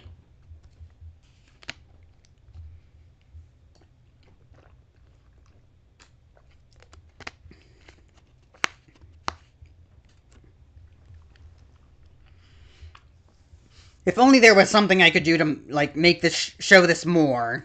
Having exaggerated features and a large eye or gem in the middle. This is more so the tip, and that's kind of the middle, but yeah, it's in the middle of the sword, technically. Only this one's near the bottom, and this one's near the tip. It's having exaggerated... And this, I guess, is just the hilt, but you don't see anything on like that on the hilt over here. Features and a large eye or gem in the middle.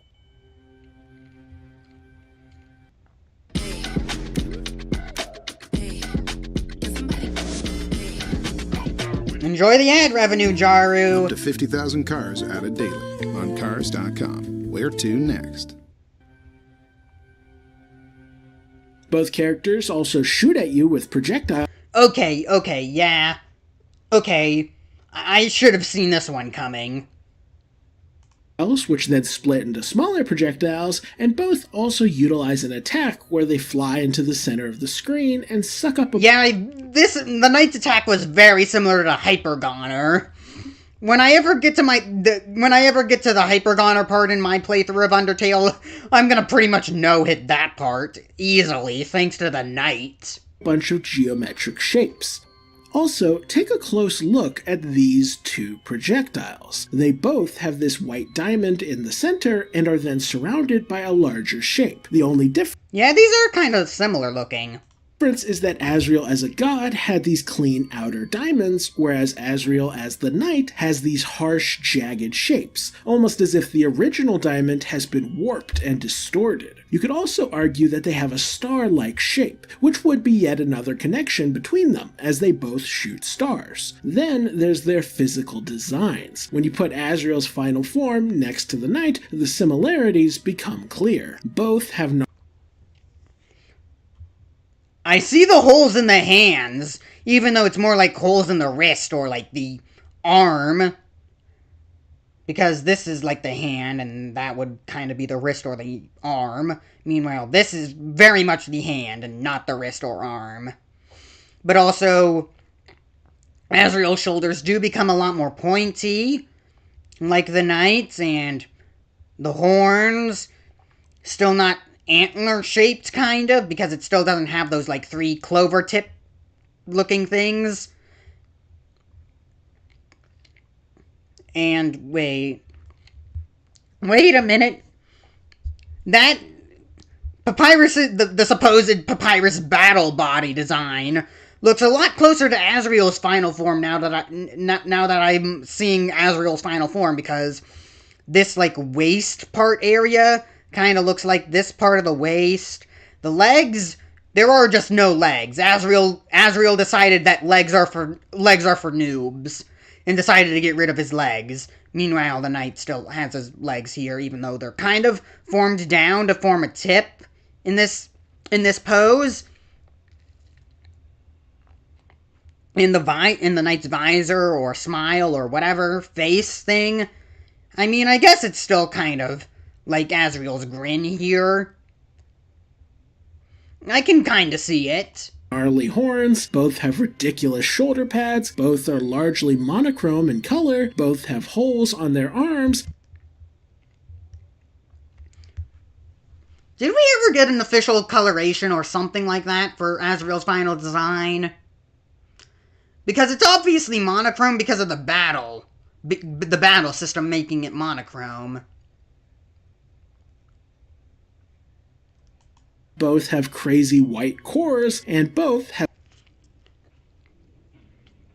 I think this is meant to look like an eye, but it kind of looks like just the number 1 in the core. Like, this is obviously a heart, or I guess you could call it a soul. And this looks more like a number 1.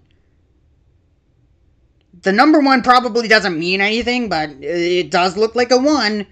And it does look really cool how it's like chest opens up and looks like rib cage spikes. Have wide angular hips that then narrow down into thin pointed legs. And then, perhaps most damning of all, is Asriel does not have legs.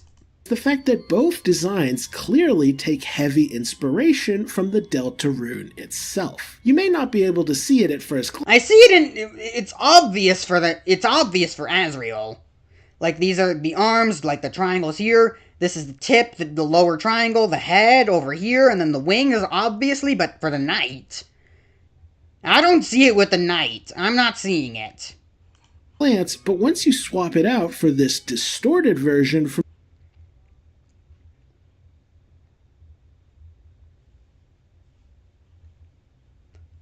the knight's arms don't look like that. I can see the head kind of resembling that a bit more, but even then, it looks more like... It still looks like the wings and not horns. And again, the knight still has both legs, and sure, they're kind of converging into a singular point, but not in a triangle shape.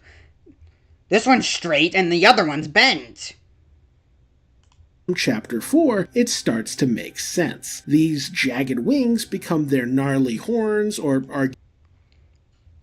No, because they point upwards, meanwhile this one points upwards and downwards. Like, see how this one's lower than the circle? Meanwhile, it's only... the antlers or spikes only go up. Meanwhile, this goes up and it goes down. arguably even their shoulder pads, the central circle becomes their glowing cores, the middle triangle becomes their wide angular hips and pointed legs, while the two other triangles become the holes in their arms. Given What?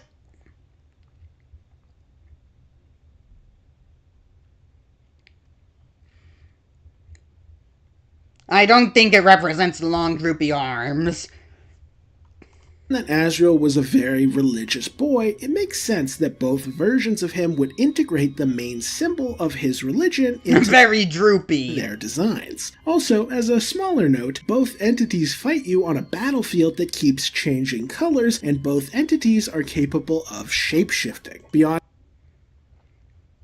I would pick a better image to represent the knight shape-shifting, because this still looks like the knight, just, kind of stretched out, and because of, like, the blur and after images and stuff, and because it's, like, focused on going down, like, it's like it's becoming a point, like a dart. If you chose an image of, like, the knight becoming a ball, then that'd be a better image physical to represent the knight transforming, because that's literally it. But yeah, I guess that also works. It's nothing to do with the theory, it's just, that. Okay, it's been a while since I've been back here. Is there, anything new I could add?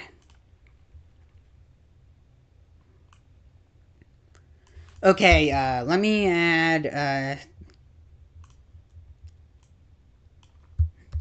the knight shares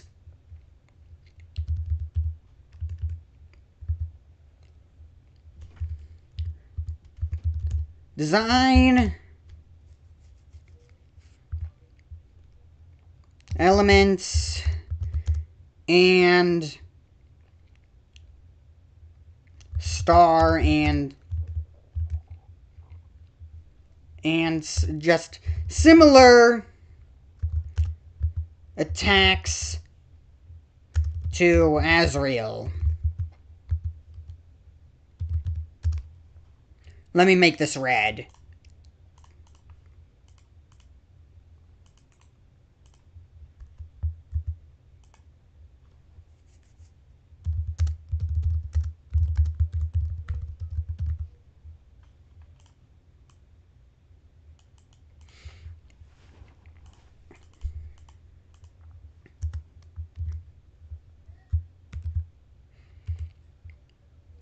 You know, I don't need to add anything. I see the similarities. I understand Jaru's point. It's just that some of them do kind of fall flat.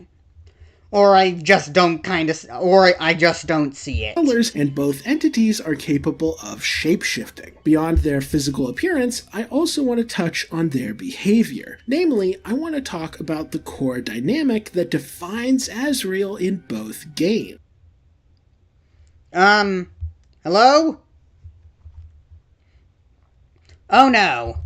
I am of course referring... Wait, there we go, I got it working. I guess that was just a sign that I should take a break. I need to get lunch and stuff. Let me get lunch and just take a break. I'll be right back in a minute.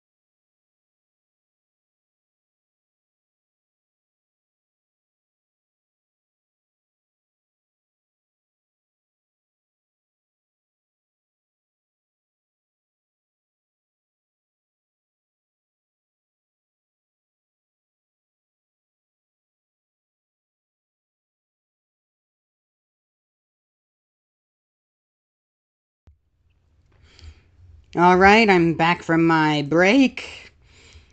It's still not really done yet, it's just that it's gonna take a while for my food to be done. So I'll just, continue going on for now. Let me just double check to make sure, the audio's all good and stuff. Let me just, cut back over here and let this replay again. Given that Asriel was a very religious boy, it makes sense that both versions of him would integrate the main symbol of his religion into their designs. Also, as a smaller note, both entities fight you on a battlefield that keeps changing colors, and both entities are capable of shapeshifting. Beyond their physical appearance, I also want to touch on their behavior. Namely, I want to talk about the core dynamic that defines Asriel in both games. I am of course referring to their relationship with their sibling. In Undertale,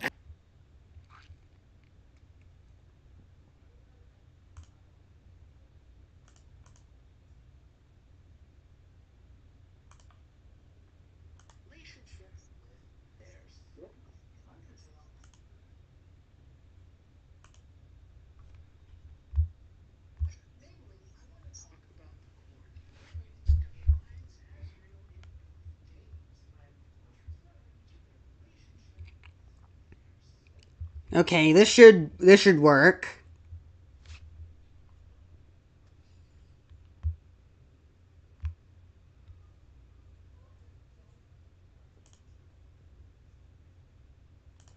Everything sounds good on that end. Let me just wait for...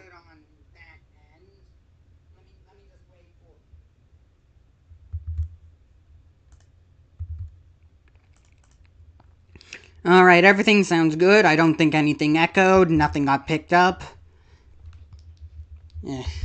It'd be nice if I had another device to, listen in and make sure everything's going well without having to constantly switch between tabs. I cannot speak. Why must I be a Deltarune fan? Because I cannot speak, I am... Okay. Okay, let's continue.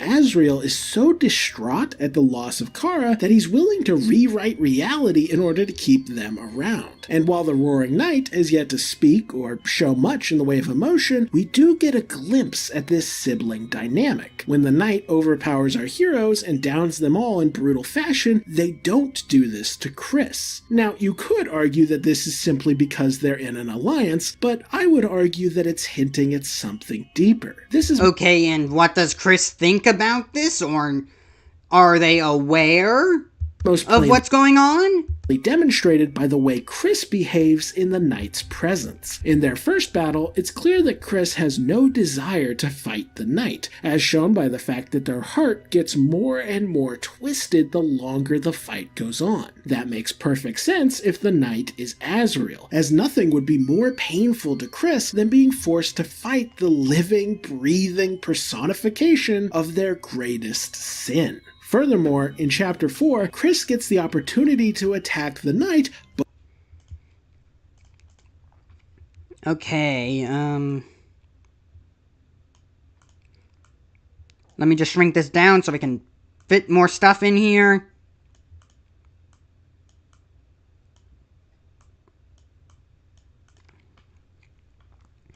Let me add more text here.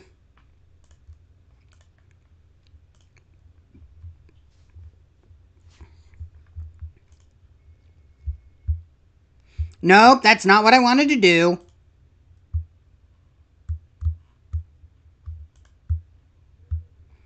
There we go.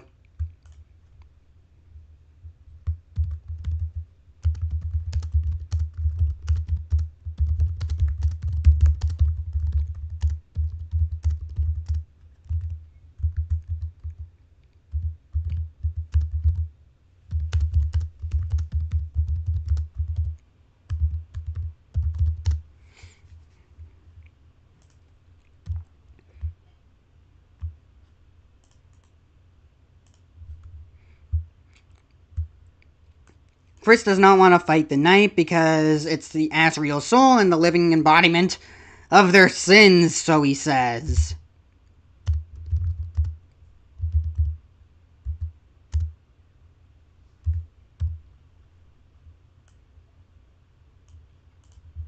but refuses. This is particularly odd given that we know how durable the Knight is. If Kris really wanted to keep their alliance with the Knight a secret, then they should have just made a show of launching an attack that the Knight could easily tank. But they didn't. They just stood there super suspiciously, refusing to do anything. This implies to me that Kris isn't just avoiding conflict with... I mean, they did do that in their initial fight. They didn't do it during Chapter 4. The Knight because they're on the same side. They're avoiding conflict with the Knight because they genuinely cannot bring themselves to hurt their brother. This also explains why Kris makes such a concerted effort to hide the true identity of the Roaring Knight when we try to think about them.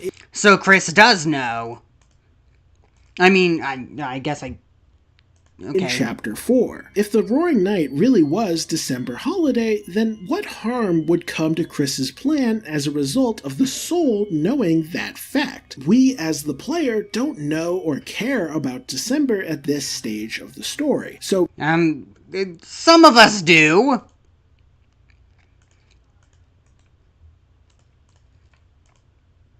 This revelation really wouldn't have much of an effect, making Kris's choice to hide this fact particularly odd. On the other hand, if the... What was that again? About them in Chapter 4.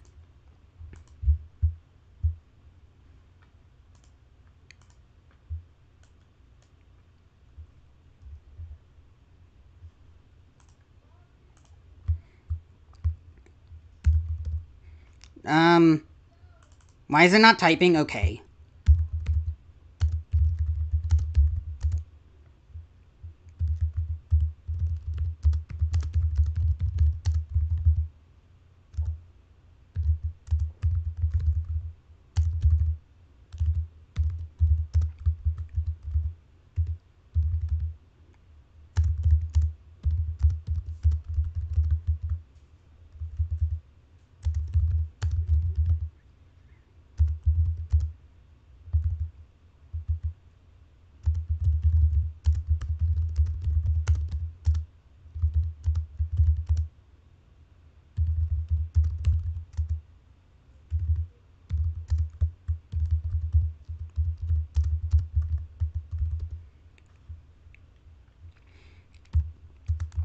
Okay, I guess that's cool, but also,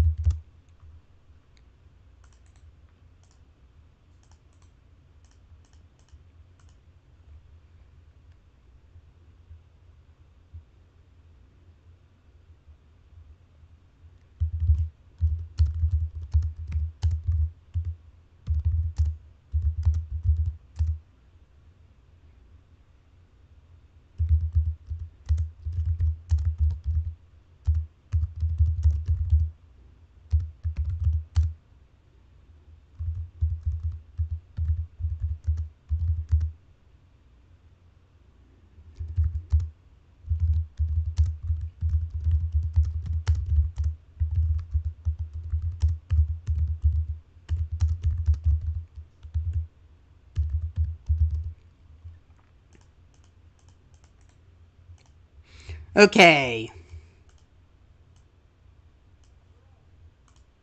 There's my counter-argument to that. Huh, weird. That's a different blue. More teal. Let me fix that. Back to the more purplish blue. Kris hides the identity of the Knight from us because it's Asriel, and if it was Des, they would not care enough about them to try and keep their identity a secret.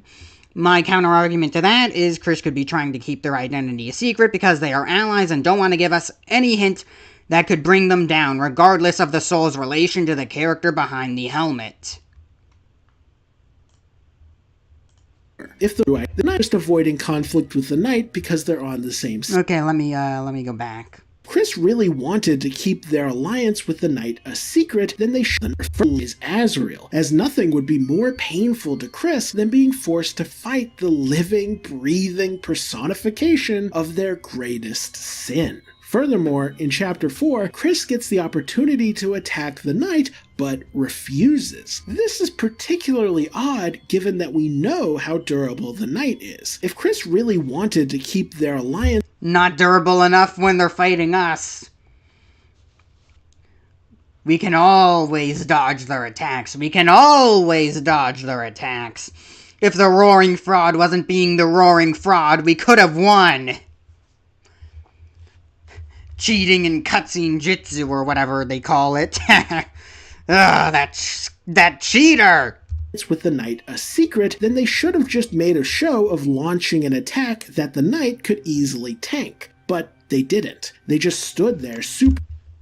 Anyone with enough skill could have ended that story then and there. If only they didn't cheat. Suspiciously refusing to do anything. This implies to me that Kris isn't just avoiding conflict with the knight because they're on the same side, they're avoiding conflict with the knight because they genuinely cannot bring themselves to hurt their brother. This also explains why Kris... Or it could be just because they're out of range from Susie seeing them, that they wouldn't know, that Susie wouldn't be able to know, but then again... Susie is still screaming at them to attack, so... Susie could definitely probably see Kris just standing there.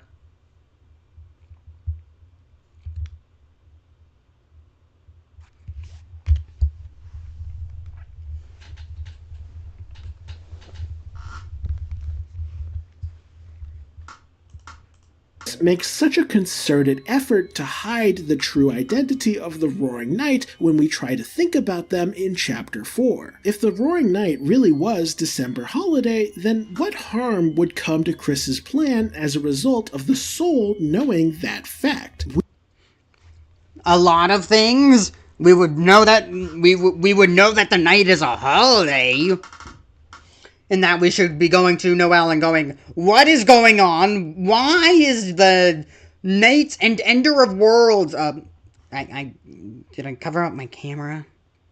Why is the Knights and the Ender of Worlds apparently your sister?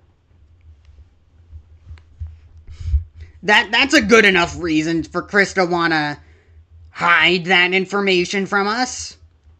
We, as the player, don't know or care about December at this stage of the story, so this revelation really wouldn't have much of an effect, making Kris's choice to hide this fact particularly odd. On the other hand, if the knight is actually Asriel, then Kris would obviously do anything and everything in their power to bury this secret as deeply as humanly possible. If my theory is correct, then they don't want anyone. Also, in the normal version of the night battle, Toriel is described as sleeping peacefully, but in the version where you win, the battle becomes a drawn-out slugfest, where we do some real damage to the knight, and Toriel is now described as having a nightmare. Toriel is subconsciously distressed by harm coming to the knight, heavily implying a connection between the two. And who are boss monsters canonically connected? And who are boss monsters canonically connected to on a spiritual level? Their offspring. Heck, if both my kids were locked in deadly combat, I'd be having nightmares too. Where does it say that boss monsters are canonically connected to their offspring on a spiritual level? All that we know is that boss monsters give their magic to help their child grow up. It says nothing about them being, like, connected on a spiritual level and being able to, like, do stuff like that. Where are you getting this from, Jaru?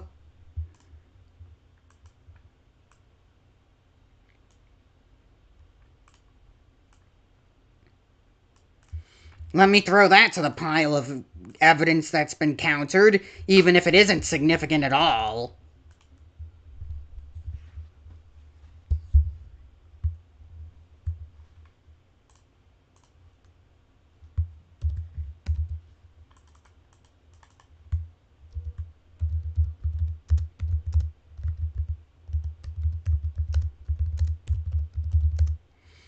Anyways, why would that matter? Because wouldn't Toriel still have a nightmare either way? Because, even if you lost the fight, because you still are, well...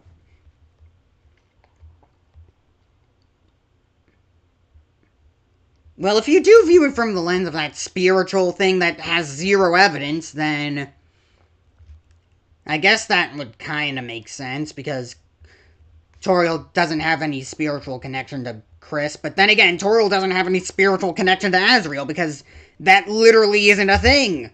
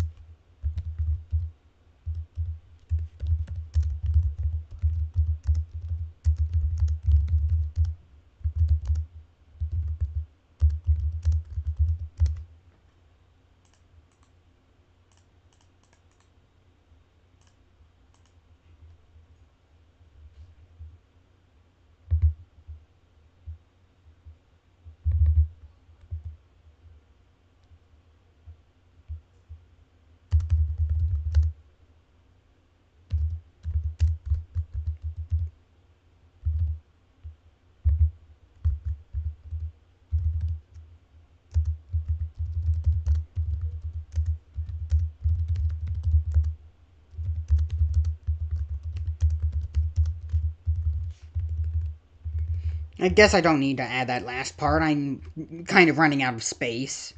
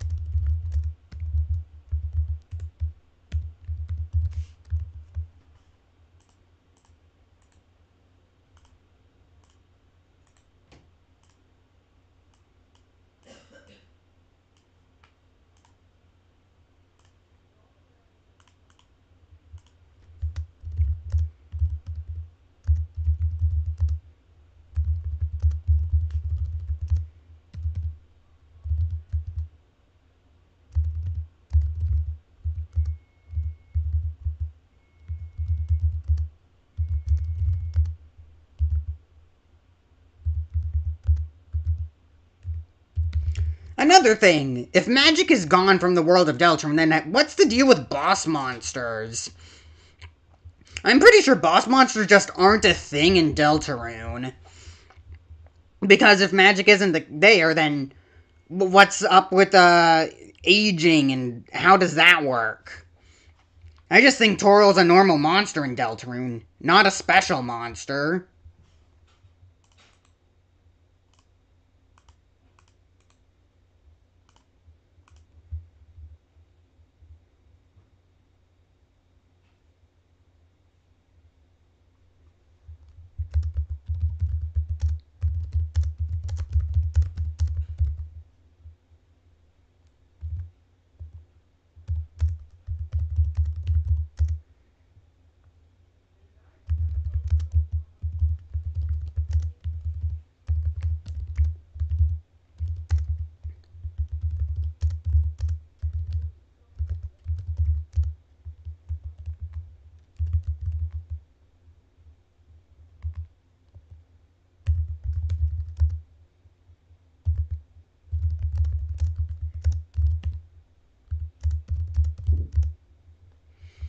Okay, give me a second.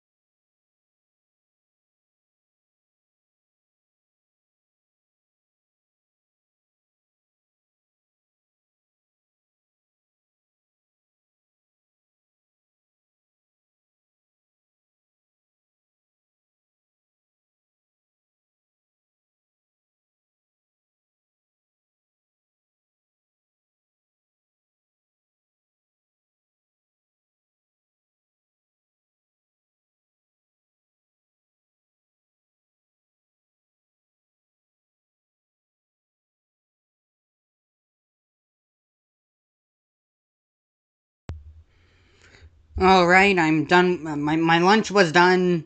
Well, my lunch is done, now I'm done with lunch. I also, still need to, add the actual video to, the description of the live stream. Let me just do that.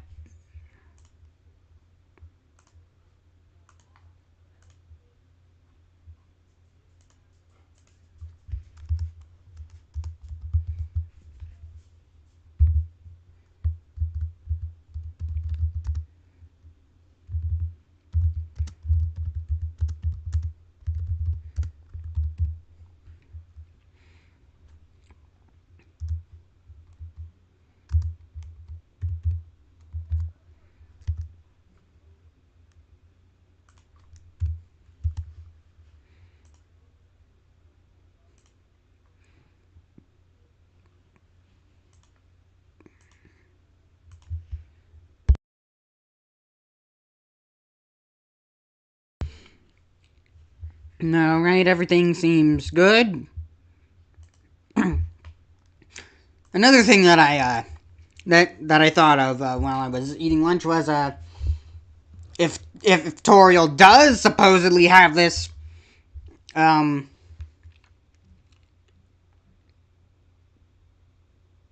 spiritual connection to Asriel, because as the knight when he's getting hurt and stuff, then why didn't she feel a disturbance in the force whenever Kris killed Asriel in the supply closet, or whatever happened to him?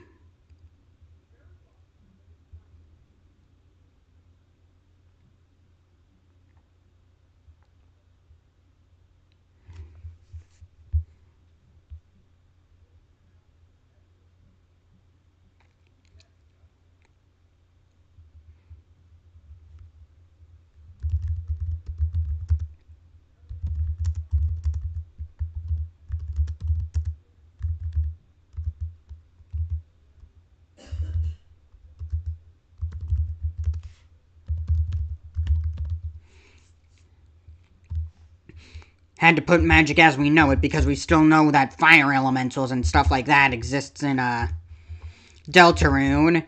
So there's probably some interesting stuff going on with Deltarune's light world and magic, but still, definitely not the same as Undertale. So there probably aren't any boss monsters in the world of Deltarune.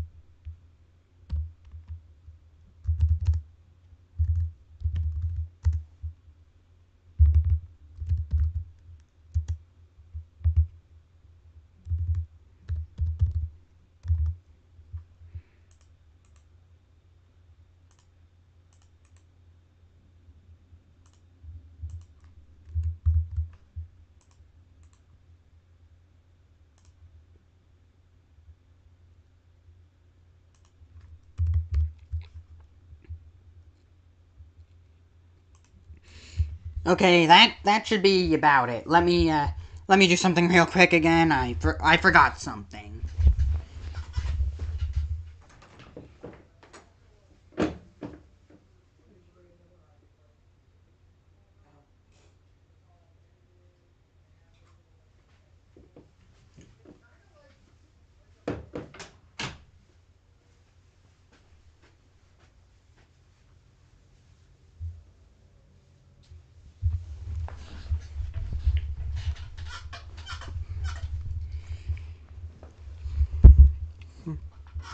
Alright, that's, a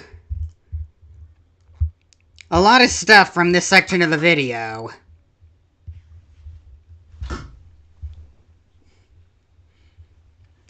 let's continue. To even faintly suspect that they caused Asriel to die. So hiding this information even from the soul, if the theory is correct, then they don't want anyone to even faintly suspect that they caused Asriel to die. So hiding this information even from the soul makes perfect sense. And getting back to the Roaring Knight for a moment, while we don't get a ton of personality from them, the way that they laugh in Susie's face and manipulate characters like the king is very reminiscent of Flowey, as he too loved to laugh. King was a poor example, as he likely never met the knight, but the knight did likely manipulate Jevil, Spampton, etc. I don't know. Flowey is scary. And the knight's... I'm not getting the same vibe as Flowey as from the knight. The knight's mysterious and evil, I guess, but I don't know. I got a feeling that there's something about the knight that I'm really not getting a similar vibe from Flowey between Flowey and the knight. They feel completely different. At his enemies while manipulating the people around him. Then there's the Roaring Knight's theme music. Now, I don't exactly have a good ear for music, but the world revolving? That's in it? From what I understand, the Black Knife shares a leitmotif most prominently with the door, the chase, and the world revolving. This is very fascinating, as not only are the door and the chase both first used to introduce us to Ralsei's dark world, but perhaps more importantly, you would expect the knight to be connected to the freedom motif, or the Titan theme, or the freedom motif.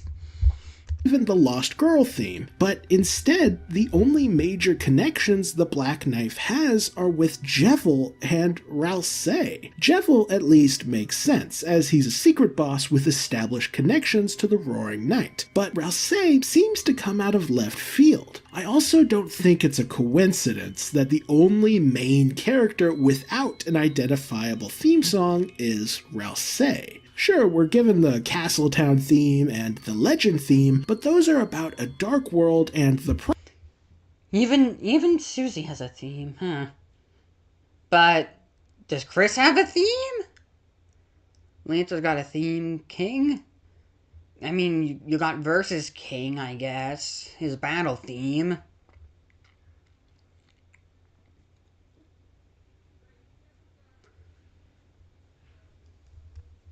Prophecy, respectively. They aren't specifically focused on Ralsei, and we know this is intentional as every other major character like Susie, Lancer, Queen, and so on all have theme music explicitly named after them, but Ralsei does not. Personally, I think... Interestingly, the knight doesn't have a proper theme song either. Black Knife is named after their weapon, not them. This makes it akin to Rude Buster for Susie, which isn't her theme song, but it's connected to her. So both of Asriel's halves have yet to be given their theme music.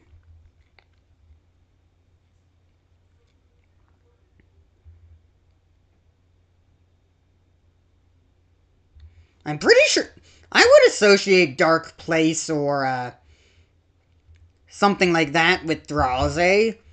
Yeah, maybe not the Legend and maybe not the Castletown, but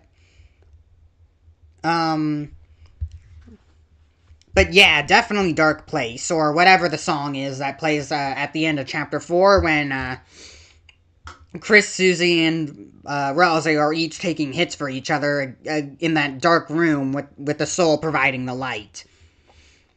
That's a pretty obvious one now that I describe it. You can easily imagine that, but the song that plays there, that's probably something I could associate with Ralsei. Maybe.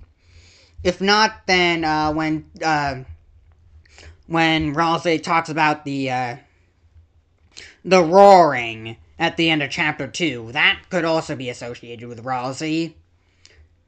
But again, it's still probably just as much as an association as with Rose as much as the legend and Castletown, which I guess still isn't enough to be their theme.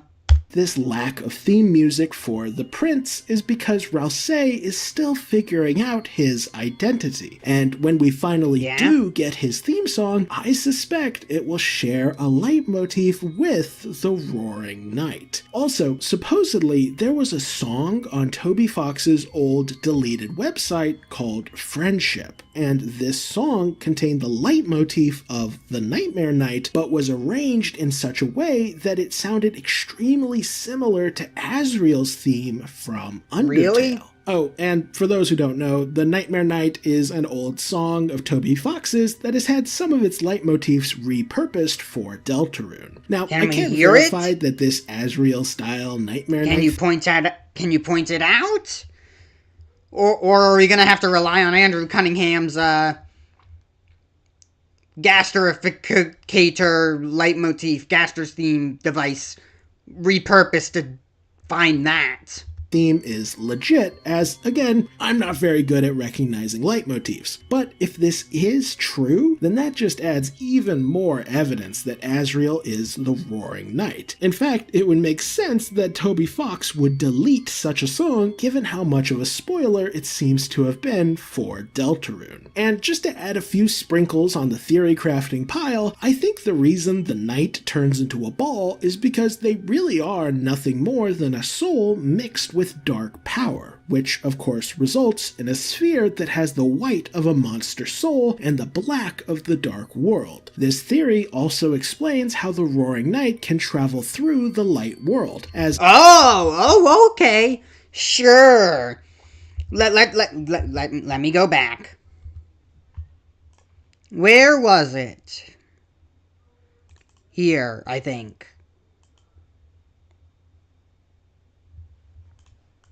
Unlike a regular Darkner, they technically have the soul of a Lightner, so even if they're effectively a ghost, they should still be capable of existing in the light world. Yeah, they can.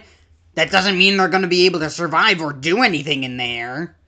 Because again, even if they do somehow survive without their soul shattering in the light world, how are they moving Undyne to the shelter? Who is Susie seeing move Undyne to the shelter? In fact, given that the Titans are supposedly capable of breaking into the light world, that lends even more credence to the idea that the Knight is some sort of Titan spawn combined. I guess that could make sense. But I don't think that the Titans break into the light world. I just think that when the shadows become too great, that they can literally just go anywhere because the entire world becomes a dark world at that point.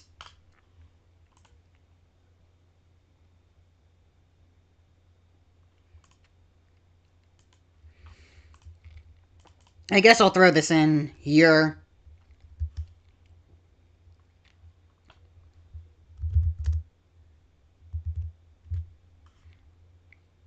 I'll make it a new text box.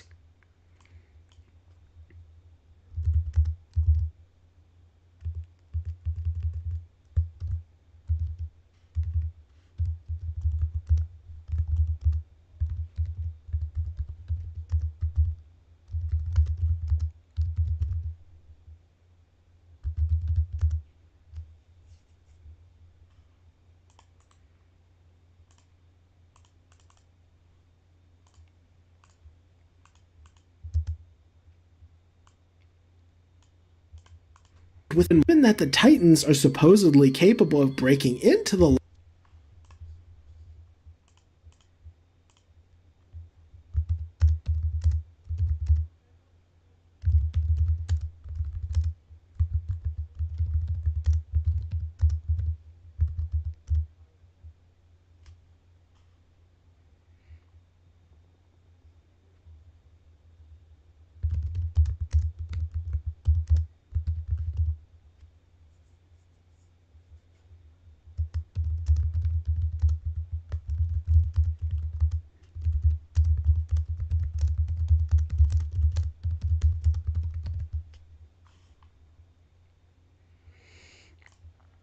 Hey, look, if you're going to, point out the, what was it? The word...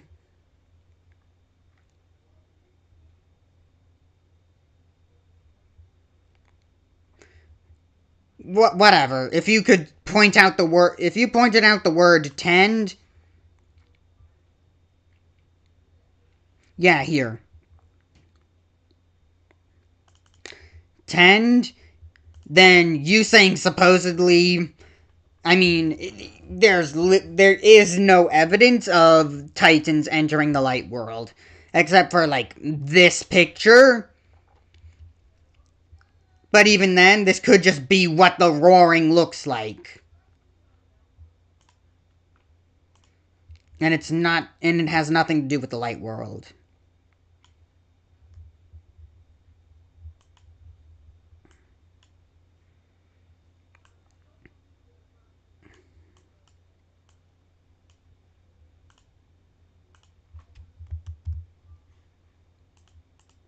I'll adjust things later and just resize stuff.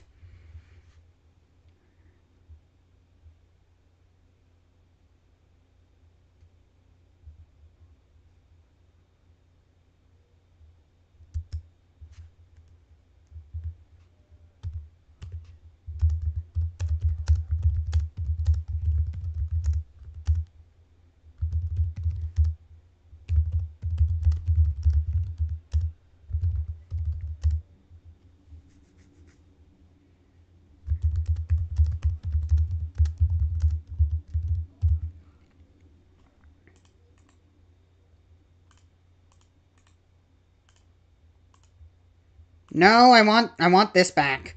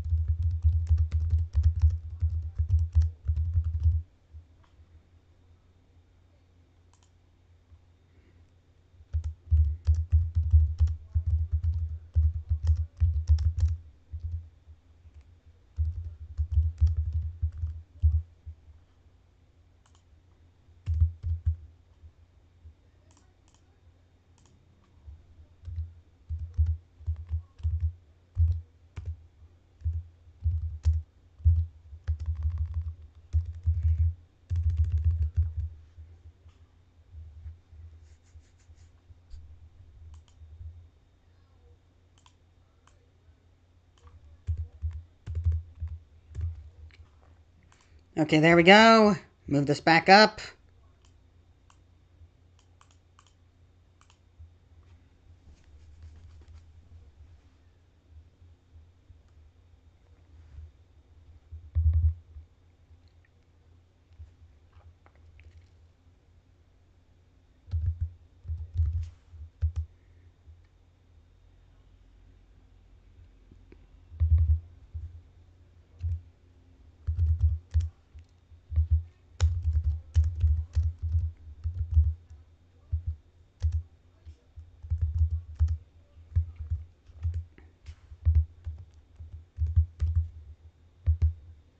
No, let me type again.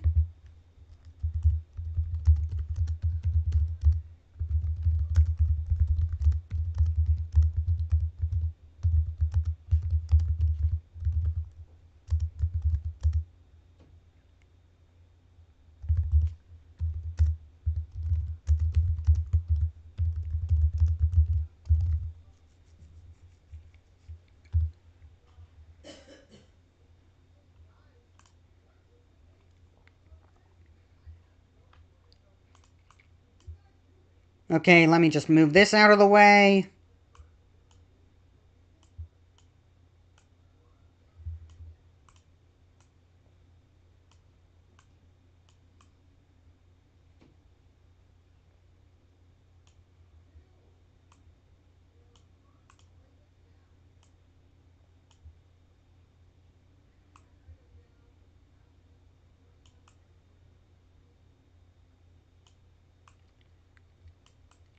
Yeah, I'll just leave it the normal size.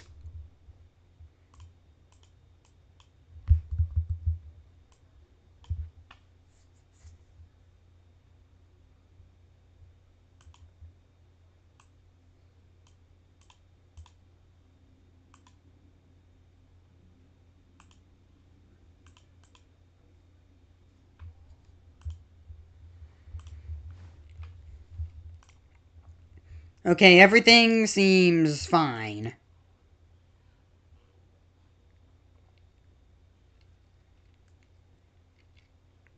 Is my mic audio doing good? Okay. Let's continue. Light world, that lends even more credence to the idea that the Knight is some sort of Titan spawn combined with Asriel's soul. In addition, by having Asriel be the Roaring Knight, that allows even more parallels with Undertale, as just like in that game, Asriel is once again an unnatural, reincarnated, abominable version of himself who... I really wish that's not the case. I don't want it to just be the same again and again. Haunts us throughout the game and acts as our primary antagonist. Also, huge shout out to Kazoo Cat for pointing this out, but Kris and the Knight share a comical number of poses, like... Uh-huh. I'm pretty sure this is just, you know, them trying to imitate them because they're cool. And look up to them, kinda?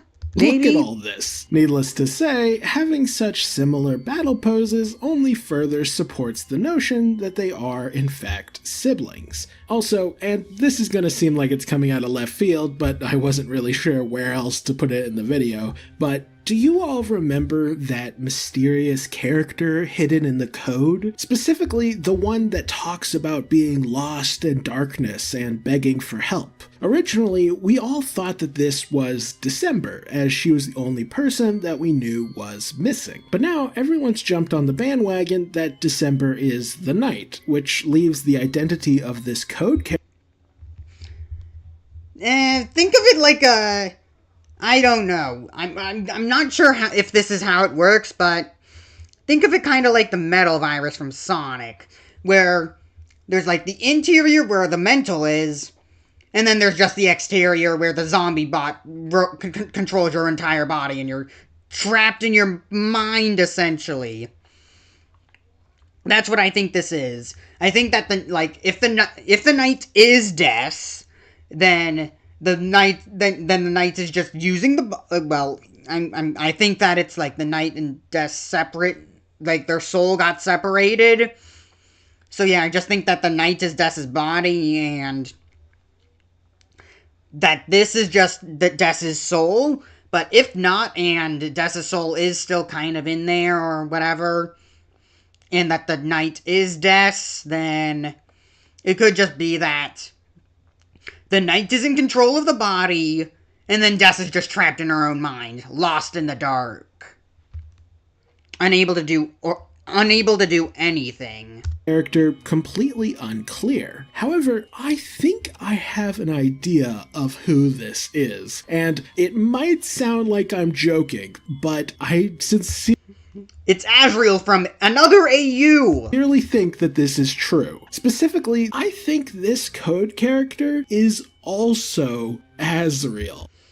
Asriel is everything! Asriel is going to be the next... You want to know something funny? I've got a crazy theory out here. Asriel is Chariel. And Asriel is the flower in Asgore's flower shop that's golden. Oh. You want to know something funny? Also, Asriel is the Asriel candle used to pray for him. You see, unlike with Flowey, Asriel is everything. Asriel's regular Asriel is the core and center of the very universe. consciousness still lives on inside the Knight. However, thanks to the dark power of the Titan spawn, his mind has been utterly submerged in darkness. He can't tell up from down, day from night, or even if he's still alive. This is all described in... Yeah, this also works, I guess. It makes sense. It still follows my logic of the Death Knight being, like, the mind and then the body. This is still Asriel's mind, and then the Titan spawns in control of the body. The new dialogue from the code character. But what really convinces me that this is Asriel is this line here. They reminisce about how much they loved breakfast and late night TV, both of which have since been associated with the Dreamer household. It also is associated with December holiday. Because... of course, Des and Noelle would have, like, breakfast together or something like that. But also, Des and Noelle would stay up late and watch horror movies and stuff like that. EV, both of which have since been associated with the Dreamer household. Also, if you look at the original code dialogue, this character is pitifully begging in a way that is extremely reminiscent of the way Asriel behaved when he first woke up as Flowey. Someone like Des seems too tough to immediately resort to begging for help, but Asriel, on the other hand, is repeatedly depicted as being emotionally fragile and prone to crying. Heck, the Knight themselves is seemingly depicted as crying Looks more like drool to me. when we first encounter it. This Like a rabid animal. sad little lad with his mind buried inside the darkness of a Titan is the one we are. But even then, you do see the eye, and in all other cases, the Knight's helmet kind of looks like it has a mouth or like a smile or something. This is the only time the Knight has an eye, and is not depicted with a mouth-looking thing. So yeah, it would make more sense for it to be a tear than drool. Are observing when we look into the code. Now, before I get too far ahead of myself, let's address a few counter-arguments I can see people making against this theory, starting with the baseball bat. If the Knight really is Asriel, then why would he summon his sword in this shape? Isn't baseball more of a December thing? Well, yes, but also no. You see, it's true that wiffle bats are repeatedly mentioned in association with December. We even see a wiffle bat in her room in Chapter 4. However, there's a detail here that most people overlook. Namely, what do you think a wiffle bat is used for? Well, it's used to play the sport of wiffle ball. And wiffle ball, much like baseball, involves two teams facing off against each other. And given that it's a team game, and we know how popular sports are in the hometown, that would mean December was almost certainly playing this game with other people from around town. And given that she was so close with Asriel that she has one of his shirts in her closet, it would make perfect sense if Asriel was also on her wiffle ball team. Heck, I never really paid much attention to the outfits in the closet. Camo, plaid, is that like a skeleton costume? And then, of course, Asriel's shirt. And drums. Wait, drums? That's also played the drums? Not just the guitar? Then, of course, there's the baseball bat, baseballs, and then the shoes. And I guess these are skates. Can't really fully tell because the hockey stick's in the way. But yeah, those are probably ice skates. Perfect sense if Asriel was also on her wiffle ball team. Heck, or on the opposing wiffle ball team. Asriel's room has several shelves dedicated to just his trophies, which are most commonly won from competing in, you guessed it, sports. What do the Hardy Meatball, the I wonder how many trophies are handed out for common? wiffle ball They're instead freshly of prepared, toasted, in comparison to normal baseball. That means the most iconic piece of evidence for the December Roaring Night theory is nothing more than a clever misdirection. Or it could still be December Holidays baseball bat. You can still associate it with both of them, you know, if you just said that it could also be associated with Asriel. It's not a misdirection. Well, I guess it kind of is if you're phrasing it this way, but it still could be used as evidence to point towards Death Knight. Heck, even the horns on the knight's head, which seem like antlers, are also likely a red herring. Notice how the Roaring Knight's body is heavily distorted, with unnatural sharp protrusions on his legs, hips, shoulders, and torso. Nope. Don't tab there. You go here. Okay. I'm still in part 3 of the video. I'm gonna need to make a new page.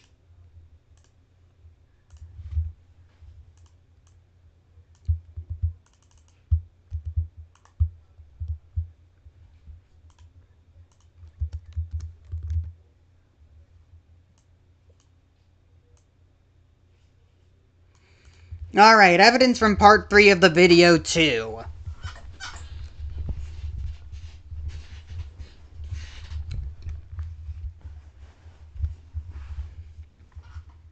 Let's go back. Is there anything I missed? Just that Jaru saying that Asriel could have played sports with Des. Okay, let me add that.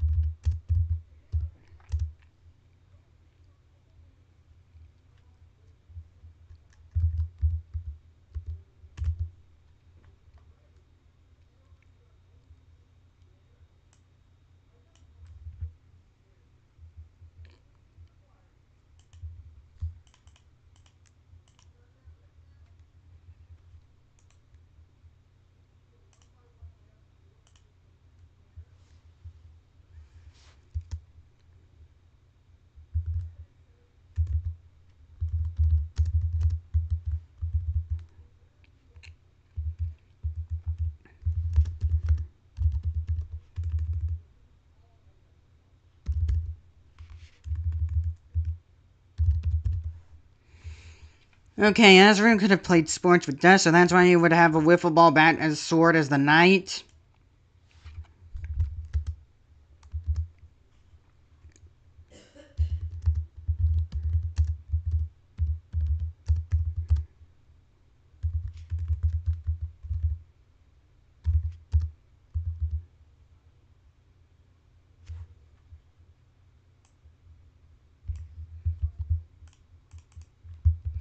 It could still be Des's wiffle ball bat sword.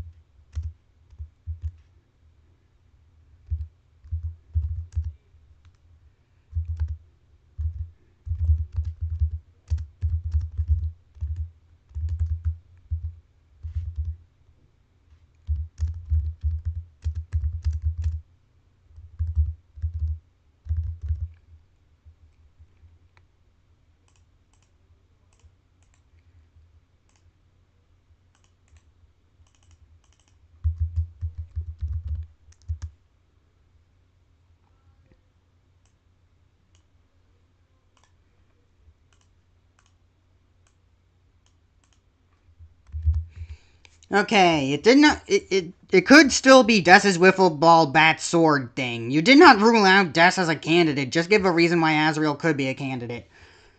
Overall, that doesn't really mean much. He just did add a reason why Asriel could be the knight and why the sword would still look like a wiffle ball bat. Even if Asriel was the knight. So overall, I don't really have much of a counter argument to this. It's just that it doesn't rule out Des. But at the same time, actually, yeah, there is evidence of, yeah, Jaru did point out those trophies.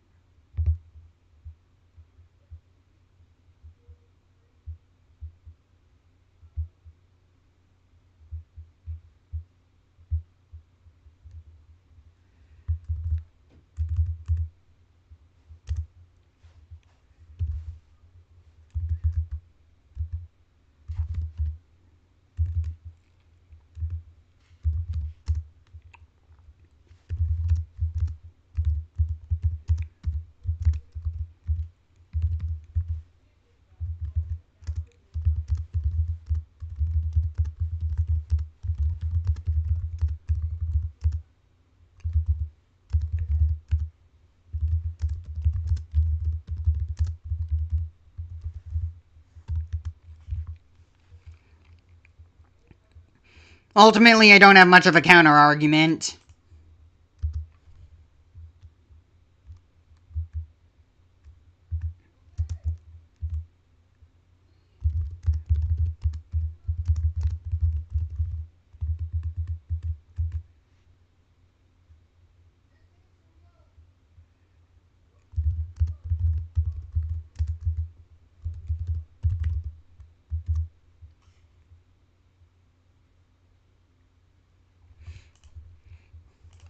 This is an entity whose body is a warped, unnatural version of what a normal monster should look like, and that extends to his horns. They aren't multi-pronged because they're antlers, they're multi-pronged because his body is covered in unnatural sharp protrusions, and his horns are no I guess different. that could work. Also, it's a helmet, and the knight is clearly a shapeshifter, so the antlers really don't prove anything. Then there's the but why make them look like antlers then? Of why everyone in the hometown still thinks Asriel is alive, which is actually one of the main pieces of evidence that critics use to argue against why antlers really don't prove anything. Then there's the matter of why everyone in the hometown still thinks Asriel is alive, which is actually one of the main pieces of evidence that critics use to argue against Asriel's dust. Specifically, the idea that Kris could cover up Asriel's death all on their own seemed implausible to many fans. But luckily for me, the new chapters have made this much more feasible. Not only does Kris have access to Asriel's computer, which makes impersonating him online quite simple, but Kris is also in an alliance with the freaking mayor, and Carol... Oh, yeah. I guess it could be much easier to cover up a body when you have the mayor on your side.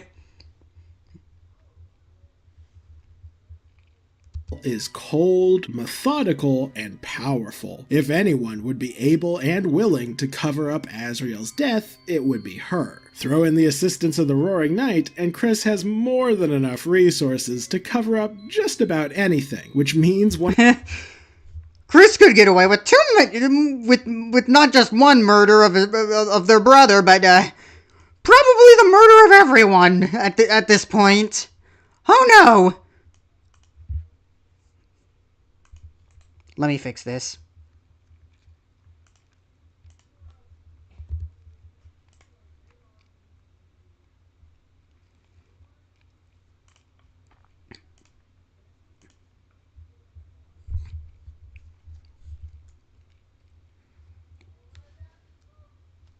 All right, let's add that to the evidence list. You're bringing up pretty good points there, Jaru. Either that, or I haven't really had enough time to process this information and figure out counter-arguments. Because to be fair, I've kind of forgotten a lot of counter-arguments. But I did just remember one, like, just a few moments ago. And that is Player Town. Because Castletown is named after the player. And one of the big points that I brought up, that I, tried to bring up in... I think I brought it up in a previous video, but... Not a previous video, but in a past live stream, where I did, like the last live stream that I did, watching Jaru's theories, I brought up the fact that the town is called Player Town, and not Asriel Town. But then again, Jaru's kind of disregarded the idea that Asriel is the one possessing Kris. So, that doesn't really matter anymore, does it?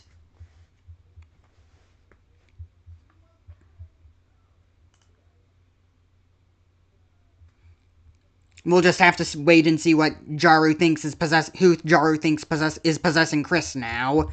Oh yeah. Okay. Kris is working with the knight. And the mayor.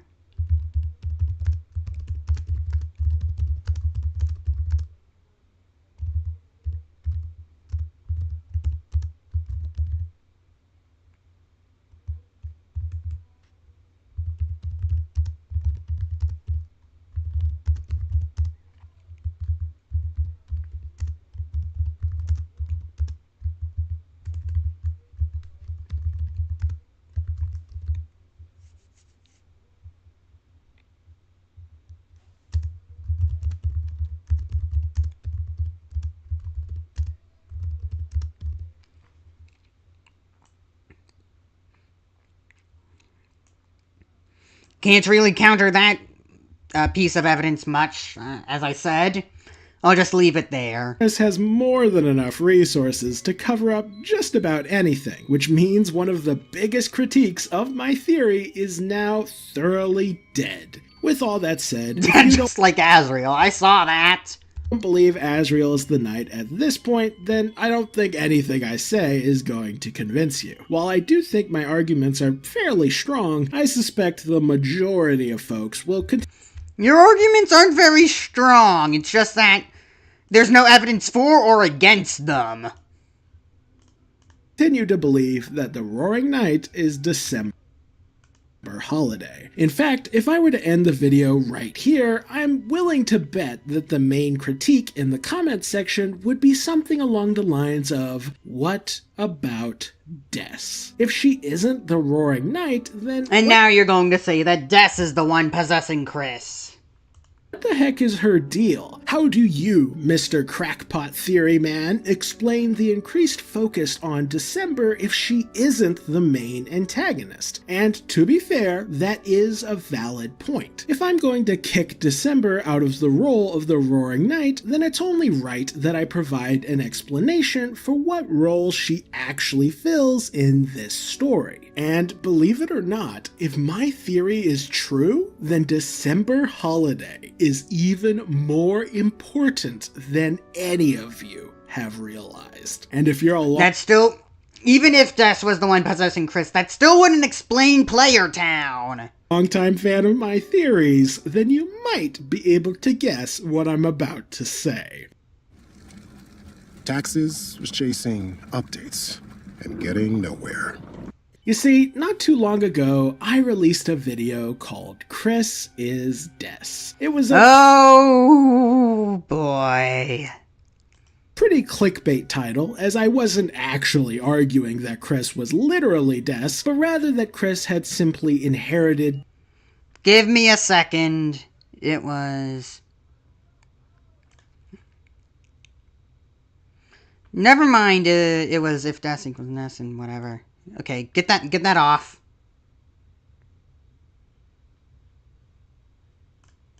December's role in the narrative. It was a fun little theory, and some elements of it may still be true, but in retrospect, I made a terrible blunder by wasting that title. Because, as it turns out, Kris isn't just metaphorically Des. They are literally Des. Oh no.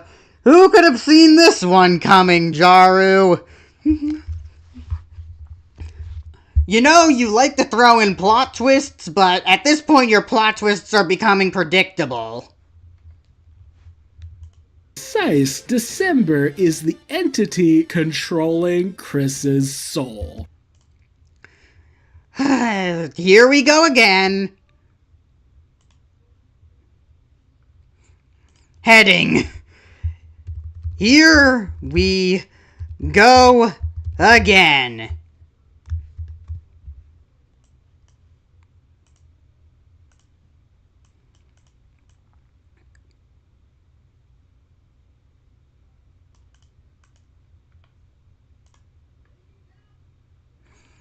Biggest piece of counter-argument. I just said it.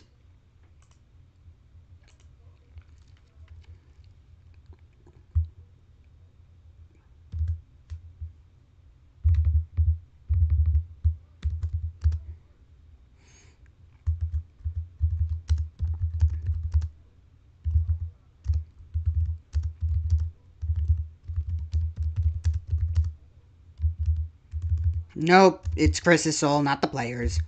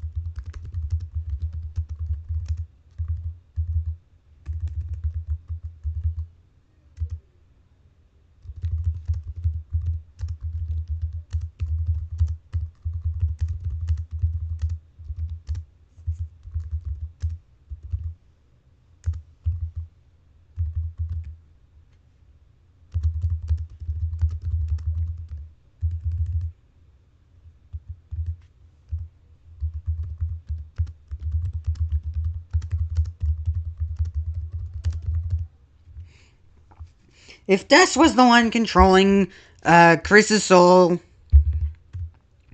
then why would Castle Town be called Player Town? Then it's named the name of the creator of the vessel. If the soul was Des, then why would the town not be called Des Town? And why would we be given the option to name the creator of the vessel whatever we want, or even after ourselves? Or after ourselves. If the soul was Des, then they would have been the one to create the vessel, and thus Castletown would be named after them.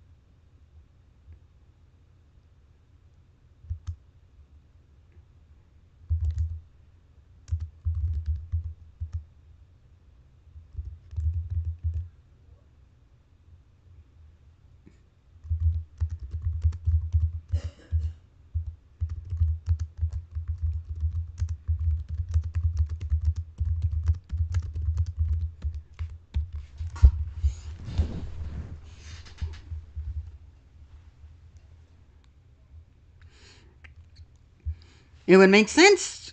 It would make sense to be given options to name the vessel what we want, but as the creator... But the creator of the vessel is the soul, so the name of the creator would have to be the name of the soul.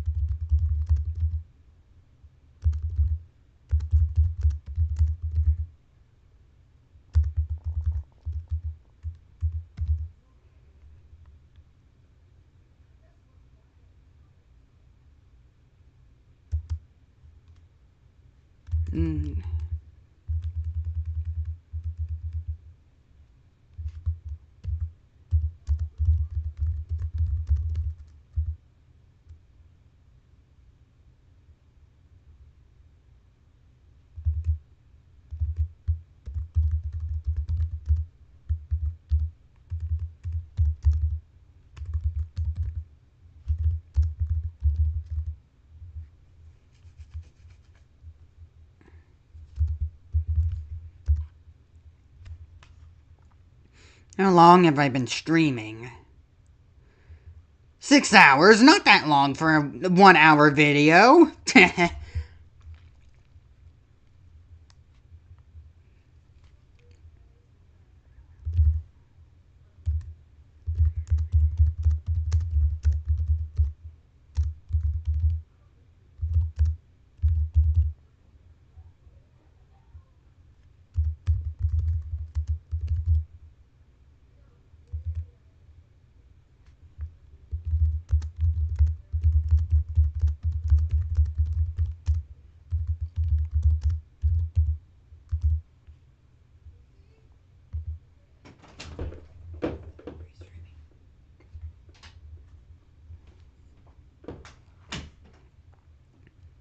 In Undertale, Flowery called you the name of the first fallen human because you put the name of the first fallen human.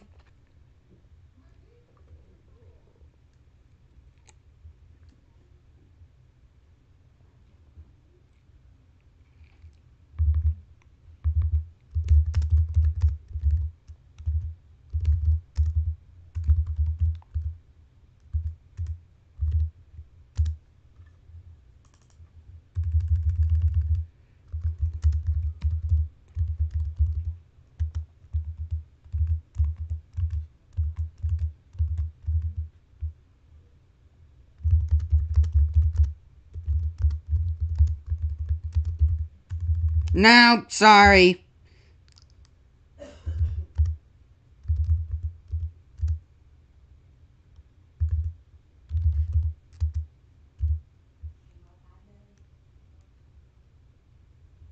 Yeah, sticky keys. Rhythm games must be ruining this, huh? Maybe I need to quit. Well, I'm not gonna be quitting my rhythm games. But I might need to get a new keyboard or something just specifically for for playing rhythm games, so that way I don't break my keyboard. In Undertale, the name Flowery called you was dependent on the name you put as the first fallen human, because you... So, if the soul was Des,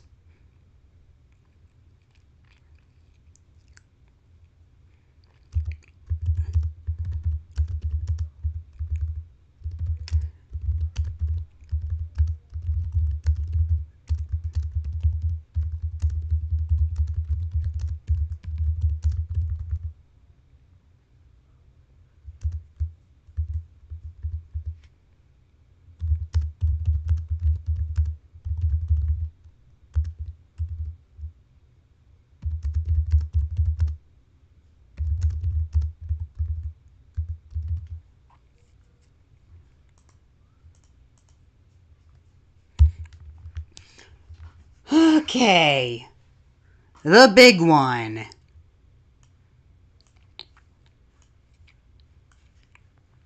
If Des is the one who is controlling Kris's soul, then why is Castle Town called Player Town, the name of the creator of the vessel? If the soul was Des, then why would the town not be called Des Town? And why would we be given the option to make the creator of the vessel whatever he wants or named after ourselves?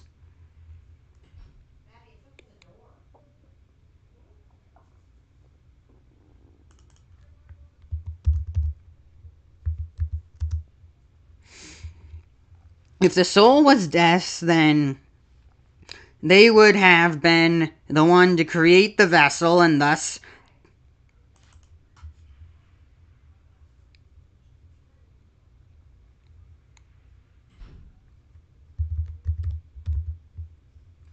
There we go. I didn't realize I misspelled it. Typos, I hate that. Okay, Castletown would then be named after them. It would make sense to be given options to name the vessel whatever you wanted, but there is only one answer to the name of the creator, and that would be the name of the soul. So whatever name we put as the creator of the vessel would be the name of the soul.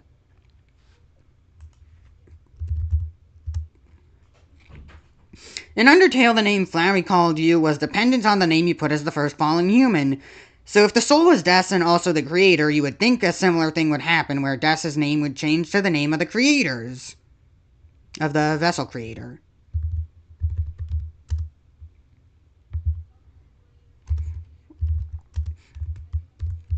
This is the same problem I had with Asriel. This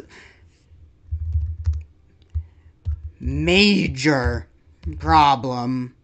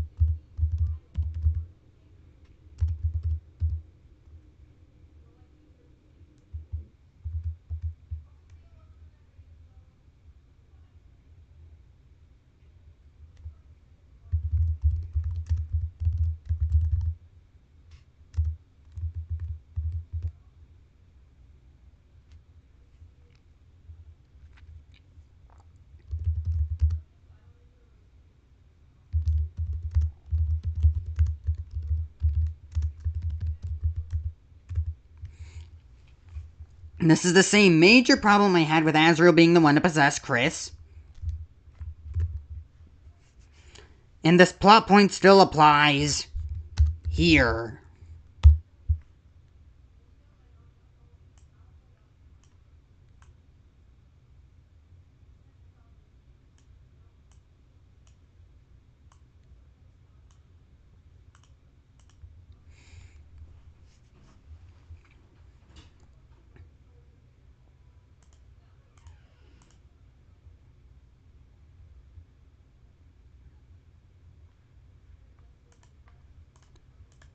That's right. Okay, here we go again. Here we go again is done, at least for now. Strayer University helps you earn your degree affordably with access to up to 10 no... Right, baby. It's not called Asriel's Dust 2.0 just because it's a sequel. It's called Asriel's Dust 2.0 because there are literally 2 boss monster souls in play in this narrative. Not only do I think Des is dead, but I think Kris absorbed her soul, either by being present at the time of her death or by conjuring her soul when they tried to summon a demon. Whichever Sure. is true, the end result is the same. Kris has been transformed into a type of entity that we've never seen before. A human who has absorbed a boss monster's I think Jaru just really likes the idea of humans fused with boss monster souls. soul. And yes, this theory does rely on Des being a boss monster, but why couldn't she be? The Holiday family and the Dream... Because boss monsters pretty much probably don't exist in Deltarune. Because why would magic be a thing that operates like that?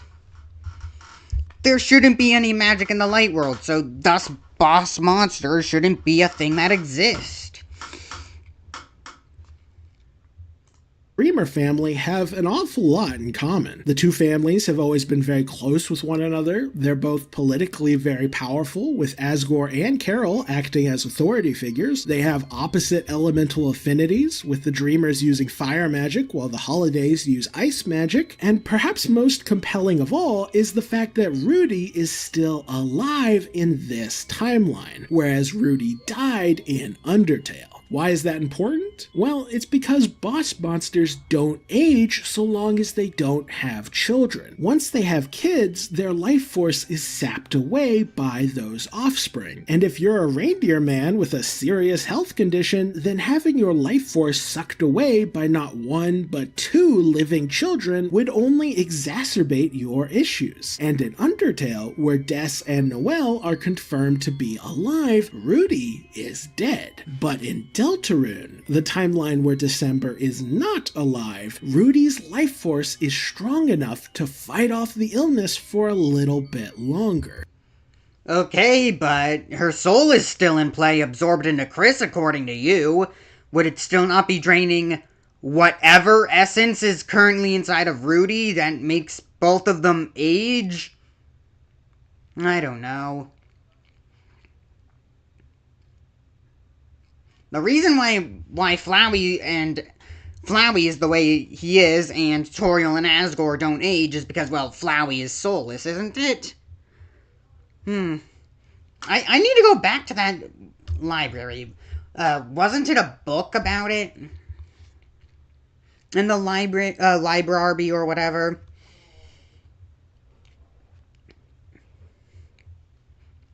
Does the magic only affect the body, or does it require the soul? I don't know. Hence why he's still kicking. Let me actually try and do some research on this. Give me a sec. Let me Google it.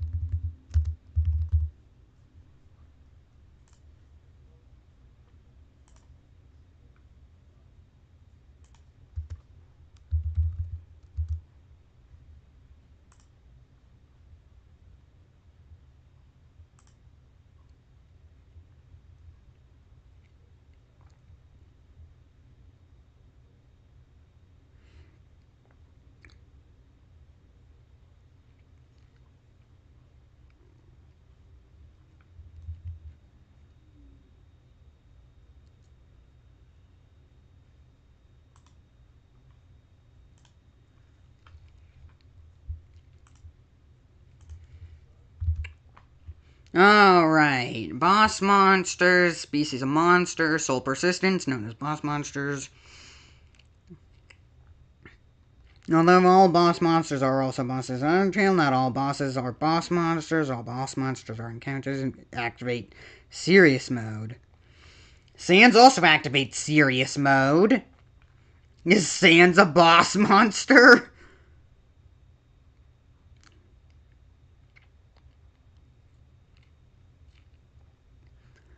Mechanic type, plot mechanic. Okay. Boss monster soul persists briefly after death.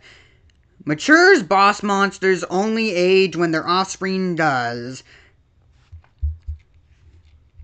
This explains Asgore and Toriel's longevity, as their son Asriel died at one point and therefore cannot biologically age. Okay, but does it require their soul to still be in play?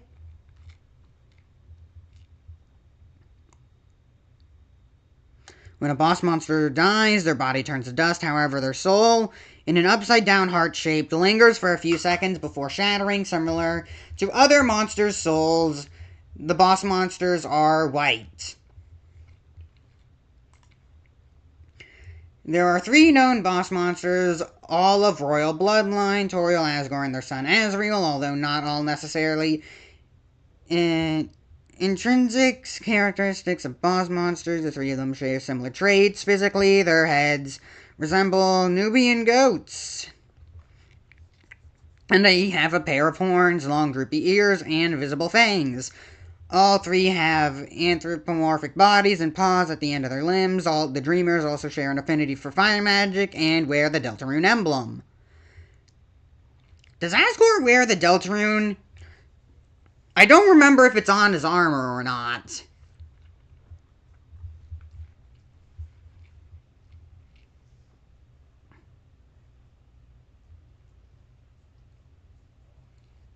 Is there anything about the souls? Okay. A boss monster's soul is strong enough to persist after death, if only for a few moments. We call them boss monsters when they have an offspring. The soul power of the parent flows into the child, causing the child to grow as the parent's age. But Asgore doesn't have a child, so he's been stuck at the same age and probably will be forever. Gerson. The soul power of the parents flows into the child. Soul power.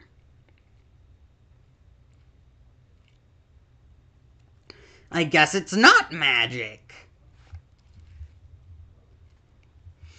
But if that's the case, then wouldn't Rudy's soul still be providing power to Dessa's soul? Because Dessa's soul is still in play, just absorbed by Kris's soul? Because Des is still alive, technically, in Kris. But then again, what would that soul power then be used for? It wouldn't be used for aging the bodies, because Rudy would be used to age Noelle up, and age himself up, and then that would also age Des up, but since Des doesn't have a body, what would it age up? Would it cause Kris to age? I don't know. That's probably not how it would work. I'm just looking into things too deeply, aren't I?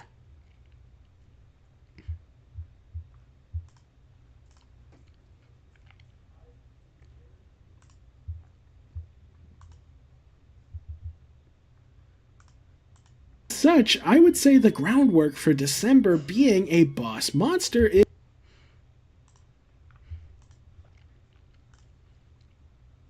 Let me just, add a note, real quick.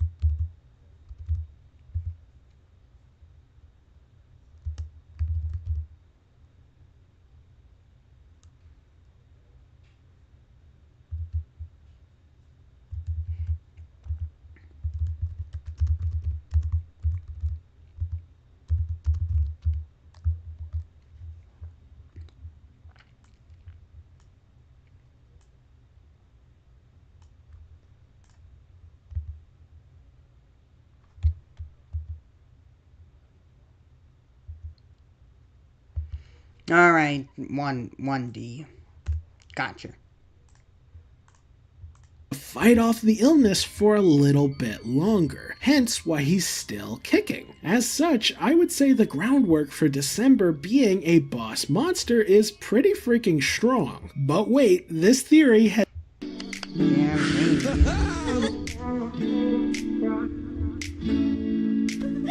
has even more going on. You see, not only does Kris absorbing Des's soul allow me to continue to politely disagree with player soul theory, but it politely disagree with player soul theory. Then what about creator of the then what about creator of the vessel soul theory, where the creator of the vessel is inside Kris's soul? You're clearly not going to disregard that, are you? Can you? Can you even disregard that fact? So explains all... Okay. No need to be harsh, I guess.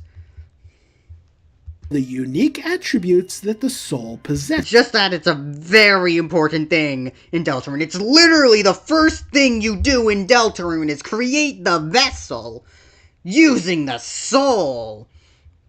You give it a name, then you give the game your own name as the creator or whatever you want to put as your own name. Why does Susie describe the soul as being good at flirting? Well, it's not because the player is good at flirting, because God knows that isn't true. No. Hey, how do you know? If that's the case, then wouldn't Frisk also be bad at flirting if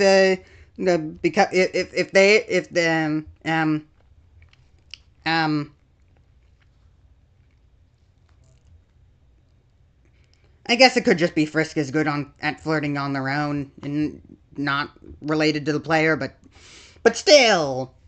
No, the soul is good at flirting because December was good at it. She was the coolest, most talented, most counterculture girl in the whole stinking town. Of course she'd be good at flirting. As for why the soul is opposed to Kris's plan, again, it's because December is opposed. She doesn't want Kris's harebrained scheme to result in the entire world getting destroyed. This theory also explains why Kris is so harsh towards the soul. It didn't make sense for them to show such hatred towards Asriel, but towards December? That totally adds up. The only times we ever hear about the two of them interacting was when Des would beat Kris up with her bat. In fact, that makes sense. Coming up with this theory, I've reached the conclusion that Kris almost certainly hated December. Why? Well, it's because she was the one who was always hanging out with Asriel. Think about it. She has his sweater in her closet. Jealous much?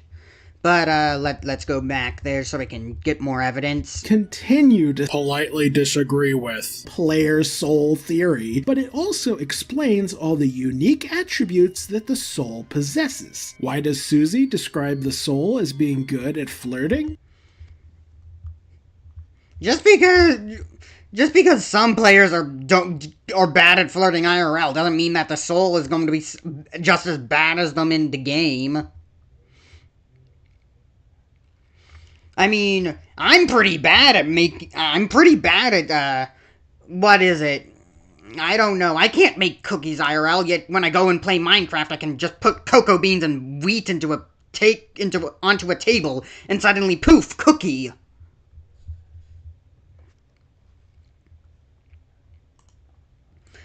So yeah, it doesn't have to literally be like that. The soul is could just be a representation.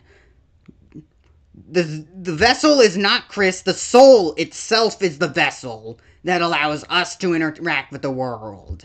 Well, it's not because the player is good at flirting, because God knows that isn't true. No, the soul is good at flirting because December was good at it. She...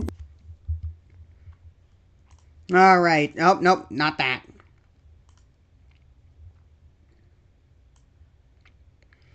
Alright, let's add this. Let's add more to the list of evidence and counter evidence and stuff.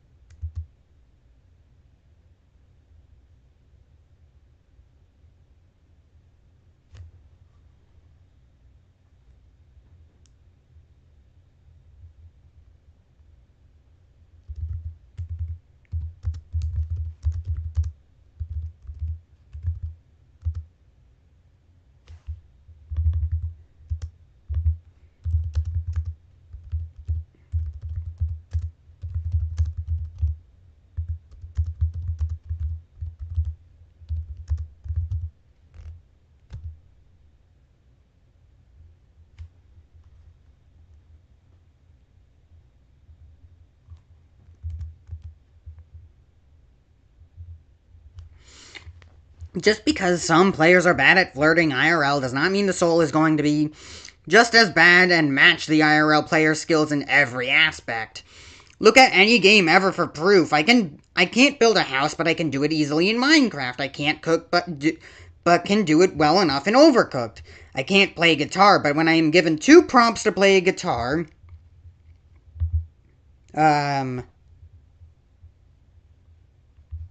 lanes, given 2 lane prompts to play guitar, in a rhythm game format, I suddenly can.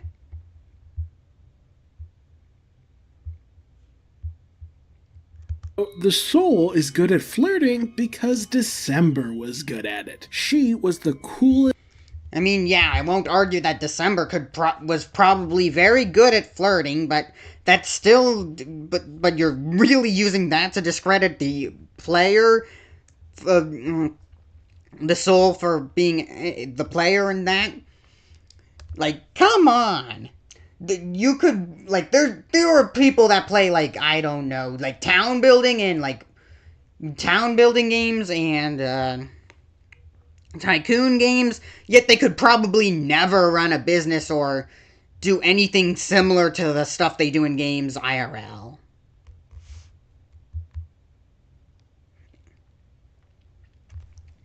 I can't play guitar.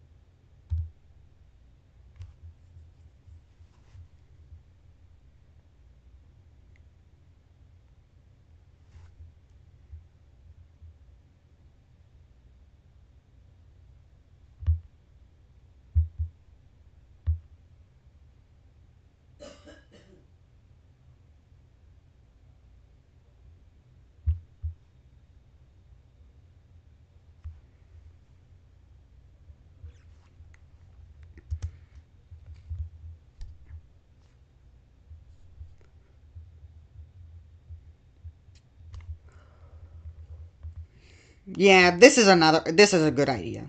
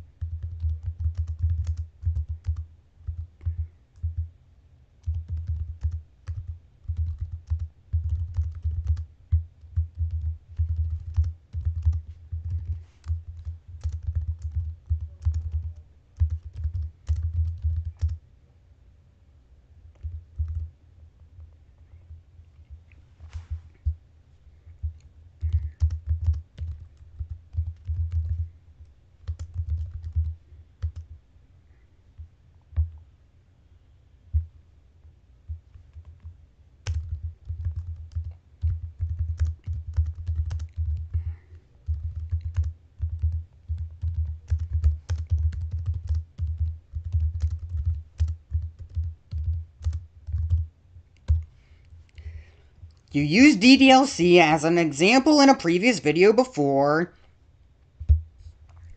and the player is 100% canon to that world and its story.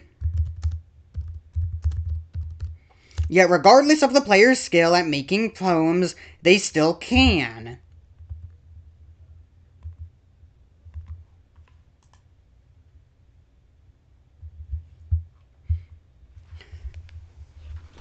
Now that's, there we go. most talented, most counterculture girl in the whole stinking town. Of course she'd be good at flirting. As for why the soul is opposed to Kris's plan, again, it's because December is opposed.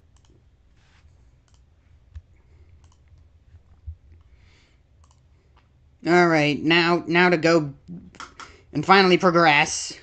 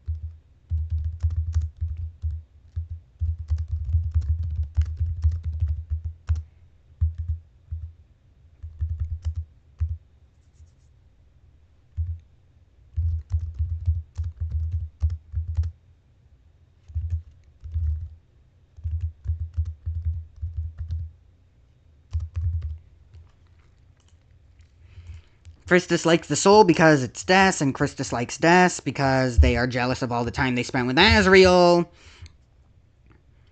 But also, they still hold a grudge from all the times Des hit them with a wiffle bat.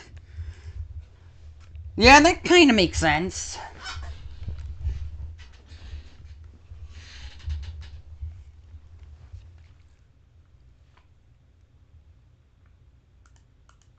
She doesn't want Kris's harebrained scheme to result in the entire world getting destroyed.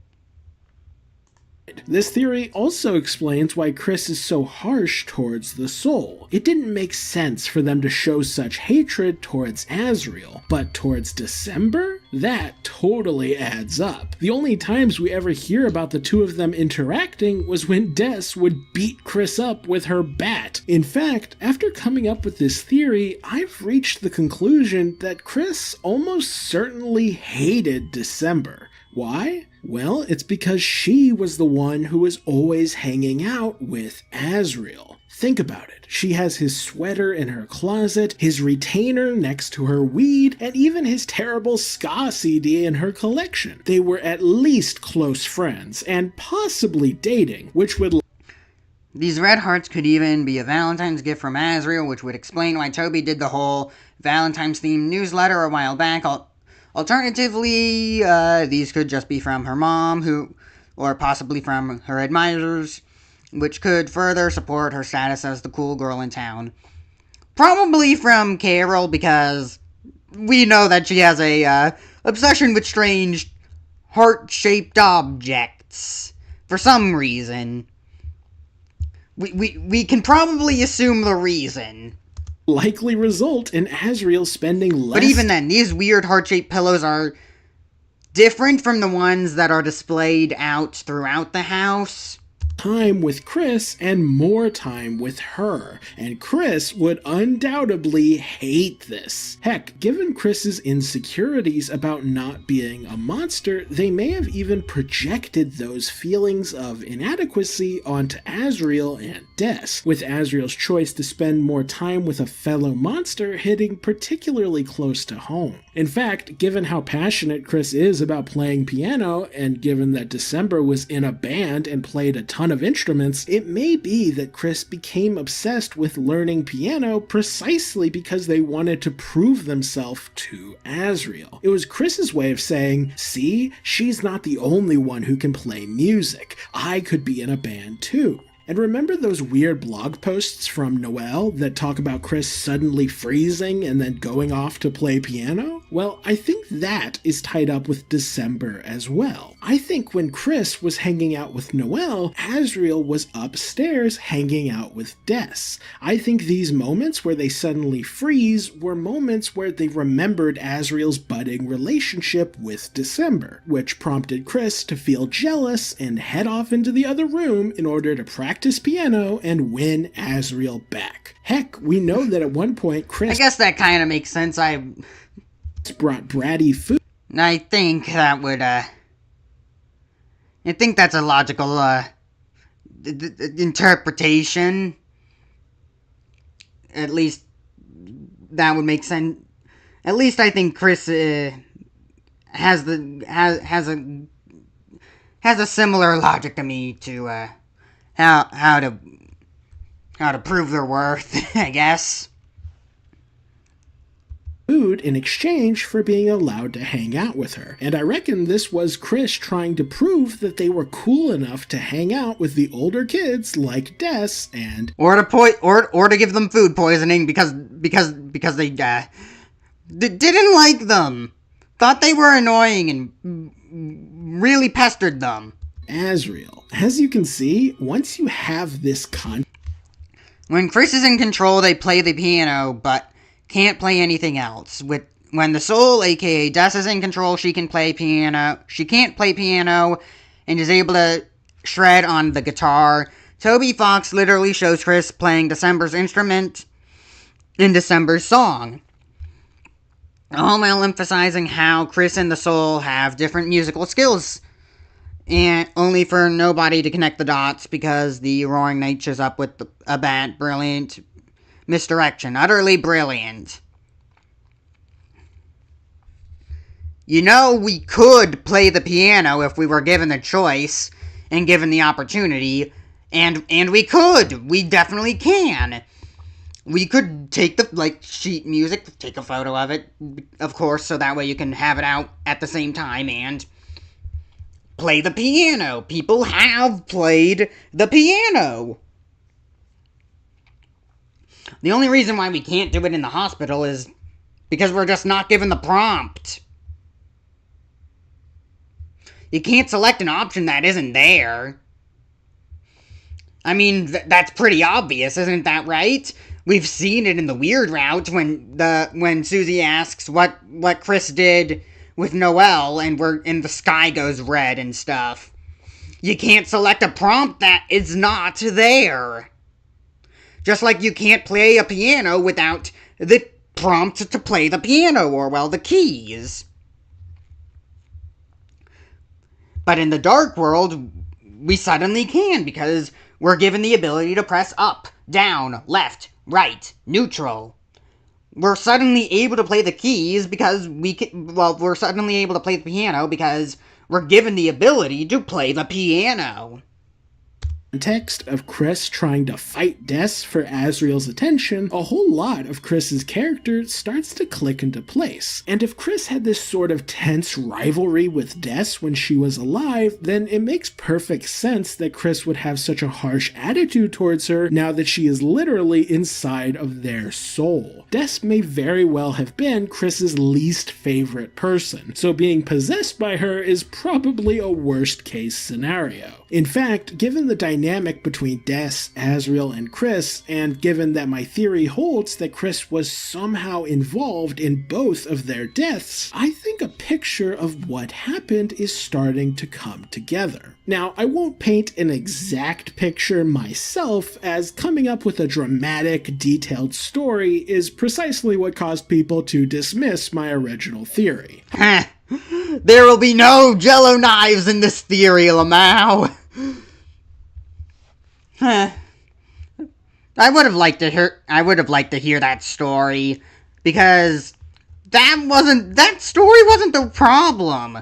The problem was all of this.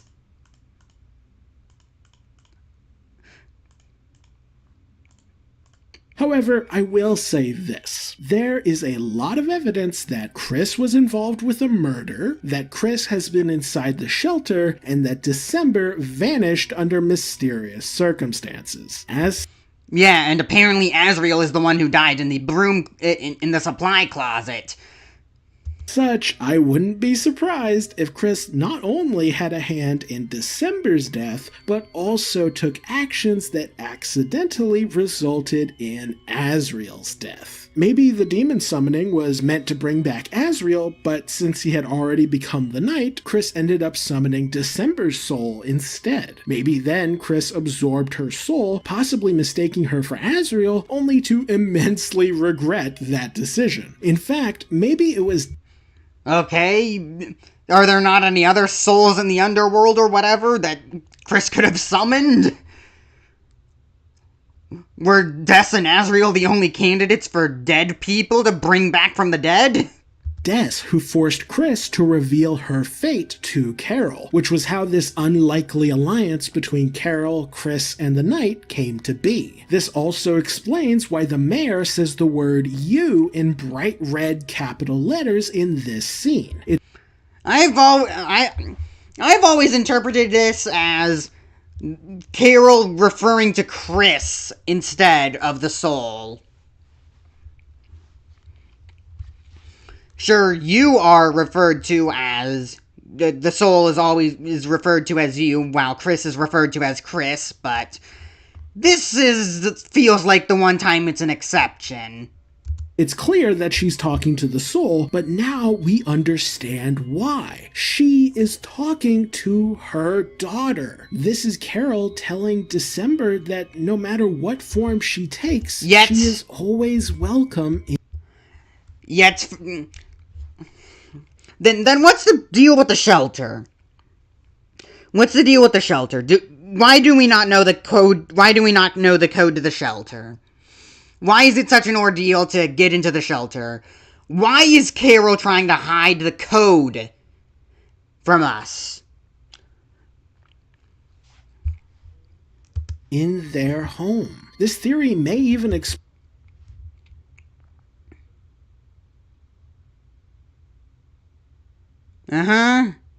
As a bonus, if the theory that Noelle is transgender is accurate, as her room colors imply, this would be the second of Carol's children to undergo a significant change in how they physically and socially perceived, while still being loved and accepted by their mother.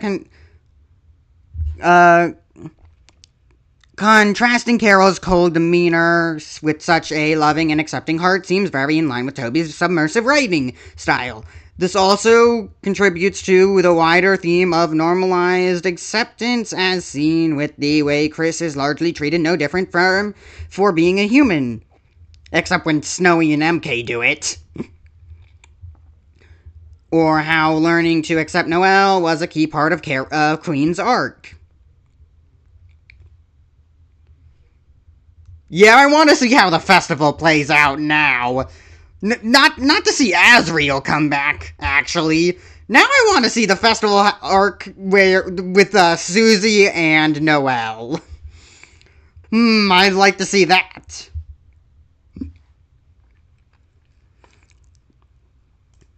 Okay.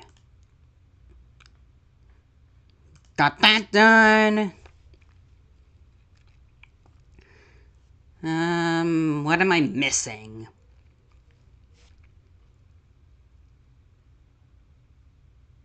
Oh yeah, what I was saying about the code.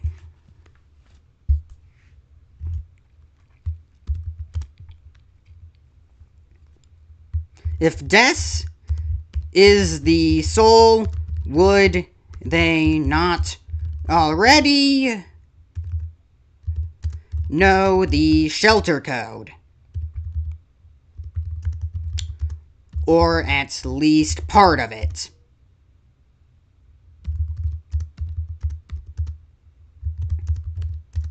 And why would Carol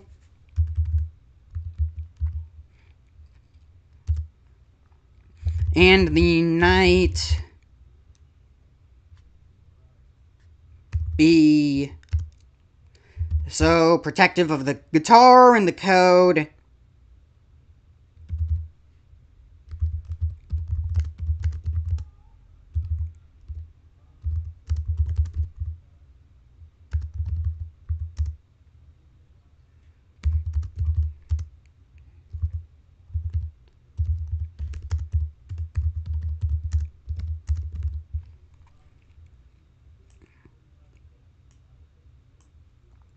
If this is the soul, then why would they not already know the shelter code, or at least part of it? And why would Carol and the Knight be so protective of the guitar and the code if they technically belong to you?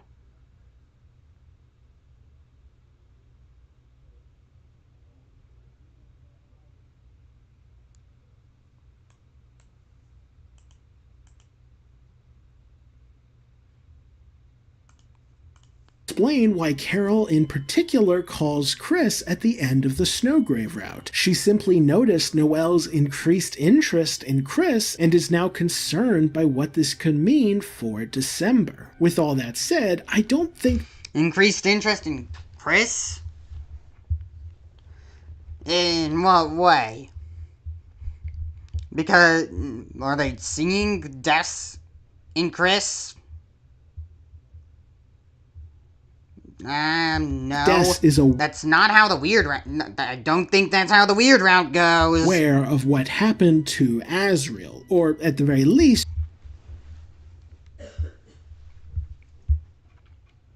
I'm getting close. Just a few more minutes. And at the same time, let's check the recording time. I've been streaming for almost 7 hours.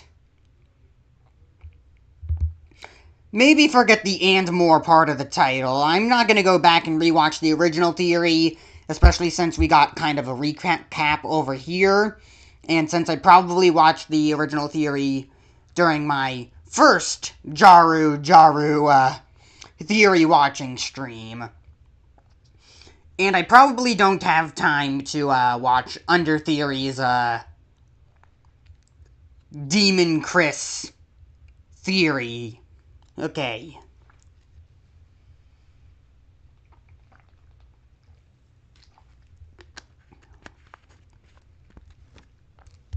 She isn't aware that he has become the Roaring Knight. That is why Kris has worked so hard to hide the Roaring Knight after December. With all that said, I don't think Des is aware of what happened to Asriel, or at the very least, she isn't aware that he has become the Roaring Knight. That is why Kris has worked so hard. Yeah, I guess I can understand that, but again, what's up with the code that literally belongs to her? Hard to hide the Roaring Knight's identity from the soul. Des was quite possibly in love with Asriel, so if she found out that Kris had a hand in his death, then not only could she bring physical harm to Kris's body, but she would be even more determined to put a stop to Kris's schemes. Speaking of determination... Kris's schemes to bring him back. Great. Given that I theorized that December was the original controller of the timeline in my Kris is Des video, I reckon it is quite feasible that Kris specifically... Isn't the angel supposed to be in the one control of the timeline now, according to you? Specifically inherited their ability to save and load from December, which is why their save points are gray instead of yellow. With all that said, there is still a rather large... How would that make save points gray?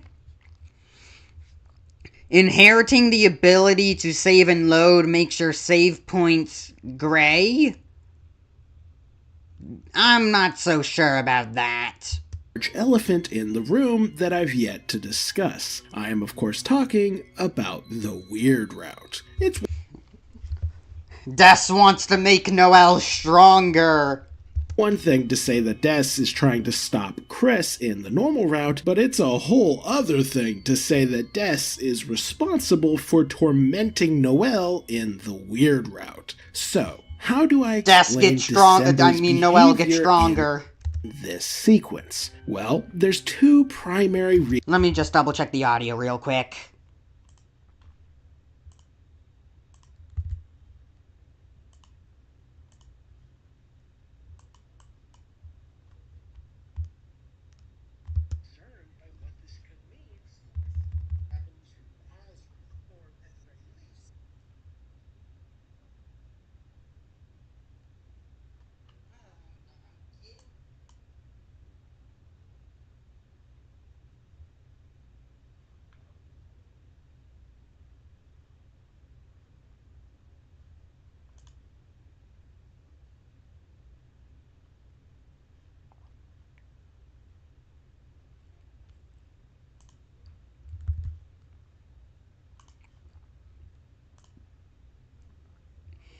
Alright, let's go back to the video.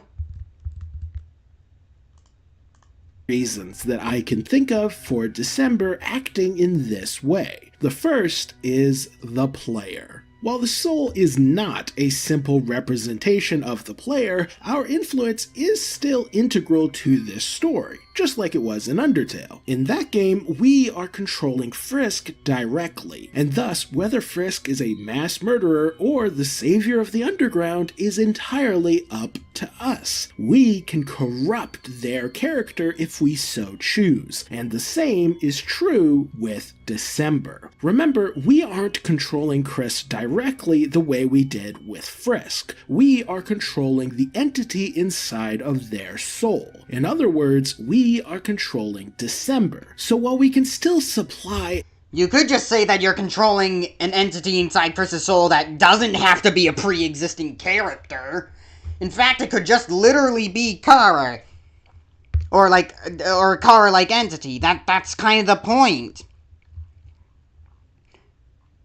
Well, not the point, but that's what I want. Like, not what I want, but it's what makes the most sense. You get the benefits of it being player without your like drawbacks of my suspension of disbelief is in shatters.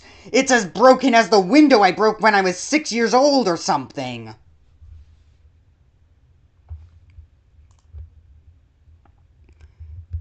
You could just say that it's a Kara-like entity.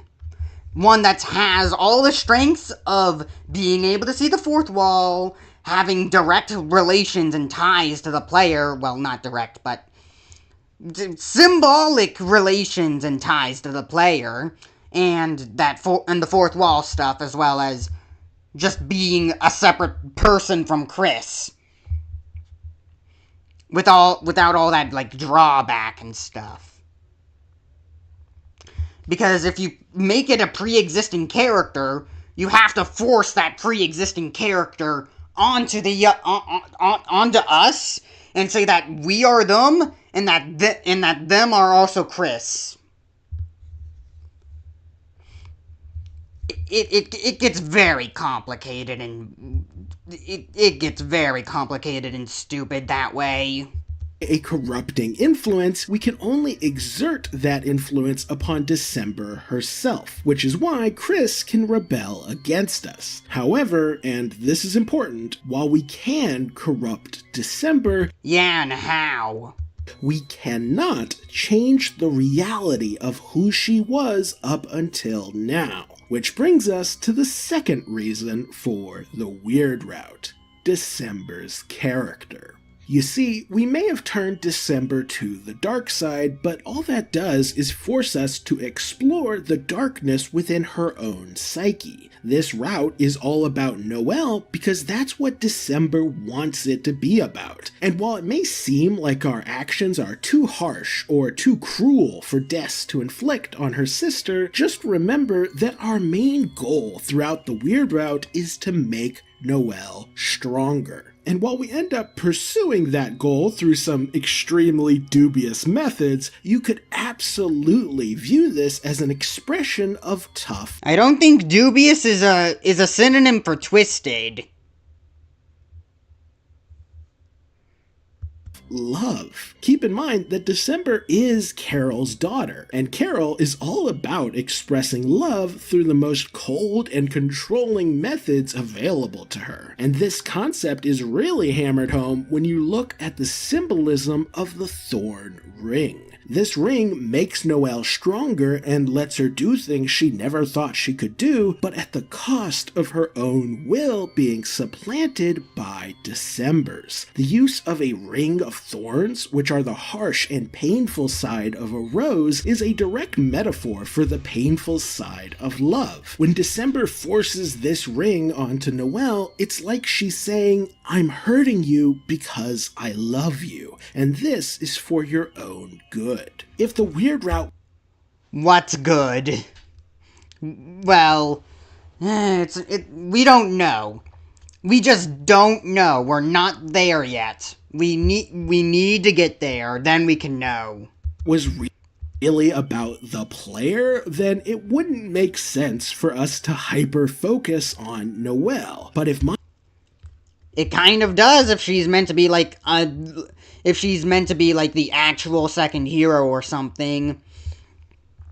As well as it, like, Nighthawk, I think. I think that's the person who, yeah. I think, so Nighthawk says that Noelle has strong ties to the Knight and Carol because they care about her, and Susie also cares about Noelle. So if you get control of Noelle, you can control both sides. That's a pretty important reason for, that's a pretty good reason for why the soul or the player or whoever would want to have a lot of power and influence over Noelle, so that way they could have power and influence over the other characters as well. I mean, isn't that kind of the whole point of the weird route? You have power over and influence over Kris, which then gives you power and influence over Noelle, so it would only make sense for that to continue and use that to get power and influence over the other characters as well. It's a chain of control.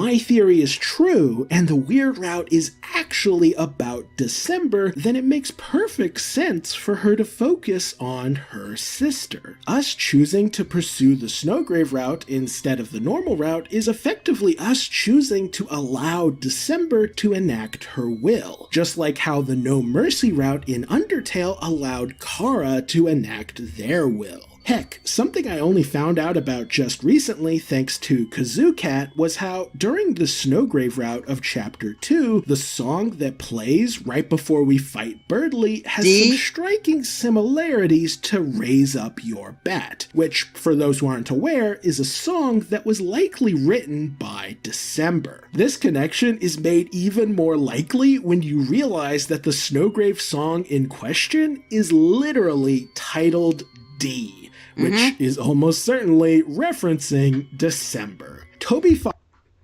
Then what about the W in the first chapter?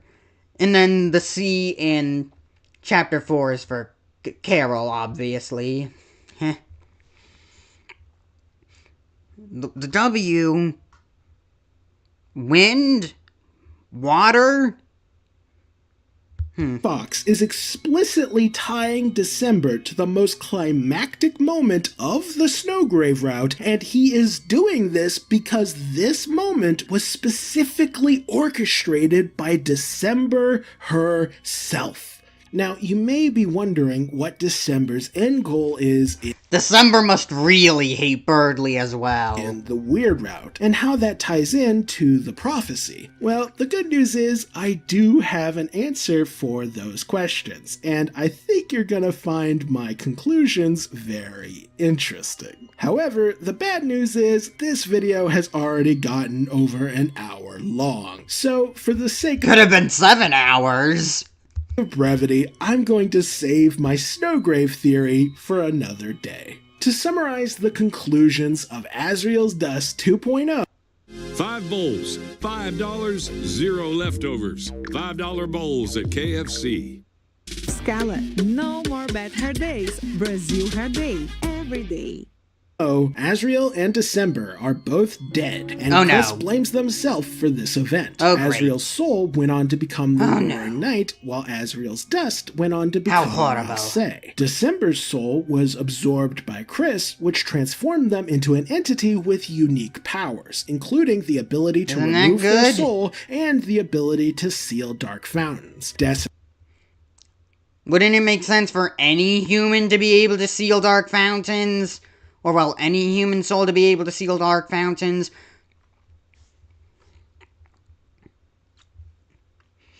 Of course, we have no other way of knowing, but still. If it really is only Kris, because of their unique situation,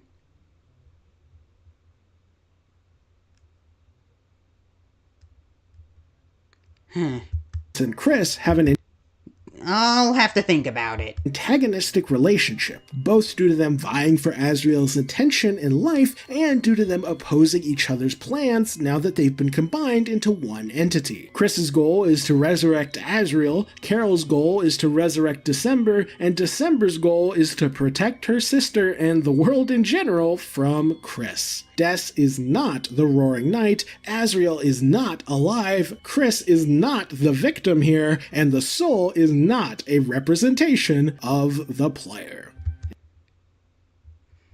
You can keep on believing that, and you can keep on ignoring the vessel creator sequence, Jaru. And with all that controversial theory crafting finally complete, I think we can draw this video to a close.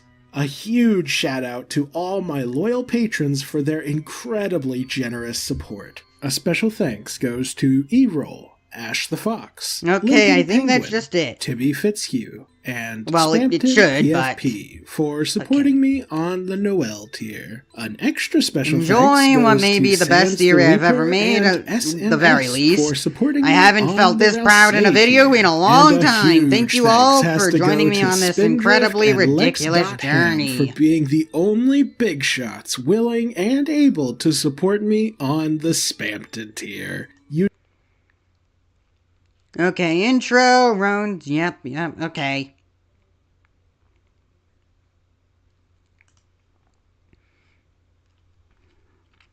Alright.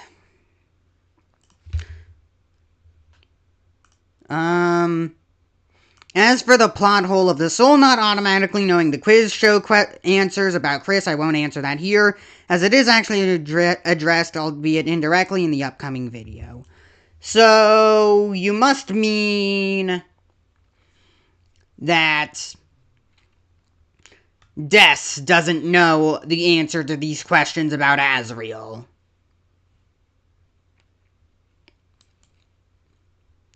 Sure.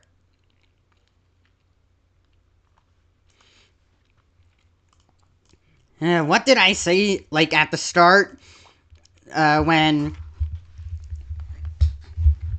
When I said that, I think that, like, did I say that there's a good chance that Des could be the one possessing Kris? And then I immediately threw this out the moment Jaru said the same thing. I must have just forgotten about it. Like, it makes sense. I can see it. It's just that the fourth wall, soul teleportation, and mind reading, alongside the Goner Maker sequence. Nope, I don't need that. Alongside the Goner Maker sequence, just completely throws out like 99.9999% of candidates that could be possessing Kris's soul.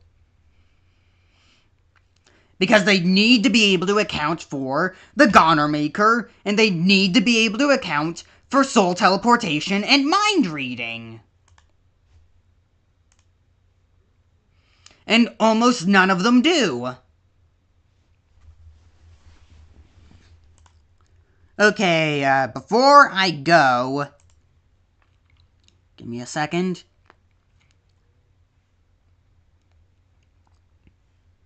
Okay. Before I go, I've got to make a comment. I've got to let them know.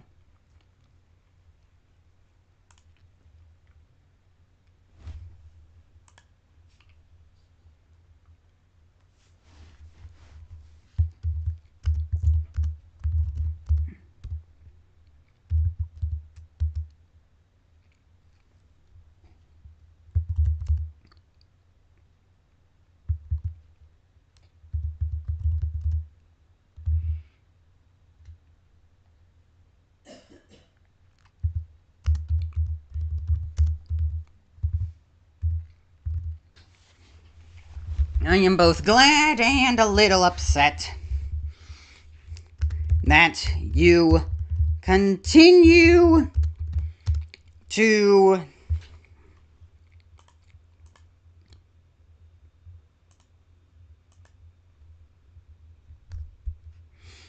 believe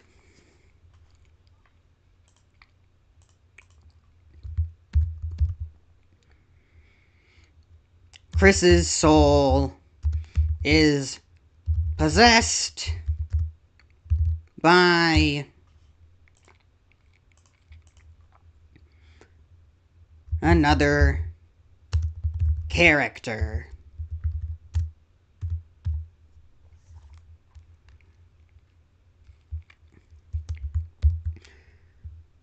I can see the arguments for the roaring night being Asriel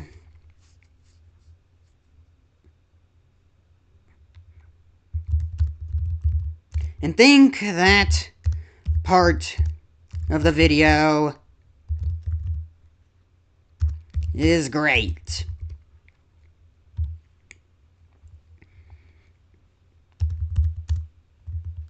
I am also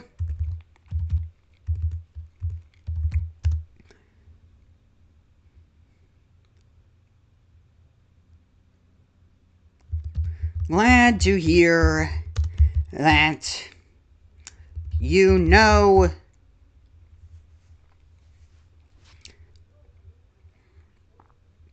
it's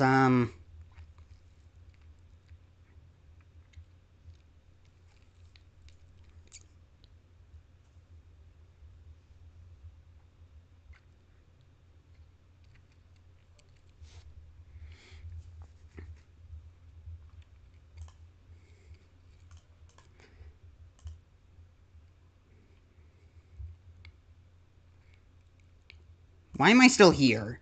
Did I not? Okay. There we go.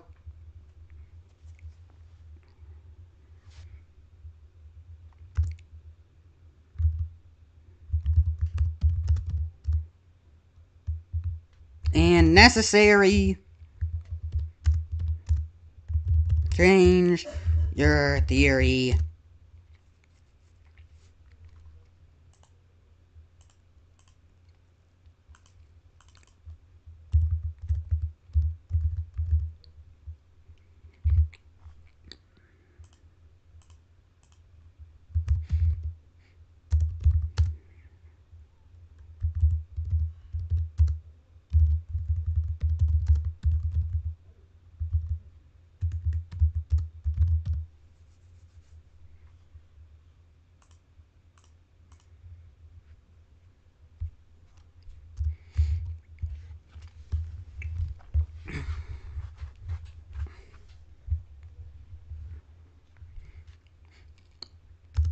A lot of the problems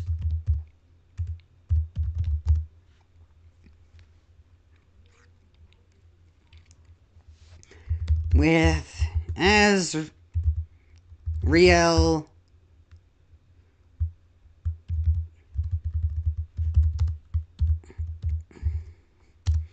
still apply.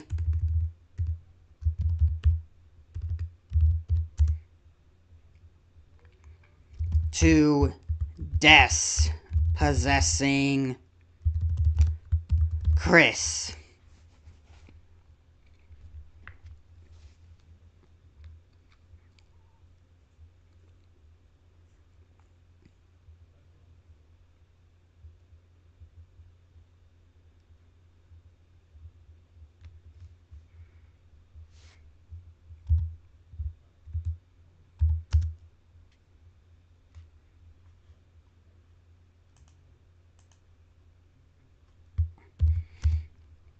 I am...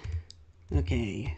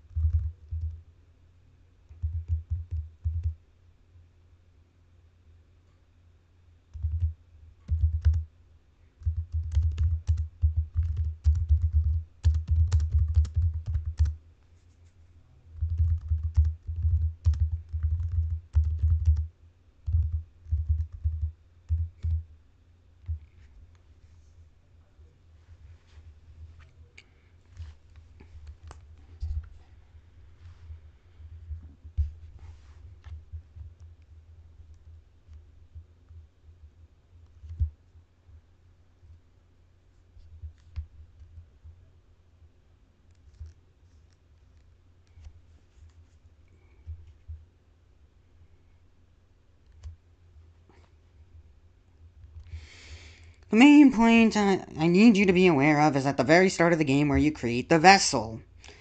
In the Goner Maker sequence.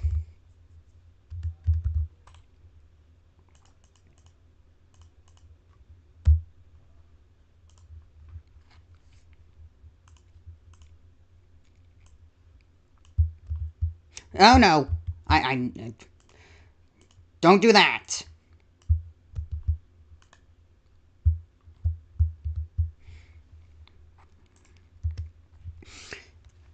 If Des is the one who is controlling Kris's soul, then why is the town called Player Town? Why is Castle Town called Player Town? The name of the creator of the vessel?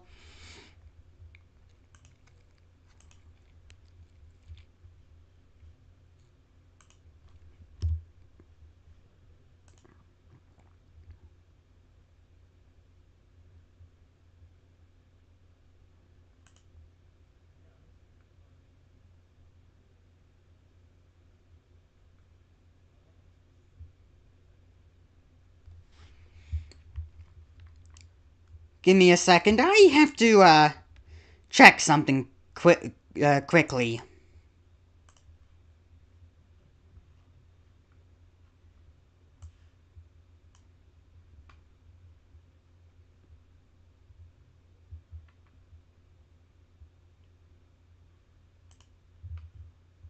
Nearly.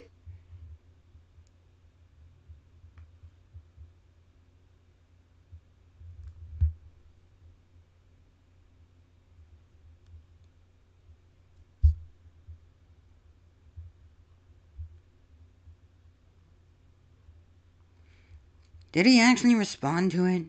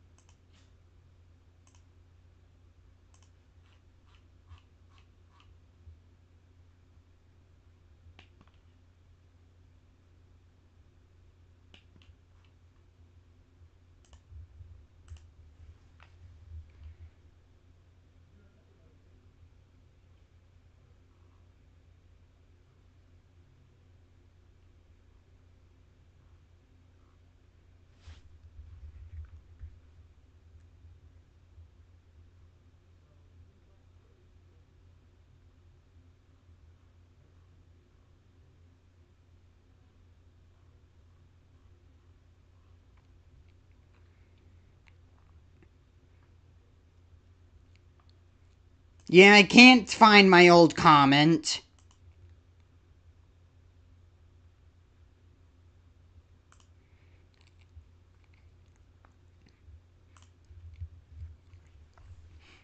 I remember this post, but I can't remember any of my previous comments.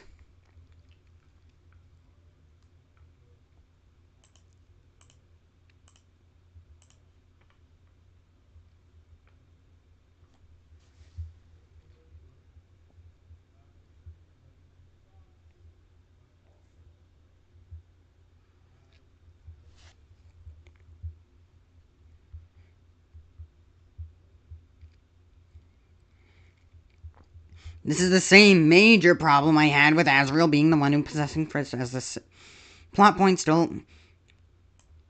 as this, plot hole still applies here. Okay, that's my major one. Let's go back here.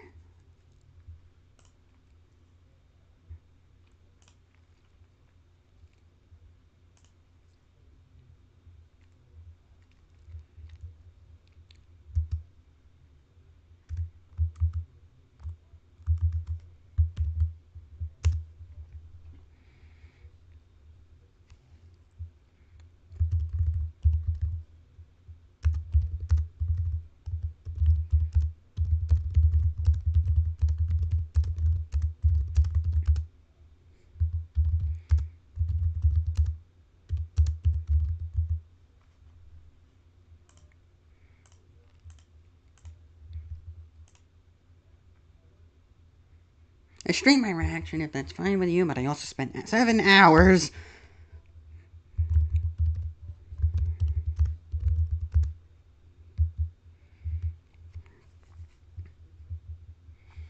Your...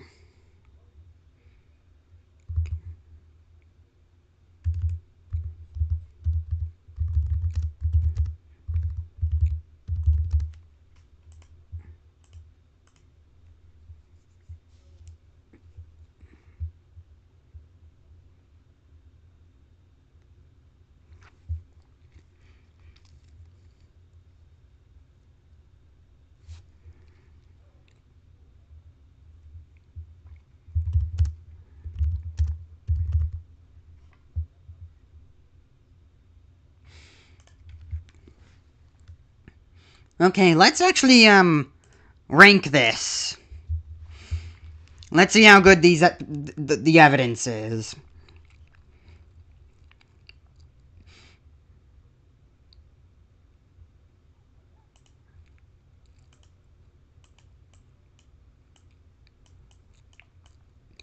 A human body and human soul.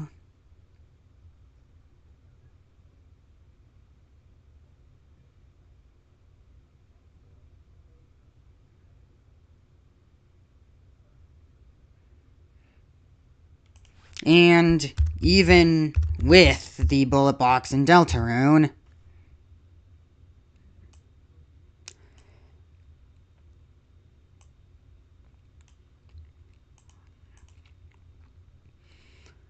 Kris believes they have to keep Asriel. Okay. This is reliant... This both talks about Undertale and Deltarune, so it's not really reliant on either of them, so they don't need to be highlighted. This one, weak evidence, because it relies on that theory. Kris knows Asriel is the one possessing their soul, and wants to keep it a secret from him because he would object to opening Dark Worlds because of Asriel's ethics. Kris already opened a Dark Fountain in front of him at the end of Chapter 2. I thought Kris was trying to keep their involvement in the creation of new Dark Worlds a secret, according to your theory. Okay. Rosie's connections to Undertale. Anagram of Asriel. Looks like a dreamer. Fulfills the same role as Flowey, minus the being evil part.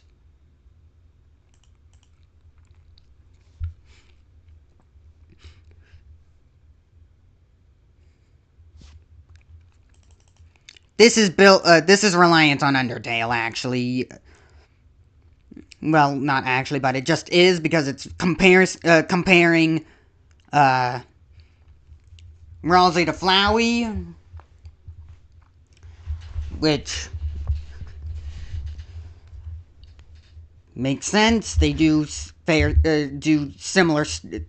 They do share some similarities, but shouldn't be that big of a thing. Okay, human body, human soul.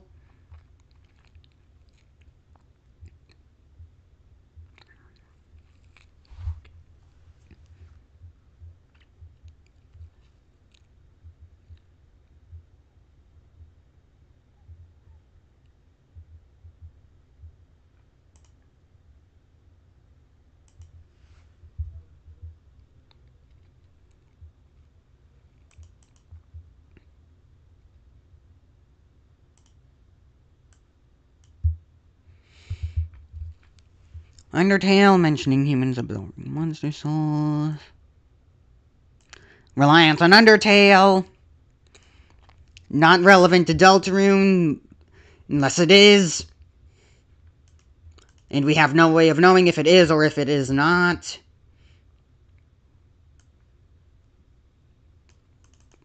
This is very reliant on Undertale.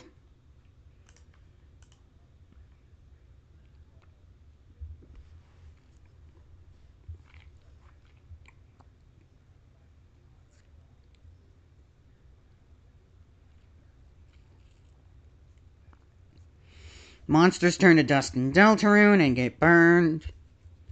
Get buried with their favorite objects, like in Undertale. Can also be brought back with the Dark Fountain. Now, this one's just purely off of Deltarune. It's not reliant on Undertale. Because we literally learned that in Chapter 4.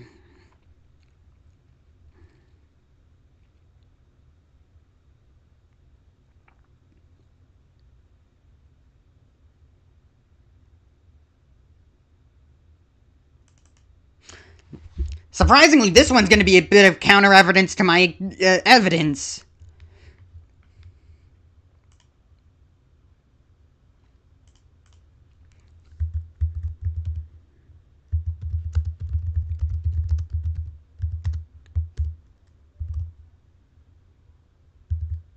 Ralsei uses the word tend.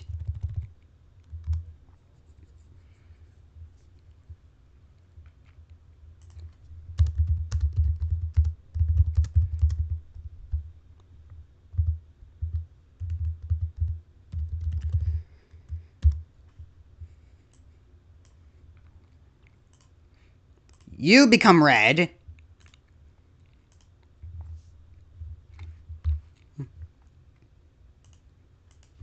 Kris hates the soul / Asriel during the weird round, yet wants to continue with the plan to try and bring them back. If the soul did get amnesia when being absorbed, where is this evidence that this is what happens and what would happen to okay, yeah, okay. Good.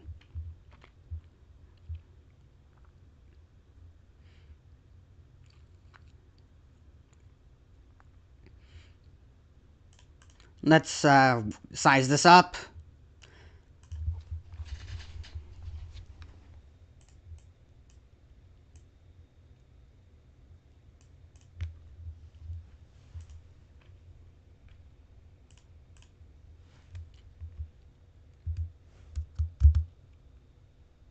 That's weird.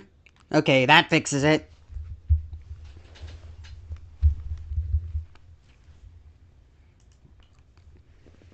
Evidence from part 3 of the video. A whole lot.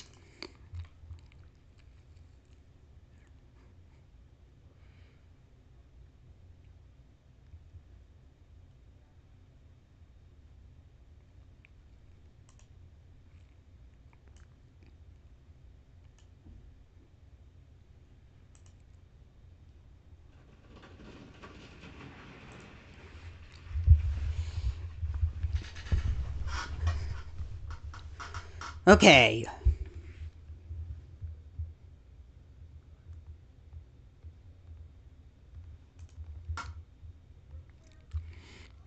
Stream my reaction if that's fine with you. I also spent 7 hours analyzing your evidence and reasoning, and you have.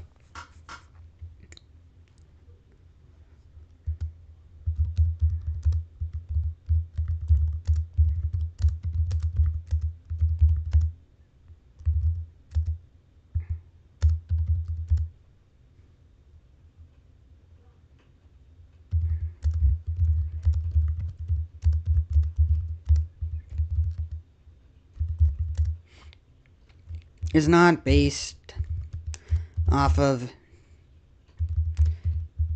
evidence, but reasoning.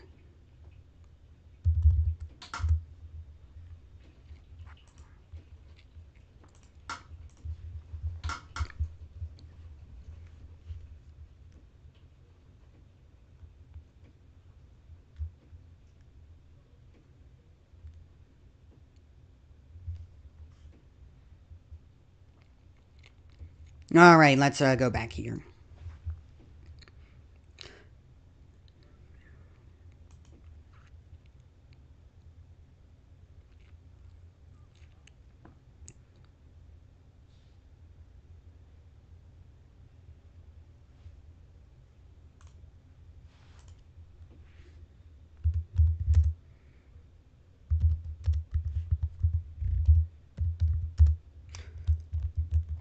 For example, in a post I made on my alt account,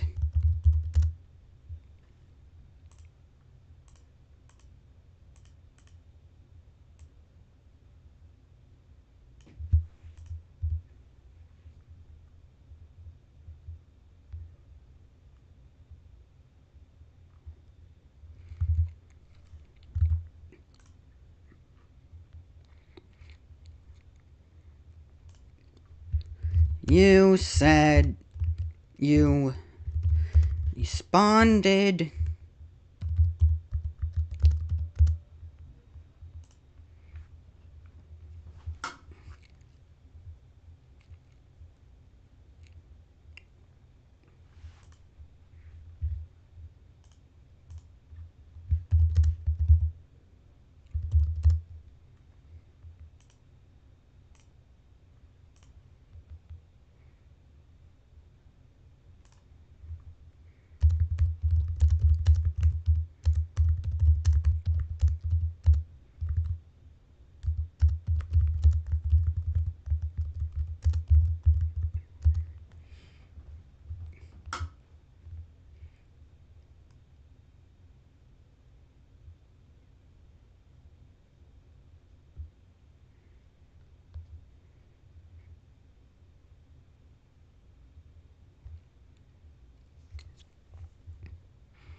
You responded to my comment about the soul being able to read other characters' minds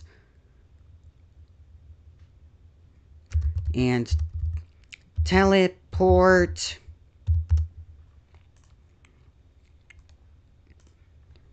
Being unable to see the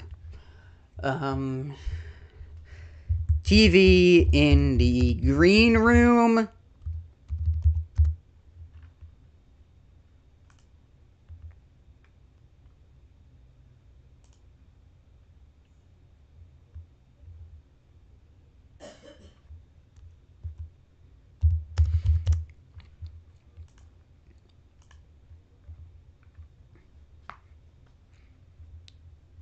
And the soul not knowing the answers to Tana's quiz questions about Asriel.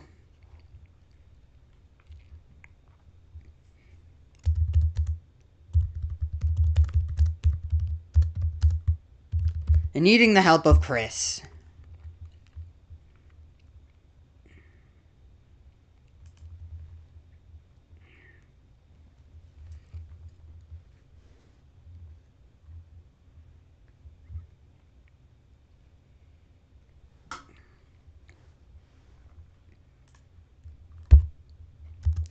well,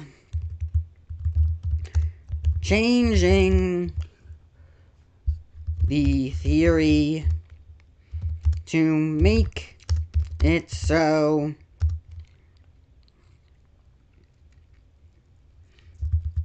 Des is the one possessing Kris.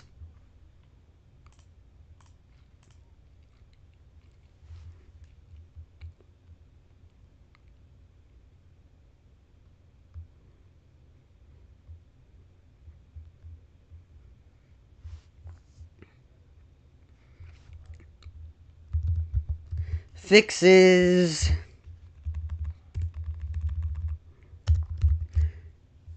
the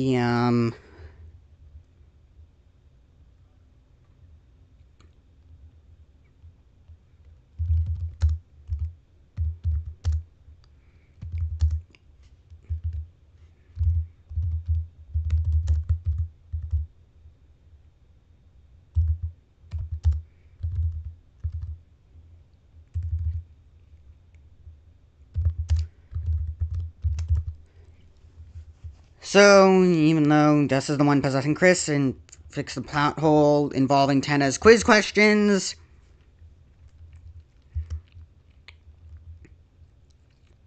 it still does not explain the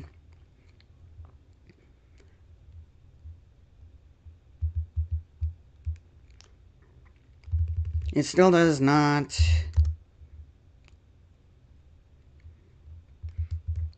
okay. The other two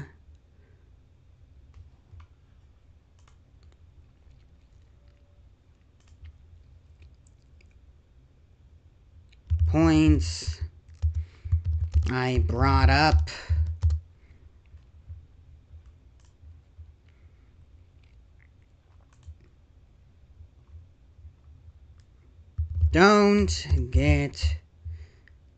don't have any evidence to counter my counter evidence.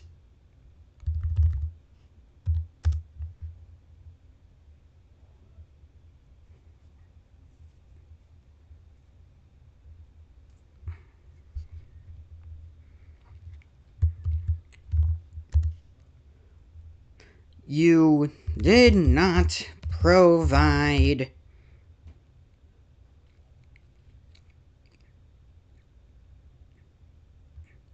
evidence against my counter evidence. You gave me an explanation.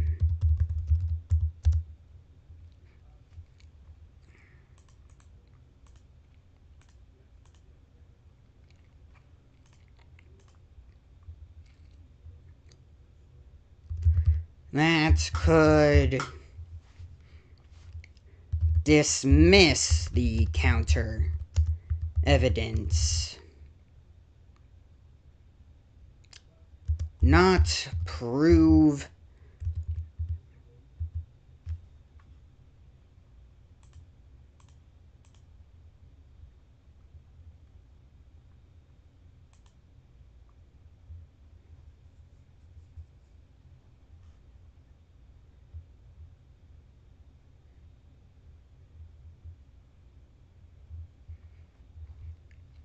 but one founded on no evidence.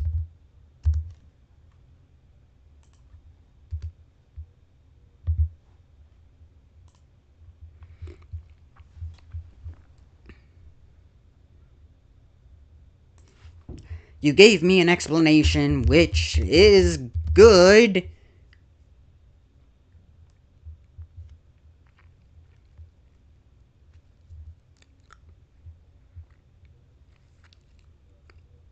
And those explanations.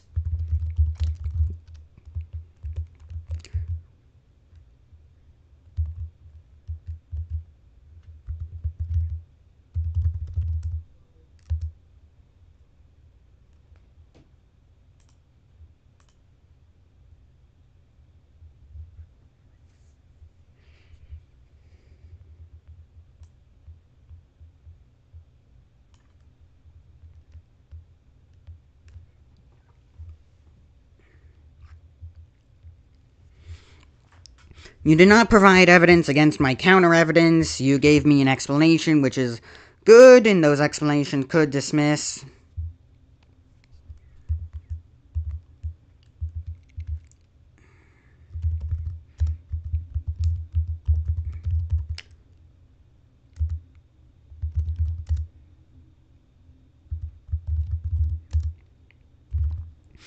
And those explanations could explain how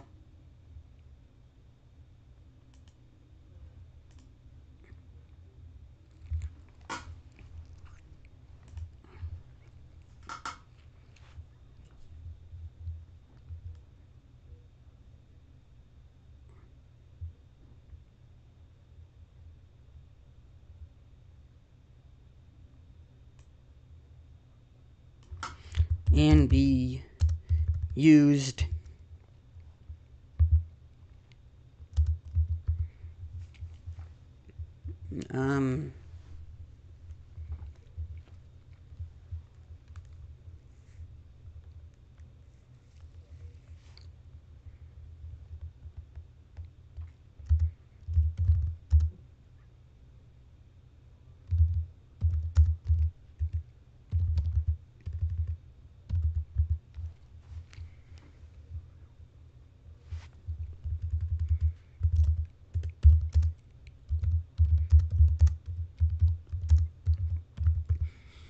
You did not provide evidence against my counter-evidence. You gave me an explanation which is good, and those explanations could be used to fill in plot holes.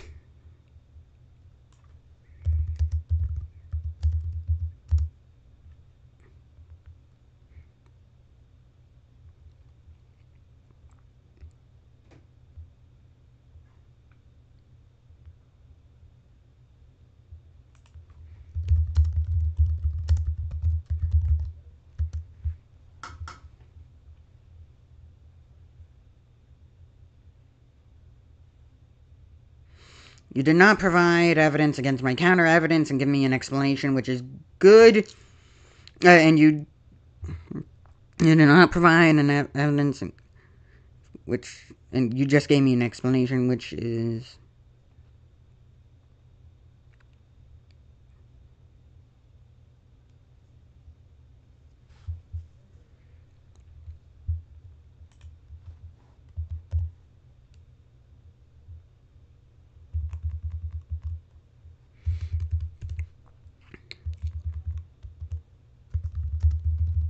those explanations are good and could be used to fill in plot holes and be used to dismiss the counter evidence, but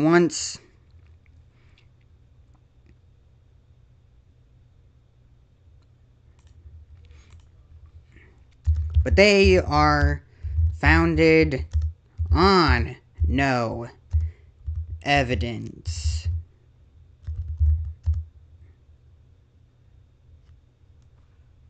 Okay.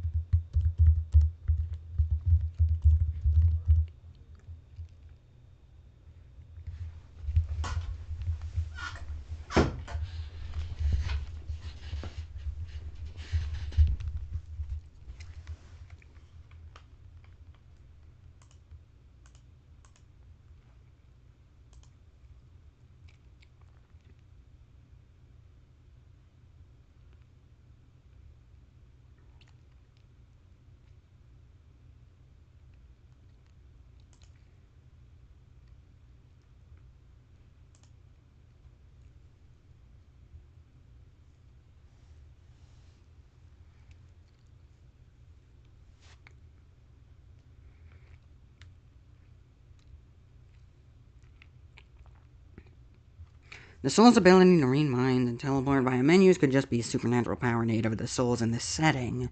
Undertale shows that menus have a diegetic presence, the EGC, and interrupting.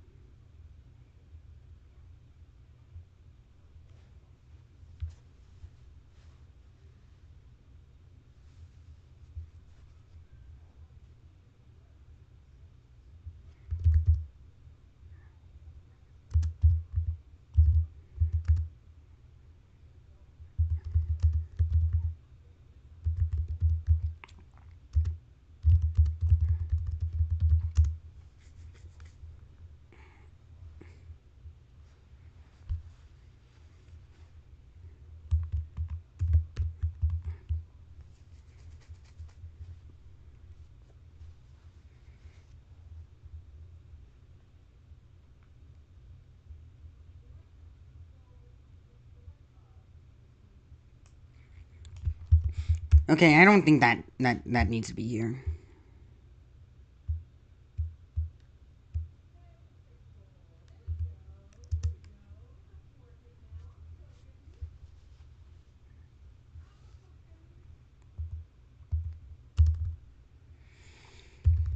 But reasoning where...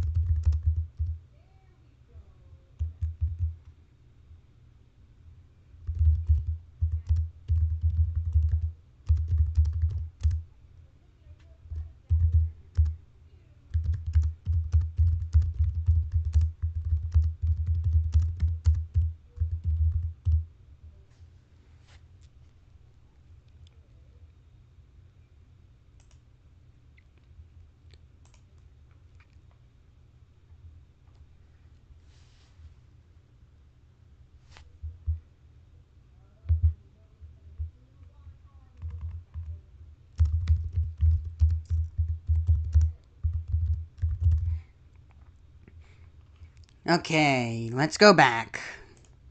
Very. This season, you've got places to go, people to see, and things to do. You may have already gotten vaccinated. Specific darkness to see it at first glance, but once you swap it out for this wing, circle becomes the leg, the very of his on a battlefield that keeps changing colors, and also want to ship loss of car. Knight is yet to speak or show much in the way of emotion. We do get a glimpse at this sibling dynamic. When the knight overpowers our heroes and downs them all in brutal fashion, they don't do this to Kris. Now you sing at Knight, as shown by the fact that their heart gets more reduce us to Ralsei connecting, but Neville with an identity theme, inflectional as every other major character like Susie, Lancer, Queen, and so on, all have theme music explicitly named after them, but Ralsei does not. Personally, I think this lack of theme music for the prince is because Ralsei is still figuring out his identity, and when we finally do get his theme, Okay, let's just ditch this last part.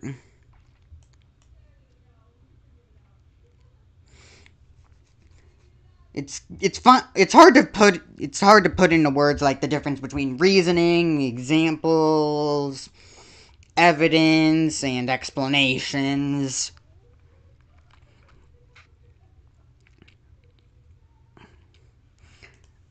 But like, look at this. The whole racing game. The issue is that you assume that the soul sees strictly through Kris's eyes. But there's no reason to assume to assume that. The soul can already observe distant locations as seen in the moments where we go watch Susie off on her own.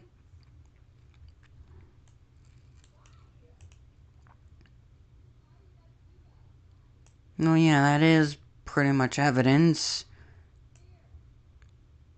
Never mind, I guess Jaru is good with evidence.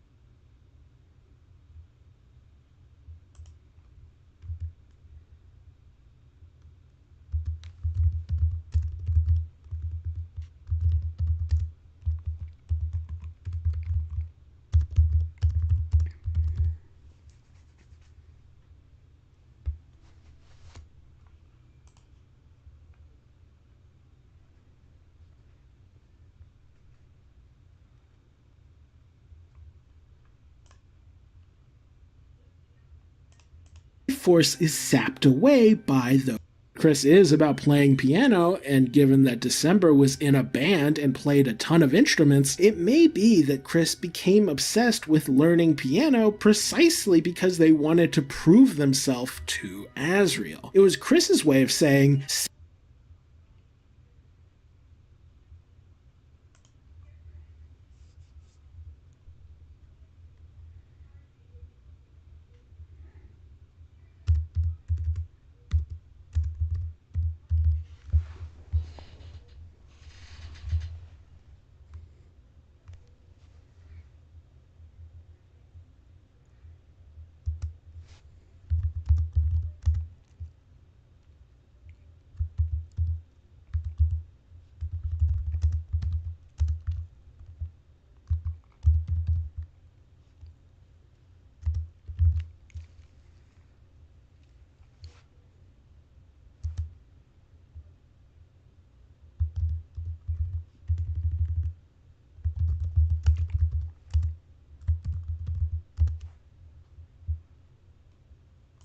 see, she's not the only one who can play music. I could be in a band too. And remember those weird blog posts?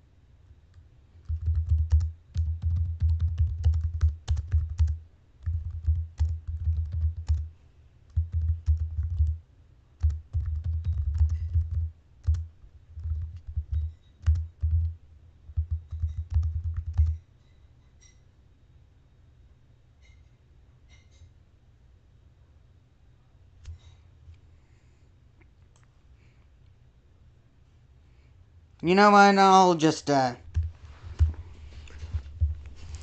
leave it here. I stream my reaction if that's fine for you, but I also spent 7 hours analyzing your evidence and reasoning.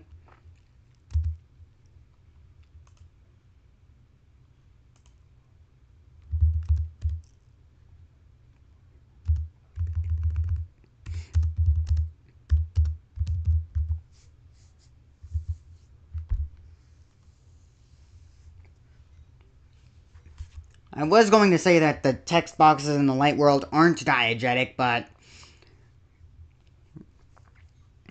it probably is.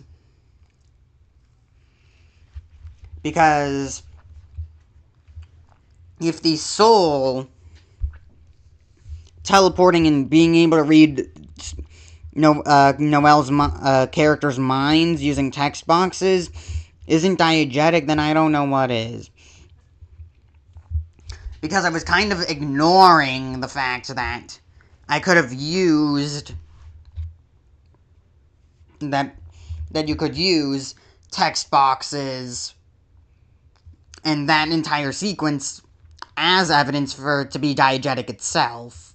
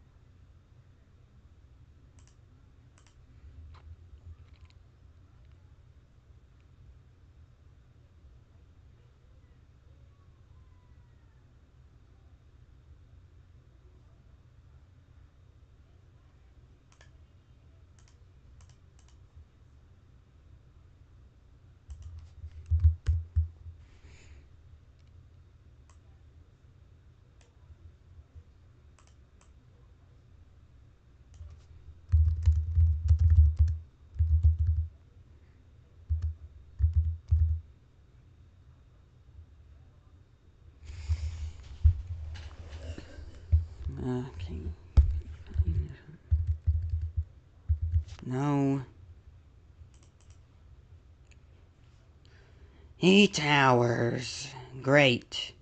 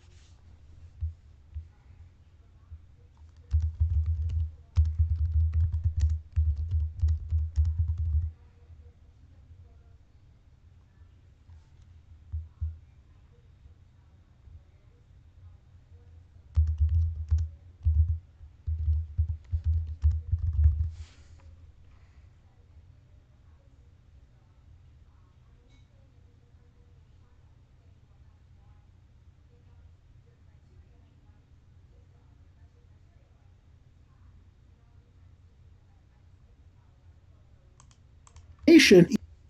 Switch to TurboTax. File free in the app by 2/28. All 100% free. Now this is taxes.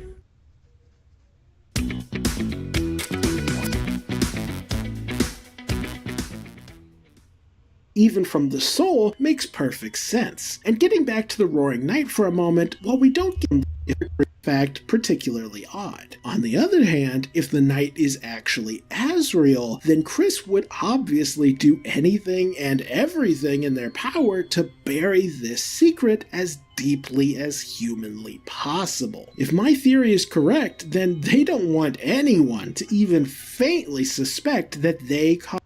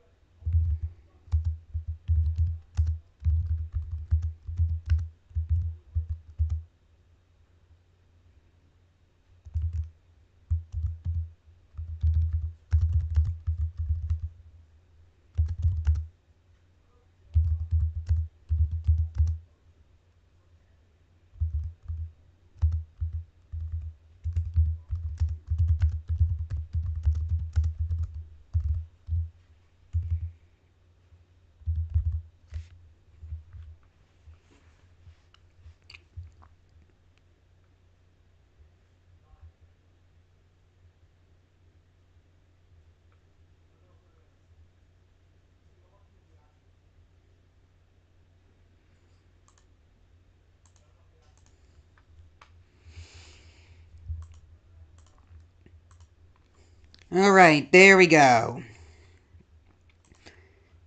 This took a while. I had a lot to say about this theory. And even then, there's still a lot I could talk about, and I mainly just stalled a lot at the end there with the comments. I was thinking very hard about it and what I should put, but it's done. That'll be it for today's stream. I'll have to go back and, well, change some timestamps and stuff, but I guess before I do that, let me go over here. Let me reread all this stuff. Counter evidence I presented in Jaru's post about Asriel's Dust 2.0. Reading the mind with text boxes, teleporting with text boxes in the racing minigame in Chapter 3's green room. That's very hard because you see the TV, because you can't see the TV screen from your perspective. The menus could be diegetic to Sam's fight, Photoshop Flowey, Sparable monsters changing their name to Yellow and stuff like that in Undertale. But to that I say, your counter evidence is only for Undertale. You can't prove text boxes are diegetic to the light world in Deltarune because the light world is meant to be more realistic. So why would text boxes be diegetic and a thing in a more realistic and less fantastical world? But even then I don't have proof that text boxes are not diegetic. Just the same as you don't have proof that they are in Deltarune's light world. Except, the very topic that we're debating about is kind of proof that they are diegetic in Deltarune's light world. Which is interesting. No other character can see text boxes or interact with text boxes. Only the soul can. Which is interesting. I say it's because of the device and the player, but I guess it's just because of heaven shenanigans. Yeah. I guess that's the answer. You die and suddenly, instead of becoming limited and a dead ghost and just non-existing, you suddenly gain superpowers by dying. Interesting choice there, Deltarune. The racing minigame is in Chapter 3, okay. In the Chapter 3 green room is hard because you can't see the TV screen from your perspective. The soul could observe distant locations, like watching Susie when Kris closes their eyes. The soul does not have to be limited to seeing only Kris's perspective. Strong evidence. When Asriel absorbs Kara's soul, he says that control over the body was split, so that would imply that they were seeing through the same eyes, because it's a part of the body. Weak evidence, even the soul absorption and even then, soul absorption and behavior could be different in the world of Deltarune.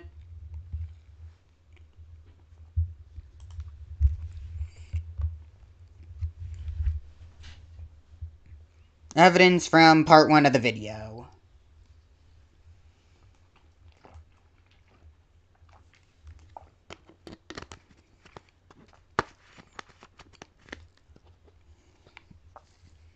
Kris believes they have to keep Asriel's death a secret because they are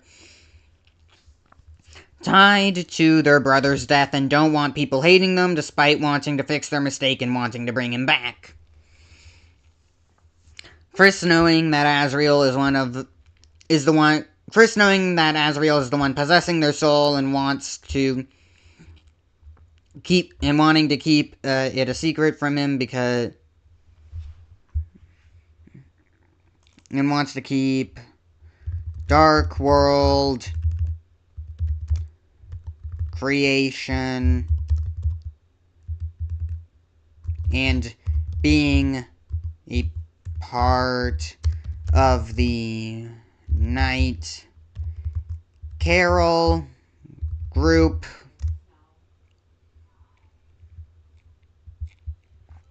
a secret because he would object to opening Dark Worlds because of Asriel's ethics. Kris already opened a dark fountain in front of him at the end of Chapter 2. I thought Kris was trying to keep their involvement in the creation of new Dark Worlds a secret, according to your theory. A human body and human soul could make the removal process easier and not harder because their bodies and souls could handle the process, unlike monsters, which is what happens during every battle. Unlike monsters who can't, which is why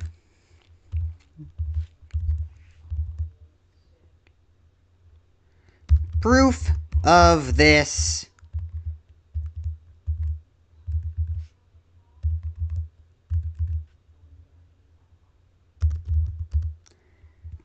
happens during every single battle when the soul has to interact with the battle menus and the bullet box in Undertale and with the bullet box in Deltarune. If you believe in the device theory, then the text boxes and menus are diegetic to the device and not to the light world it's in its normal state.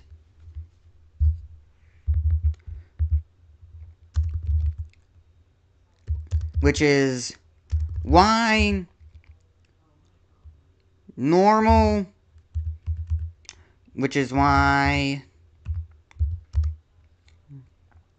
lightners can't see it.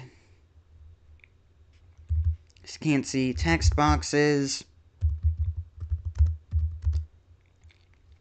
or use them while the soul can.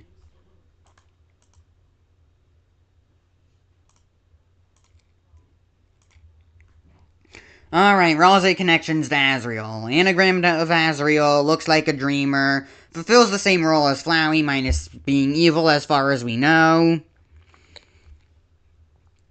Undertale mentioning humans absorbing boss monster souls could have been foreshadowing for Deltarune. It could have also just been hinting at the fact that you would have to absorb Asgore's soul to cross the barrier before Alphys tells you.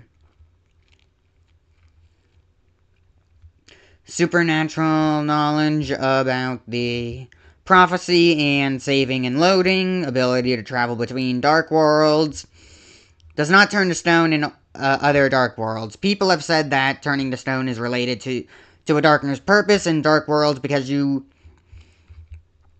Lancer and Rule's card don't turn to stone in TV world because they were given a purpose by Tenna to play the games and continue the narrative. This would explain why Ralsei does not turn to stone because he is a key part of every dark world being because he is the third hero from the prophecy and his role in each dark world is to help Kris seal the fountain. Parallels to Undertale, Deltarune's Steam page says it's Undertale's parallel story. Remixes of familiar story points. It could also mean that Deltarune and Undertale share the same multiverse, each have different canons, but have the same continuity.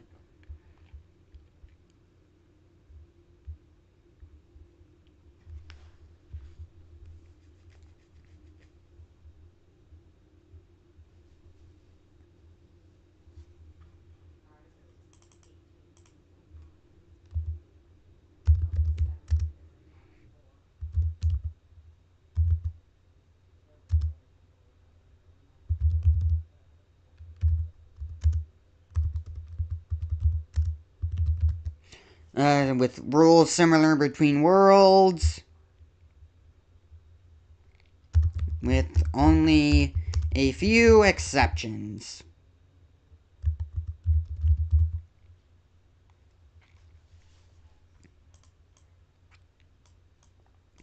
Monster funerals, monsters turn to dust. Why is this one wrong? Okay, guess I just underlined it. Monsters get turned to dust in Deltarune and get buried with their favorite objects like an Undertale. Can also be brought back to life with the Dark Fountain, Oberon Smog, / the Old Man Dustner.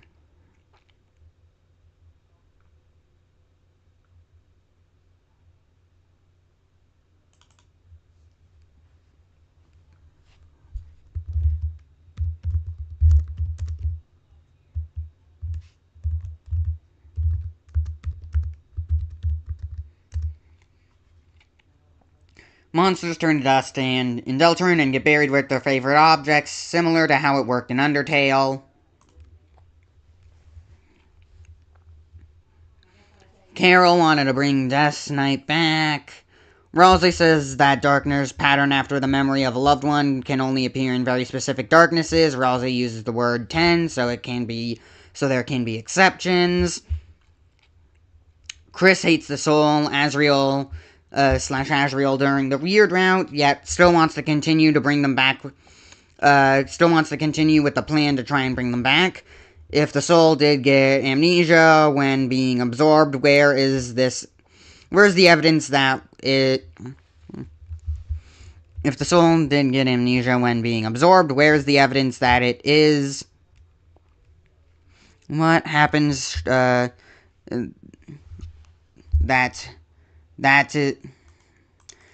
is what happens to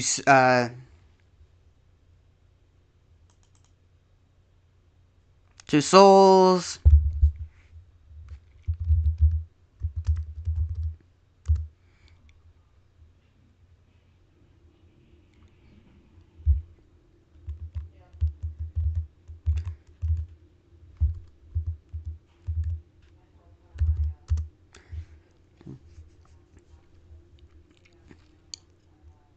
If the soul did get amnesia when being absorbed, where is the evidence that is what happens to souls that get absorbed in Deltarune? And if you want to use Undertale for evidence, then we know that Kara still had their hatred for humanity and wanted to finish their plan when they were absorbed by Asriel and Undertale.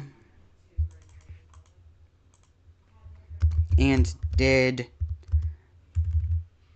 not get amnesia. Jaru debunking counter evidence with the release of chapters 3+4. The dust piles found in chapter 3 are not crucial to the theory, and even if they were, they could be explained away by it being piles of dust from Asriel's fur when he shed when living there.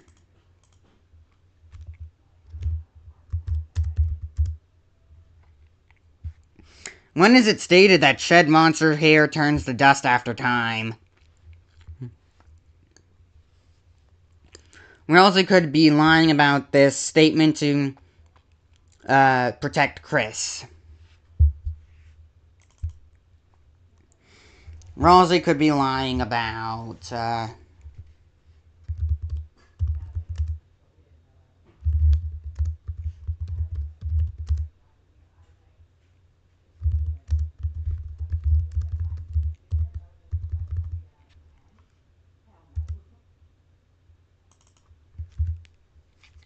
Ralsei could be lying about Dustners only existing in certain darknesses to protect Kris.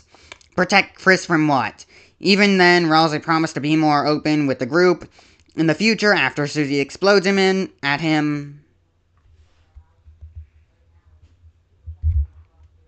Not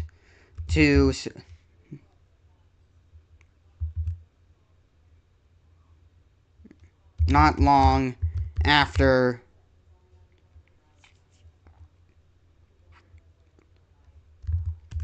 saying this. So if he was lying, wouldn't he be motivated by Susie's anger towards him to try and clarify or explain that he was lying?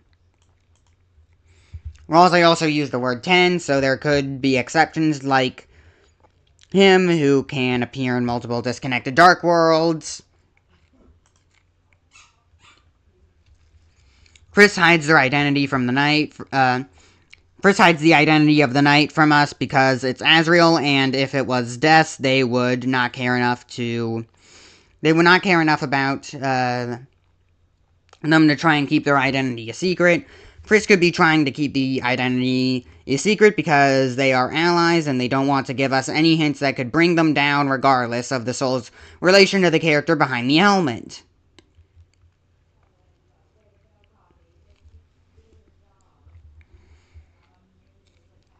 Asriel's dust became Ralsei, and his soul became the Roaring Knight by being absorbed by a Titan spawn or by the fountain, giving it a body and preventing it from shattering.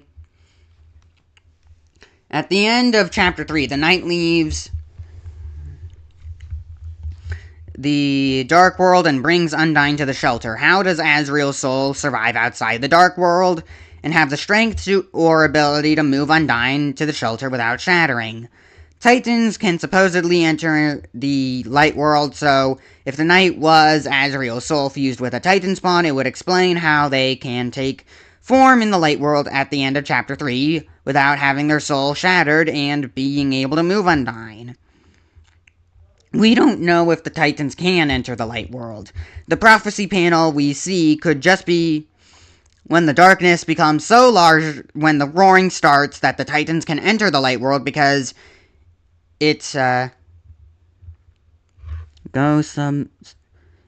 was subsumed by shadow. What is up with all these typos? Because it was subsumed by shadow and can't stop the Titans anymore. And another part of me playing devil's advocate, the Knight could have possessed Undyne somehow and used her body to prevent their soul from shattering, as well as using her own body as a method of getting Undyne to the shelter. There is still no evidence of this being a possibility, just like how there is no evidence of a Titan spawn being able to absorb a soul and use that to go to the Light World. The Knight has similar design elements and similarities to Asriel's fight in Undertale. Kris does not want to fight the Knight because it's Asriel's soul and the living embodiment of their sins. Toriel is described as having a nightmare when you win the fight with the Knight because she has a spiritual connection to the Knight because it's Asriel and does not want Asriel getting hurt. Where does it say that boss monsters have a spiritual connection to their offspring? The only thing boss monsters provide to their offspring is their soul energy, not magic, which allows both of them to age. Even then, boss monsters probably don't exist in Deltarune because magic as we know it in Undertale does not exist in Deltarune's Light World. Also, if the spiritual connection thing did exist, would Toriel not feel their child dying?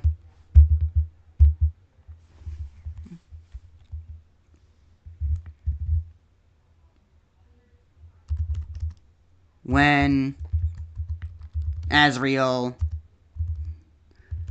turned to dust.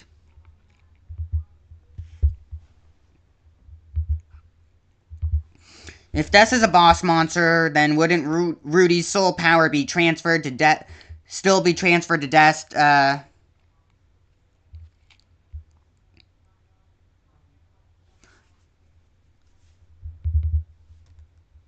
since it's still intact, just fused with Kris's soul?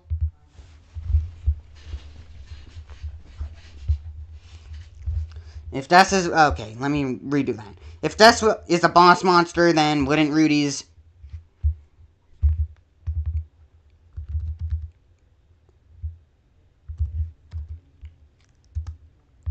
Then wouldn't Rudy's soul power still be transferred to Des's, since it's still intact and just fused with Kris's soul? Asriel could have played sports with Des, so that way... So that's why he would have a wiffle ball bat sword as the Knight. Asriel has a bunch of trophies in his room which could have been one from his time playing sports. It could be that Dess's wiffle ball bat sword. It could still be Dess's wiffle ball bat sword thing. You did not rule out Dess as a candidate, just give a reason why Asriel could be a candidate, so no counter-argument. So I don't really have no counter-argument, just, saying that it's the original, stance is still there. If Dess is the soul, would they not already know the shelter code, or at least part of it? And why would Carol and the Knight be so protective of the guitar and the code if they technically belong to you?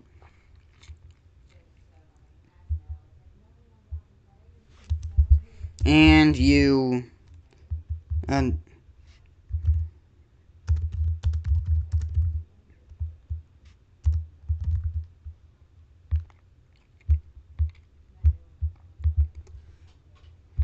The reason why the soul is good at flirting is because Dess is good at flirting, and there is no way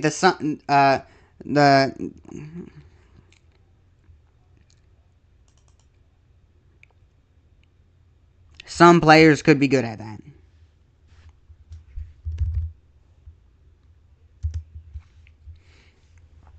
Just because some players are bad at flirting IRL does not mean the soul is going to be just as bad and match the IRL player's skill in every aspect.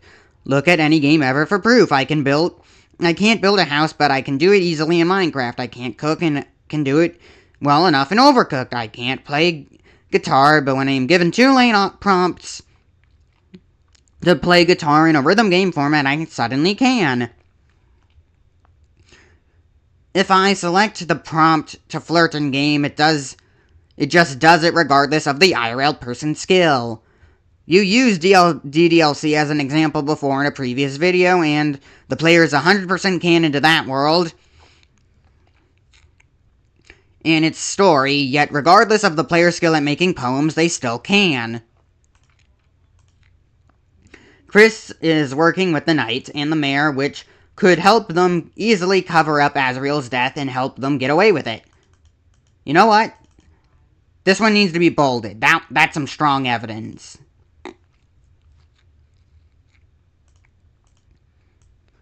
Same with this, I guess. Kris dislikes the soul because it's Dess, and Kris dislikes Dess because they are jealous of the amount of time they spend with Asriel, but also because they still hold a grudge from all the times Dess hit them with a wiffle ball bat. And here we go again. If Dess is the one controlling Kris's soul, then why is Castletown called Player Town, the name of the creator of Vessel? If the soul was Dess, then why would the town not be called Dess Town, and why would it be given the option? And why would we be given the option to name the creator of the vessel whatever we want, or named after ourselves? If the soul was Dess, then why would they have been the one to create the vessel? And thus, Castletown would be named after them. It would make sense to be given options to name the vessel whatever we want, but there is only one answer to the name of the creator, and that would be the name of the soul. So whatever name we put as the creator of the vessel would be the name of the soul. In Undertale, the name of the name Flary called us was dependent on the name you put in as the first fallen human. So if the soul was Dess and also the creator, you would think that a similar thing would happen where Dess's name would change to the name of the vessel's creator you put in.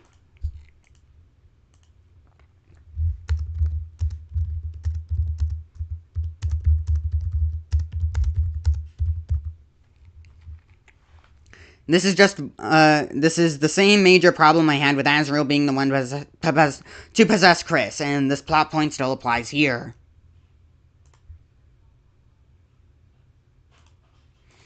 Okay, there we go. That's it. I reread everything. My throat's getting a bit sore now. I'll end things here. I really did not have the free time for this, but I had to make this. I really needed to cover that theory. There were a lot of improvements, but still so many unexplainable things. Or, well, so many things that have not yet been explained. And even then, those explanations would barely come with evidence.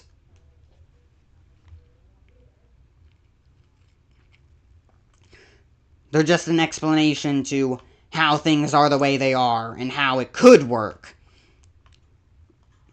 Well, I'm presenting counter-evidence, and counter-evidence needs to be countered by more evidence. Or disproven, not explained away.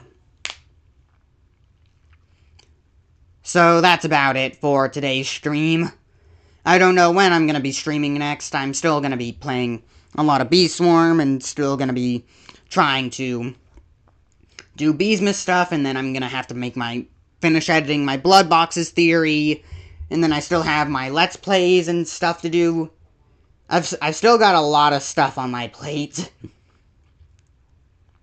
But I had to make the stream. That's about it. I'll see you guys next time, whenever that happens.